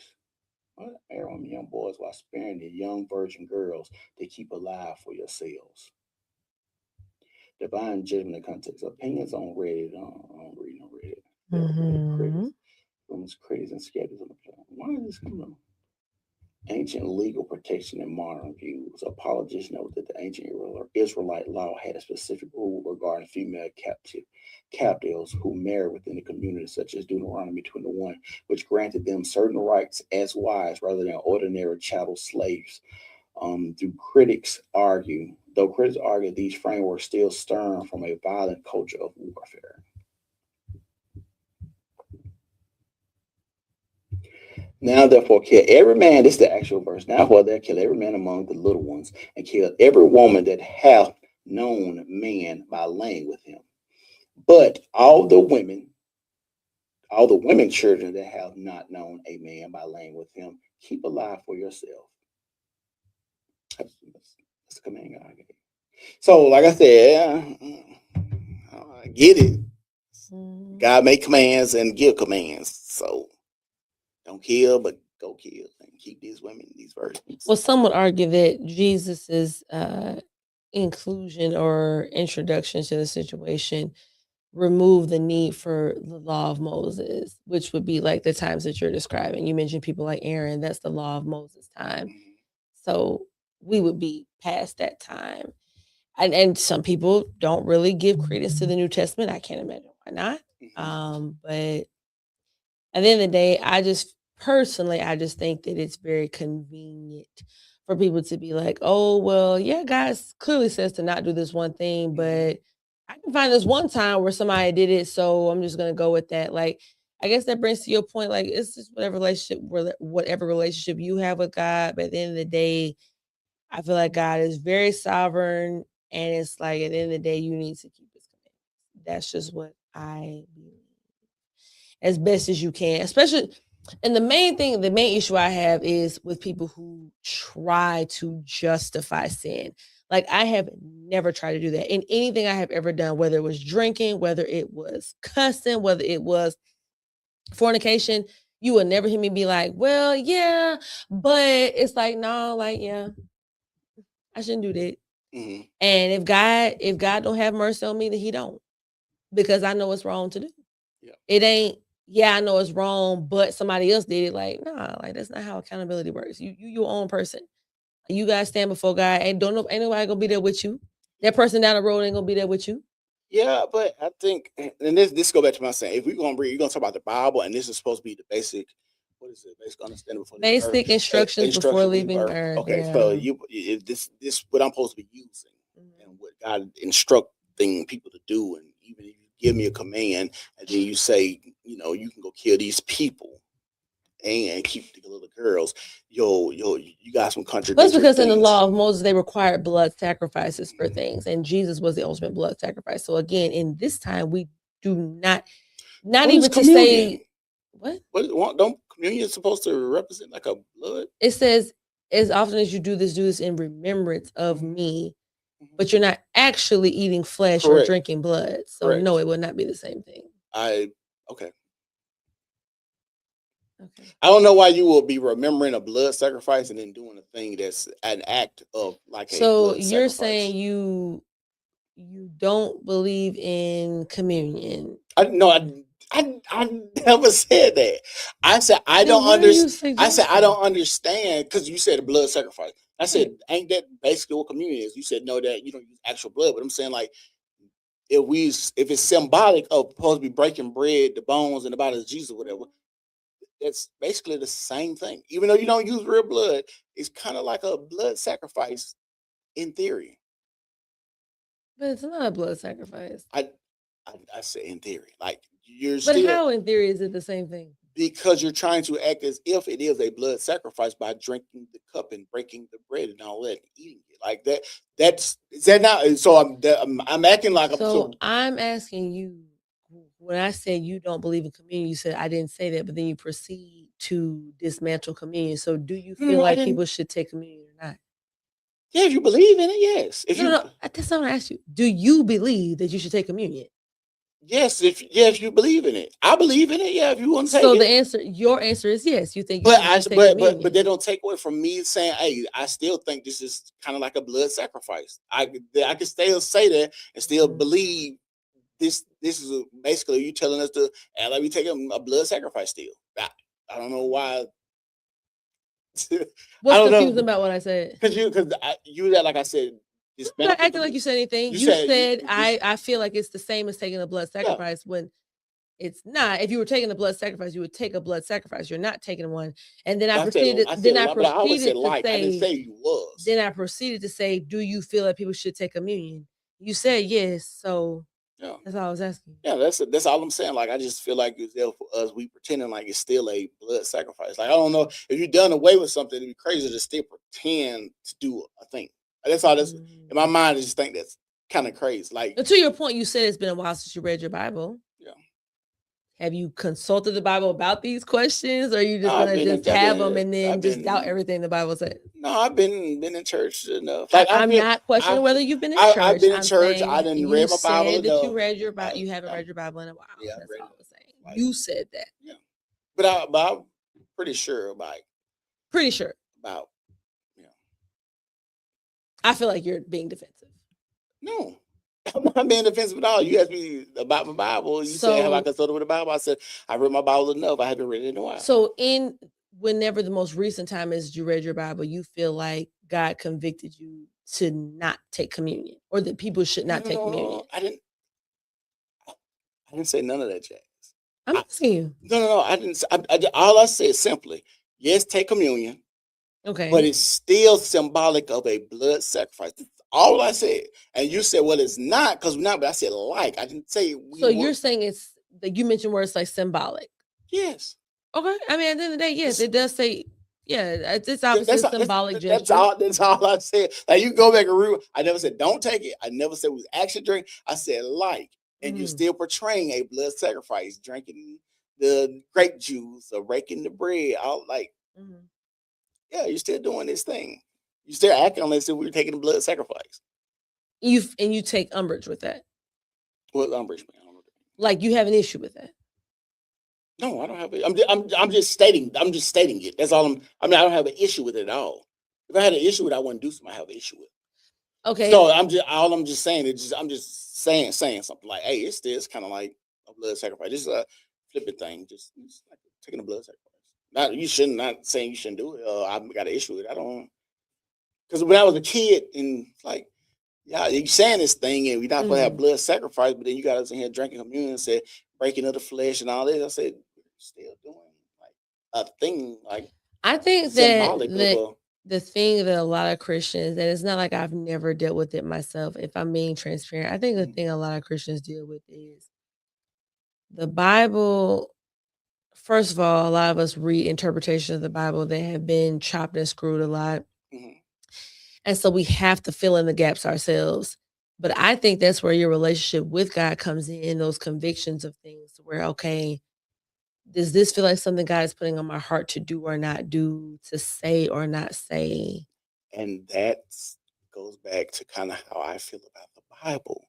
Because when you talk about filling in the gaps, your relationship with God, and that's why I bring up the whole point of David, because you say God and David have this relationship. I didn't say it was right or wrong. I'm saying if God and David is cool with it, you know what they talked about. Hey, God, I'm gonna smash these chicks. Okay, you can do it, but I'm gonna tell all these other people not to do it. I told y'all in the commandments not to kill them, but I just told you to go ahead and keep the kids. Like that's what I'm saying. You say these things, and then it's like, well, okay, the commandments say a thing, and you say you believe the commandments, and then you say you fill in the gaps and it's chopped and screwed, different interpretations. King James, NIV. If you know anything, I went on deep Bible study, like the divine right theory. I don't know if y'all know this, but pretty much a lot of kings and queens had their own Bible. They wrote it how they want to, all of that type of stuff. So it just depends on what you believe. Like Council of Nicaea, 325 AD, they had a table. Whatever books landed on the table, that was the books that was going to be in the Bible. Like all of these things, I know. Sometimes I just play dumb, like I don't know. I know I went on an extensive church. Y'all, a lot of people don't know this. My daddy actually went to Rhema Bible College. Y'all can look this up. Got plenty of books, texts, all of this type of stuff. So when you even look up etymology, we had a whole Bible study of just actual etymology of Hebrews and what this means. Like even when we talk about adultery don't mean what it means in the Bible. But I don't even talk about that, because if you go look at etymology simply means, when it comes to adultery, a woman sleeping with a man or a man sleeping with another man's wife. Not the fornication. Not like I said, if you're gonna go back and look at the Bible But that we read to be fair, is not the law. That's why I asked you personally. Mhm. That's why I kept trying to ask the specific question. Do you think this one thing is wrong? To your credit, you answered the question. I just want to make sure I was understanding what you said. It sounds like you don't feel like sex outside of marriage is wrong. That's you. I don't. Okay. No. Okay. No, I don't feel like that for men. Let's be clear. I don't. I don't. So that's why when you see David have and Solomon have, you got way other books, way other text with other men doing the same thing. But if we go King James, you want to just, that's on too. Hey, we can go back to a lot of them. They even got a Latin Bible that was before this. Like Queen Elizabeth had a Bible. Like all of these people But had. it goes to like you just said, we have to fill in the gaps with our relationship with God, because there are different interpretations. That's why I kept going back to, and I know you're just trying to provide a frame for what you're saying, but ultimately, I was just asking you, person to person, you don't feel a conviction for sleeping with somebody beside your wife? No. Okay. Biblically, really actual biblically, not King James, not NIV, not the teen version, none of that, because I've seen so many, and then even I have a problem with that, because it's like, how do I know that what I read that's predate you know what I'm saying? It's other stuff that predates, other tablets. By that logic, if you feel like that's also cherry picking, because right, it is. And but you're saying that I don't think you actually are internalizing. And the reason I say that, because if you're saying you feel like you should be able to sleep with other people and you're not convicted by that, but you know you would be ready to choke your wife out if she slept with somebody besides you, you have to ask yourself, where does that come from? But I said, I understand what you're saying, but you have to ask yourself, where does that come from? Because that's not the definition of adultery in lots of Bibles. So that means that you read in a Bible that it only applies to women, and then your conviction was, well, if my wife cheats on me, it's a problem, but if I cheat on her, it's not a problem. No. I read the actual in Hebrew etymology of what adultery means. That what we use adultery for is not what adultery means in the Bible. So you are not English. convicted by the concept of sleeping with somebody beside your wife. No. But you feel as though it would be an affront to God and to you if she slept with someone besides yourself. Yes. And the reason being, and that's why when I brought up David, a lot of these guys, even if you look at earlier texts, had multiple wives. They didn't call them concubines. It wasn't no side chicks. All of these women were their wives because that's part of the being fruitful and multiply. Even though people talk about your one wife, no, these men, even if you just go back how they was doing it, even these men in these Bibles, they was having multiple women, getting multiple women pregnant. That's how we get almost an 8 billion world population. You don't do that with just you and your wife and staying there. That don't even make sense. But like I said, and the reason you would do this because it just your lineage, knowing these your kids, all of this is a reason why you're doing this. Like I don't know why. Like even like I said, the six, you have a hymen. Your hymen is broken. You have see, it's a thing that shows the world and hey, this woman has been a touch. All this. Also, I don't agree with the Bible, early Bible. They said people was marrying at 12. I don't really believe in it. I don't think you should be getting married at 12, but people think, in earlier text, your flowering age, whenever you decide to, have a cycle, they feel like she's ready for a man. So it just depends on what you believe. But in America, they say 16 some states, 18 some states. It just depends on what you believe. I think a lot of these things are arbitrary. And then the law of the land, sometimes the law of the land is supposed to coincide with the Bible. So it's a lot of stuff. But like I said, adultery, literally adultery. Y'all can go and look this up. I don't just bullshit. The adultery, Hebrew-wise, do not mean what you see in American text. It doesn't. It doesn't. A lot of the words that we even use are not even supposed to be in text because they don't even translate from Hebrew to the English language. Even like the Latin, when you get to the Latin part and then come back to Hebrew and then come to English, a lot of these things, if you go through extensive reach, I tell you, my dad went to Rainbow Bible College. These are conversations we have all the time. That's why I said I wanted to interview. And like I said, we just having conversations, but I didn't think as far as like the adultery concept, like when I say the women, that's just what I believe because I seen earlier texts. And I think if and it is cherry picking, so don't get me wrong, I agree to that because like and before you said, I was like, how do I even know what I read in earlier texts is the end all be all? I don't know. And that's why I feel like and that's why I use David and what God was letting David do is I don't think that's the end all be all. David can do this thing. We can't. I don't think God just goes and tells, hey, everybody got to follow this law. I think you have to find out what you and your relationship with God is. Like you said, fill in the blanks. I don't think God would even write a Bible, personally.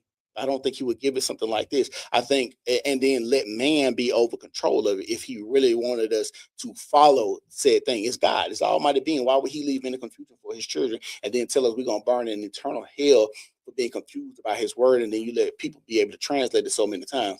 That doesn't even make sense to me. But people, it says in the Bible, don't rest on your own understanding because you don't understand what God understands, right? If he does it, cool. But if he ain't answering those questions for a person, then it's like, well, are you really God? Are you really there? So that's how I believe. It say don't rest on your own understanding. This part of the Bible and all that. So that's one of my own verses that I like from the Bible. I love that one from the Bible and that's why when I tell people, hey, I do this thing, I cherry pick. I'm very transparent about my belief in the Bible, how I view the Bible, how I internalize it. I don't want to be a hypocrite. I don't want to say, hey, I'm not doing this thing. I don't want to tell you a sin is a sin because a sin is a sin today, one a sin 1,000 years ago. I don't even want to tell you that because that could be wrong and you might be part of what you need to do. I don't know. And that's what I'm telling you. I don't know. When it comes to the Bible, I don't know. Don't follow me. Don't listen to me. What you got with God, do that. And I think that is a responsible thing. If we're talking about religion, I think that's the responsible thing you should be telling Everybody. I know what the Bible say. And if you this if let's say the King James version is your thing, if you believe that, I think even with Christianity, that's why we have different denominations. I believe this. I'm a Baptist. I believe this non-denomination. I believe I'm Methodist. Even to break off the Lutheran Church, Martin Luther breaking out, making the Protestant church. Now we have non-denominational. Like it's so many sects of this and different things. So, like I said, I've done extensive stuff. Like I had a whole book of etymology. Just it's a book they gave my dad. You can look it up. It turns from Hebrew to English. They talk about how some of these words didn't even translate to English and stuff like that. Latin Bibles, Septuagints, and just a whole bunch of stuff. So, like I said, I've done it. You know what I'm saying? So that's why when I tell people I'm secure in the fact that I don't have to read my Bible. I'm a good person. I think basic understanding of life, like killing somebody. I think that's a no-brainer. I don't think I would have to put that in there. I don't, you know what I'm saying? I think if you say, hey, I'm with this person and you eat together, this is my wife, you shouldn't sleep with her. I think I think between men, I think that's a natural thing. I don't even think that's necessarily something they got to write. I think some parts of us innately know this. I think if animals can get it right, naked mammals that are animals can get it right, we're supposed to be a higher form, a higher being. I don't know why we couldn't. So I just think we have so many. That's my rank. There's got so many different things to get in. Yeah, I mean, at the end of the day, like you said, it's a lot to digest. Yeah. Of course, I don't agree with any of that, but Yeah, like, and that's why I said, like, what you believe with God, that's perfectly fine. And that's why I tell people, like, when people are like, I just think I'm a good person. I feel like what you do, I'm not going to judge you. I'm not going to question you, your beliefs. I do believe in, questioning for like understanding. But if we talk about God, I can't sit here and tell you what you should do, what you shouldn't do. I think that would be crazy when I know that God's supposed to have a relationship with us, right? And if he can talk to anybody else, why would he? And that's my thing with pastors. Why would a God tell you to tell me something when he come tell me? Like, that's crazy too. Like, you got more of a connection to God than I do. That is insane. Like, it's insane for me to think I got to come here and put money in the collection plate and be involved in this. And I know, and then they say when the Bible is two or more together, you got church. Like, you have church, at home. Like, I don't know. I got to come and sit up in here. Me and my wife can sit here and read the Bible, whatever, and we can talk to God. Like, a lot of people do a lot of things that, to me, now what we know is kind of weird for Christianity, right? But the other things outside of the God thing, I do think the social aspect of church was great. Getting your news, knowing who is married, whose kids, going to whose kids is who kids, being able to help the community, social work, picking up trash, cutting down trees, somebody's in distress, building a house, like all those things I thought was a good thing socially. That's why I think with us as Black people, we don't have anything socially where we can come together like that because so many people ain't going to church, right? But that's my thing. I think church is great for that. Getting jobs, taking care of your family. Like, I do think that. Yeah, of course. So church has a social aspect to it, a good one. Community, fellowship, and just kind of like shared goals. Right. I think ideally for me, I know whenever it's time for me to start family planning, I know that my family will be in church. I do understand that some concepts of church, you mentioned pastors, this kind of divine connection thing. All those things can be validly questionable. So do you think pastors have a more divine connection than regular people? I think that they are sincerely called by God. I don't think all pastors are, but I think if they are truly called by God, yes, I think that they have. Just like there's people in the Bible that obviously had a much closer connection to God than everyone else. And it's difficult because as a human being, we have remnants of God in us, which of course means that we do question things. We do have this sort of like pride thing and this sort of like, well, this doesn't match with my understanding. And that's why being a Christian can be so difficult because it kind of goes against your nature as a human being to say, hey, even in the face of these things that I may feel or that may feel very natural to me, I have to submit to the will of God. So for me, if my Bible tells me that there are people who are called to pastor, called to have this certain divine connection with God that maybe the rest of us doesn't have, my human side might be like, well, why is that? Well, but my spiritual side would be like, this is God's plan. I don't understand God's plan. I don't understand God at all. God constructed the entire universe, atoms, cells. I don't understand any of that. Mhm. So what would make me think I understand the mind of this supreme being? At the end of the day, if this is how he designed us to be, if this is how he designed the world, or he asked us to behave ourselves, then I just feel like, for me, who am I to question that? Well, how do you know if a pastor's called? You wouldn't. I mean, you can kind of ask for discernment, I guess. Of Do course, you think making sure God's supposed to tell you that if he's called or not? I think you would probably be able to. I'll retract my first statement. I think you can tell by the fruit. I always say the fruit, the fruit, the fruit, the fruit. So if that pastor, if his family, if they all seem kind of like in line with God and God's principles, different things, that's usually a good sign. When he has his sermons, does he seem to kind of go off into his own kind of thing? Does he add politics into things, weird little stuff like that? Or is he just preaching the word of God? However you digest it is the way you digest it. To me, that's a telltale sign. What pastors do you like right now? Because the pastor I like is, I think his name Michael, Philip Michael. Oh, You know what I'm talking about? Philip Anthony Mitchell. Is that the dark skinned guy in Atlanta? Yeah, I he's like him. good. And I also I forget his name because it's an African name. So it's a little difficult to pronounce, but he's the pastor of the Lionheart Church in Georgia. Mhm. Light-skinned guy. He's very biblically sound. Those two for me. And even like Marcus Rogers, he is a pastor. He is a pastor. But his role like on social media is more so just like he just kind of just like espouses the word of God. You know who Gino is? I know Pastor Gino, yeah. Do you like him? Yeah, of course. I'm always gonna be team masculine man that's like no nonsense. Did you see what he had Yeah. that gay man in his church? No. I can't imagine how that went. Because the gay man was trying to show him biblically what homosexuality was okay. I had one person almost try that with me. They would never admit that that's what they were trying to do, Mhm. because to do that would admit that they are a homosexual, and I can tell they're not ready to admit that. But I was just like, See, through all texts, that's one thing that is consistent. it's very consistent.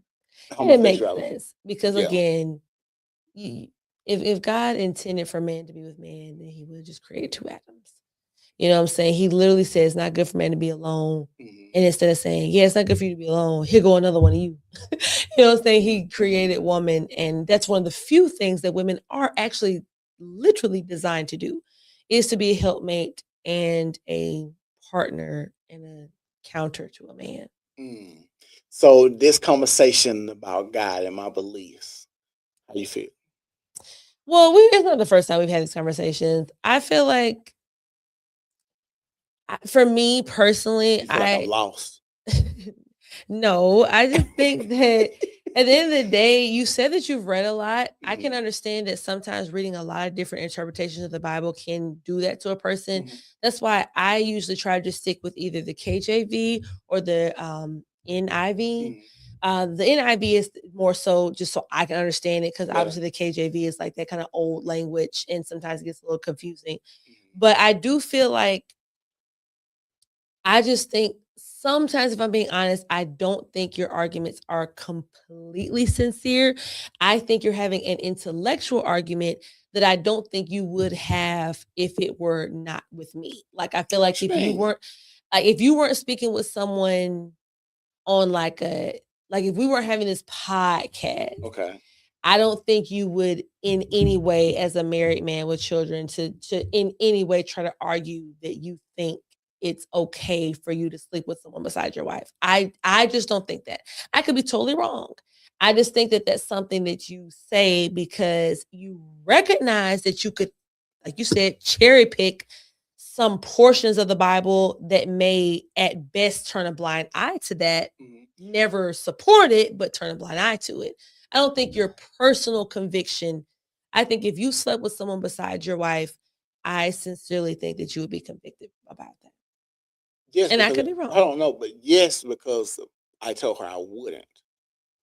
But this is truly, I truly don't believe God will have an issue with you being married to multiple women. I do not believe He will have an issue with that. whatsoever. Like this is me being So if 100% true. what's the reason why you don't have multiple wives? I don't nothing about, to me, that's what I'm saying. I think a lot of this stuff for me, nothing about two women married to two women. Jazz married to two women. Yeah. Some men can do it. Some men, and then I do think a lot of that is money. Like if I got a big enough compound, you go over here, go over there. Then I just think about like how women talk about, yeah, you know, me and my homegirl stay together. Now cycle synced up. What? Now I'm thinking I got, yeah, okay, you on your cycle, me and her can go over here, but y'all both on your cycle at the same time. Because Like, that is nah. what that is what will happen. No, and then I gotta worry about jealousy. Like it's already hard enough to if I'm spending too much time doing a podcast. Now I got a podcast and 2 wives or 3 wives. Like nothing about. So you would accept that the only way that you would do it would be within No. the confines of another marriage, and you're just saying you're not willing to do that, which would still mean that you don't feel like that it would be okay for you to sleep with another woman besides your wife, because you just said you're not willing to take on 2 wives. So you're saying even if I had 2 wives, I don't believe in sleeping outside. No. I'm saying you just said that you're not willing to take on another wife because of all the reasons. So Right. that would still technically mean that you don't believe in sleeping with somebody outside of your wife currently. No, I don't believe in it. But like I said, it's because that's the conversation that we had.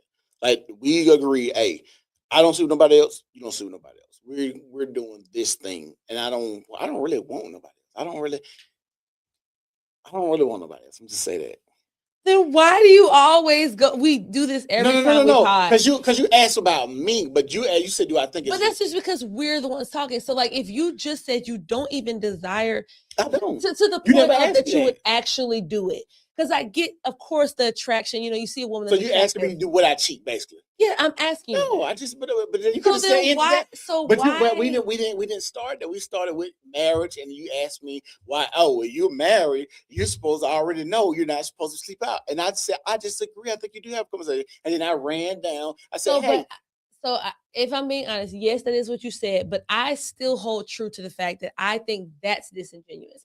I don't think Okay, you so really what- mean that. What? Like, I don't think you really mean that simply saying, hey, even though we're married, which is this clear covenant between you, me, and God, I still have to say, don't cheat on me No, for it I- to be okay to not cheat on me. I do believe that.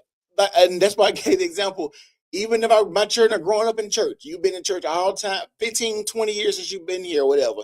If you're 15 years in, you're still a virgin, I'm still going to go back and tell you, hey, you know, fornication before sex is a sin. I'm still going to say that. And you know this. You've been here. So Nate, we all know what Christianity say before a person is even saved most of the time.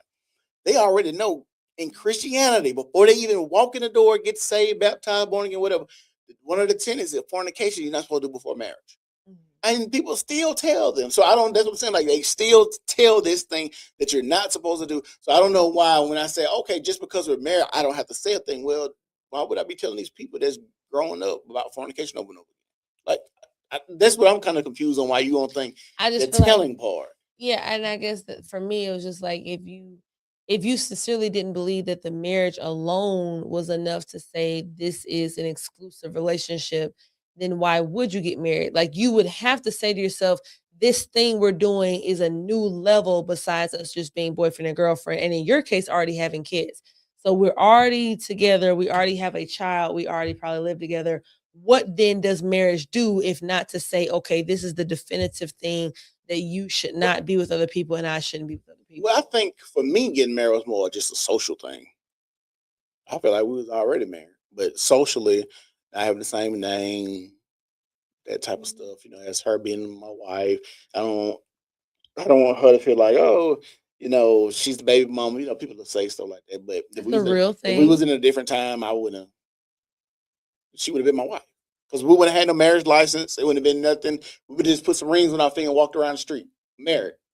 Like if I'm me one married and we go to Atlanta, both of us got rings on our fingers and stuff, people just go to someone married. Like marriage is a covenant with God. I don't have to do this legal stuff, but it's legal. So it's like a social thing to show. And then, you know, like I said,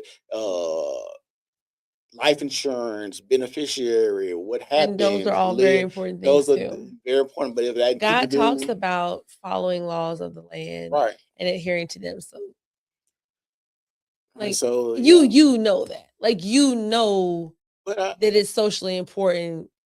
Like you nobody needed to tell you that. You were smart enough to recognize if I'm with this woman and we're having children and we're living together, I should fully protect her and cover her to the full extent of the law, which would be putting her under my name, under my protection, my life insurance, my this and that and the third. So like I guess not to even argue with what you're saying, but like to some men who push back against that, to me, maybe I'm just whatever I am, but I just think those are disingenuous conversations. You know how important marriage is. If you didn't know how important marriage is, then you would just do it just because you know a woman wants it. But you don't do it because you know how important it is. You know that once you do this, this is something that is supposed to be a permanent thing. That's why when men are like, oh, well, hey, we've been together all this time. We're basically married. No, we're not married. And the reason why we're not married is because you haven't asked me to marry you. You recognize the importance of this thing. That's why you're not doing it. So I feel like that's just a disingenuous conversation. That's just my so you think because they don't do it, that means they know it's important, definitely. or they don't do it because they don't think it's important. No, absolutely not. But Men I'm saying, recognize the importance of How marriage. can you have one and not the other? Because You really don't think that men recognize the importance of marriage? If they did not, no. and they know that I didn't say women do. no. Hold on, for the sake of argument, I'm just sake of argument now, because I do think men understand That's the all I'm importance of saying. marriage, but I don't think it's not all, because a lot of men don't want to get married. More men don't think that it's important. I personally don't think the legal side of it is important, because I feel like it's a covenant with God. We can't even see the nigga. So he said we married. We don't even. Mhm. But like I said, socially, like of course, socially just makes sense. But what 400 years ago, we wouldn't be having no paper. Probably wouldn't even go to no courthouse or have no 400 ceremony. years ago, we didn't have driver's licenses. I mean, at the end of the day, Right. there's things that we do that we So know are that's what I'm important saying. to do. I guess the paper make us more married now. I don't know. Well, it's more so like you mentioned, the covenant thing, and also being in front of witnesses, family and friends. It's a communal thing. Like, hey, we're all witnessing you guys taking these vows. So technically, we're all supposed to check each other, even though that's not socially acceptable, but it's biblical. And that's we're my whole point of like the church. Like, hey, if you was why married, did I see you with this lady at the movies and this is not your wife? Right. So that would be like the social aspect. That's why I say those things would help with the church, because you know, you come to church with this lady, this woman is your wife, your kids, all that. Woo, woo. That's why even like jumping the broom, that's supposed to signify y'all done got married, but nobody, only these 10 people saying y'all jumped the broom. Tom, Dick, and Harry over here, I ain't gonna even know y'all jumped the room. You know what I'm saying? I actually think I jumped the room in a wedding for the first time ever. But yeah, really? And I've been to plenty of weddings. We ain't even jumped the room my wedding. Yeah, I don't plan on doing that either. But that's because I'm really big on, I don't like superstitious stuff. I feel like superstitious things are like not biblical.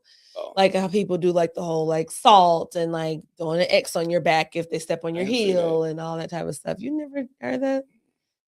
I'm from the country. The only superstition that I know is like the broom sweep your feet. You gotta spit on it. That's what I'm saying. Spit on the broom, somebody touch your feet.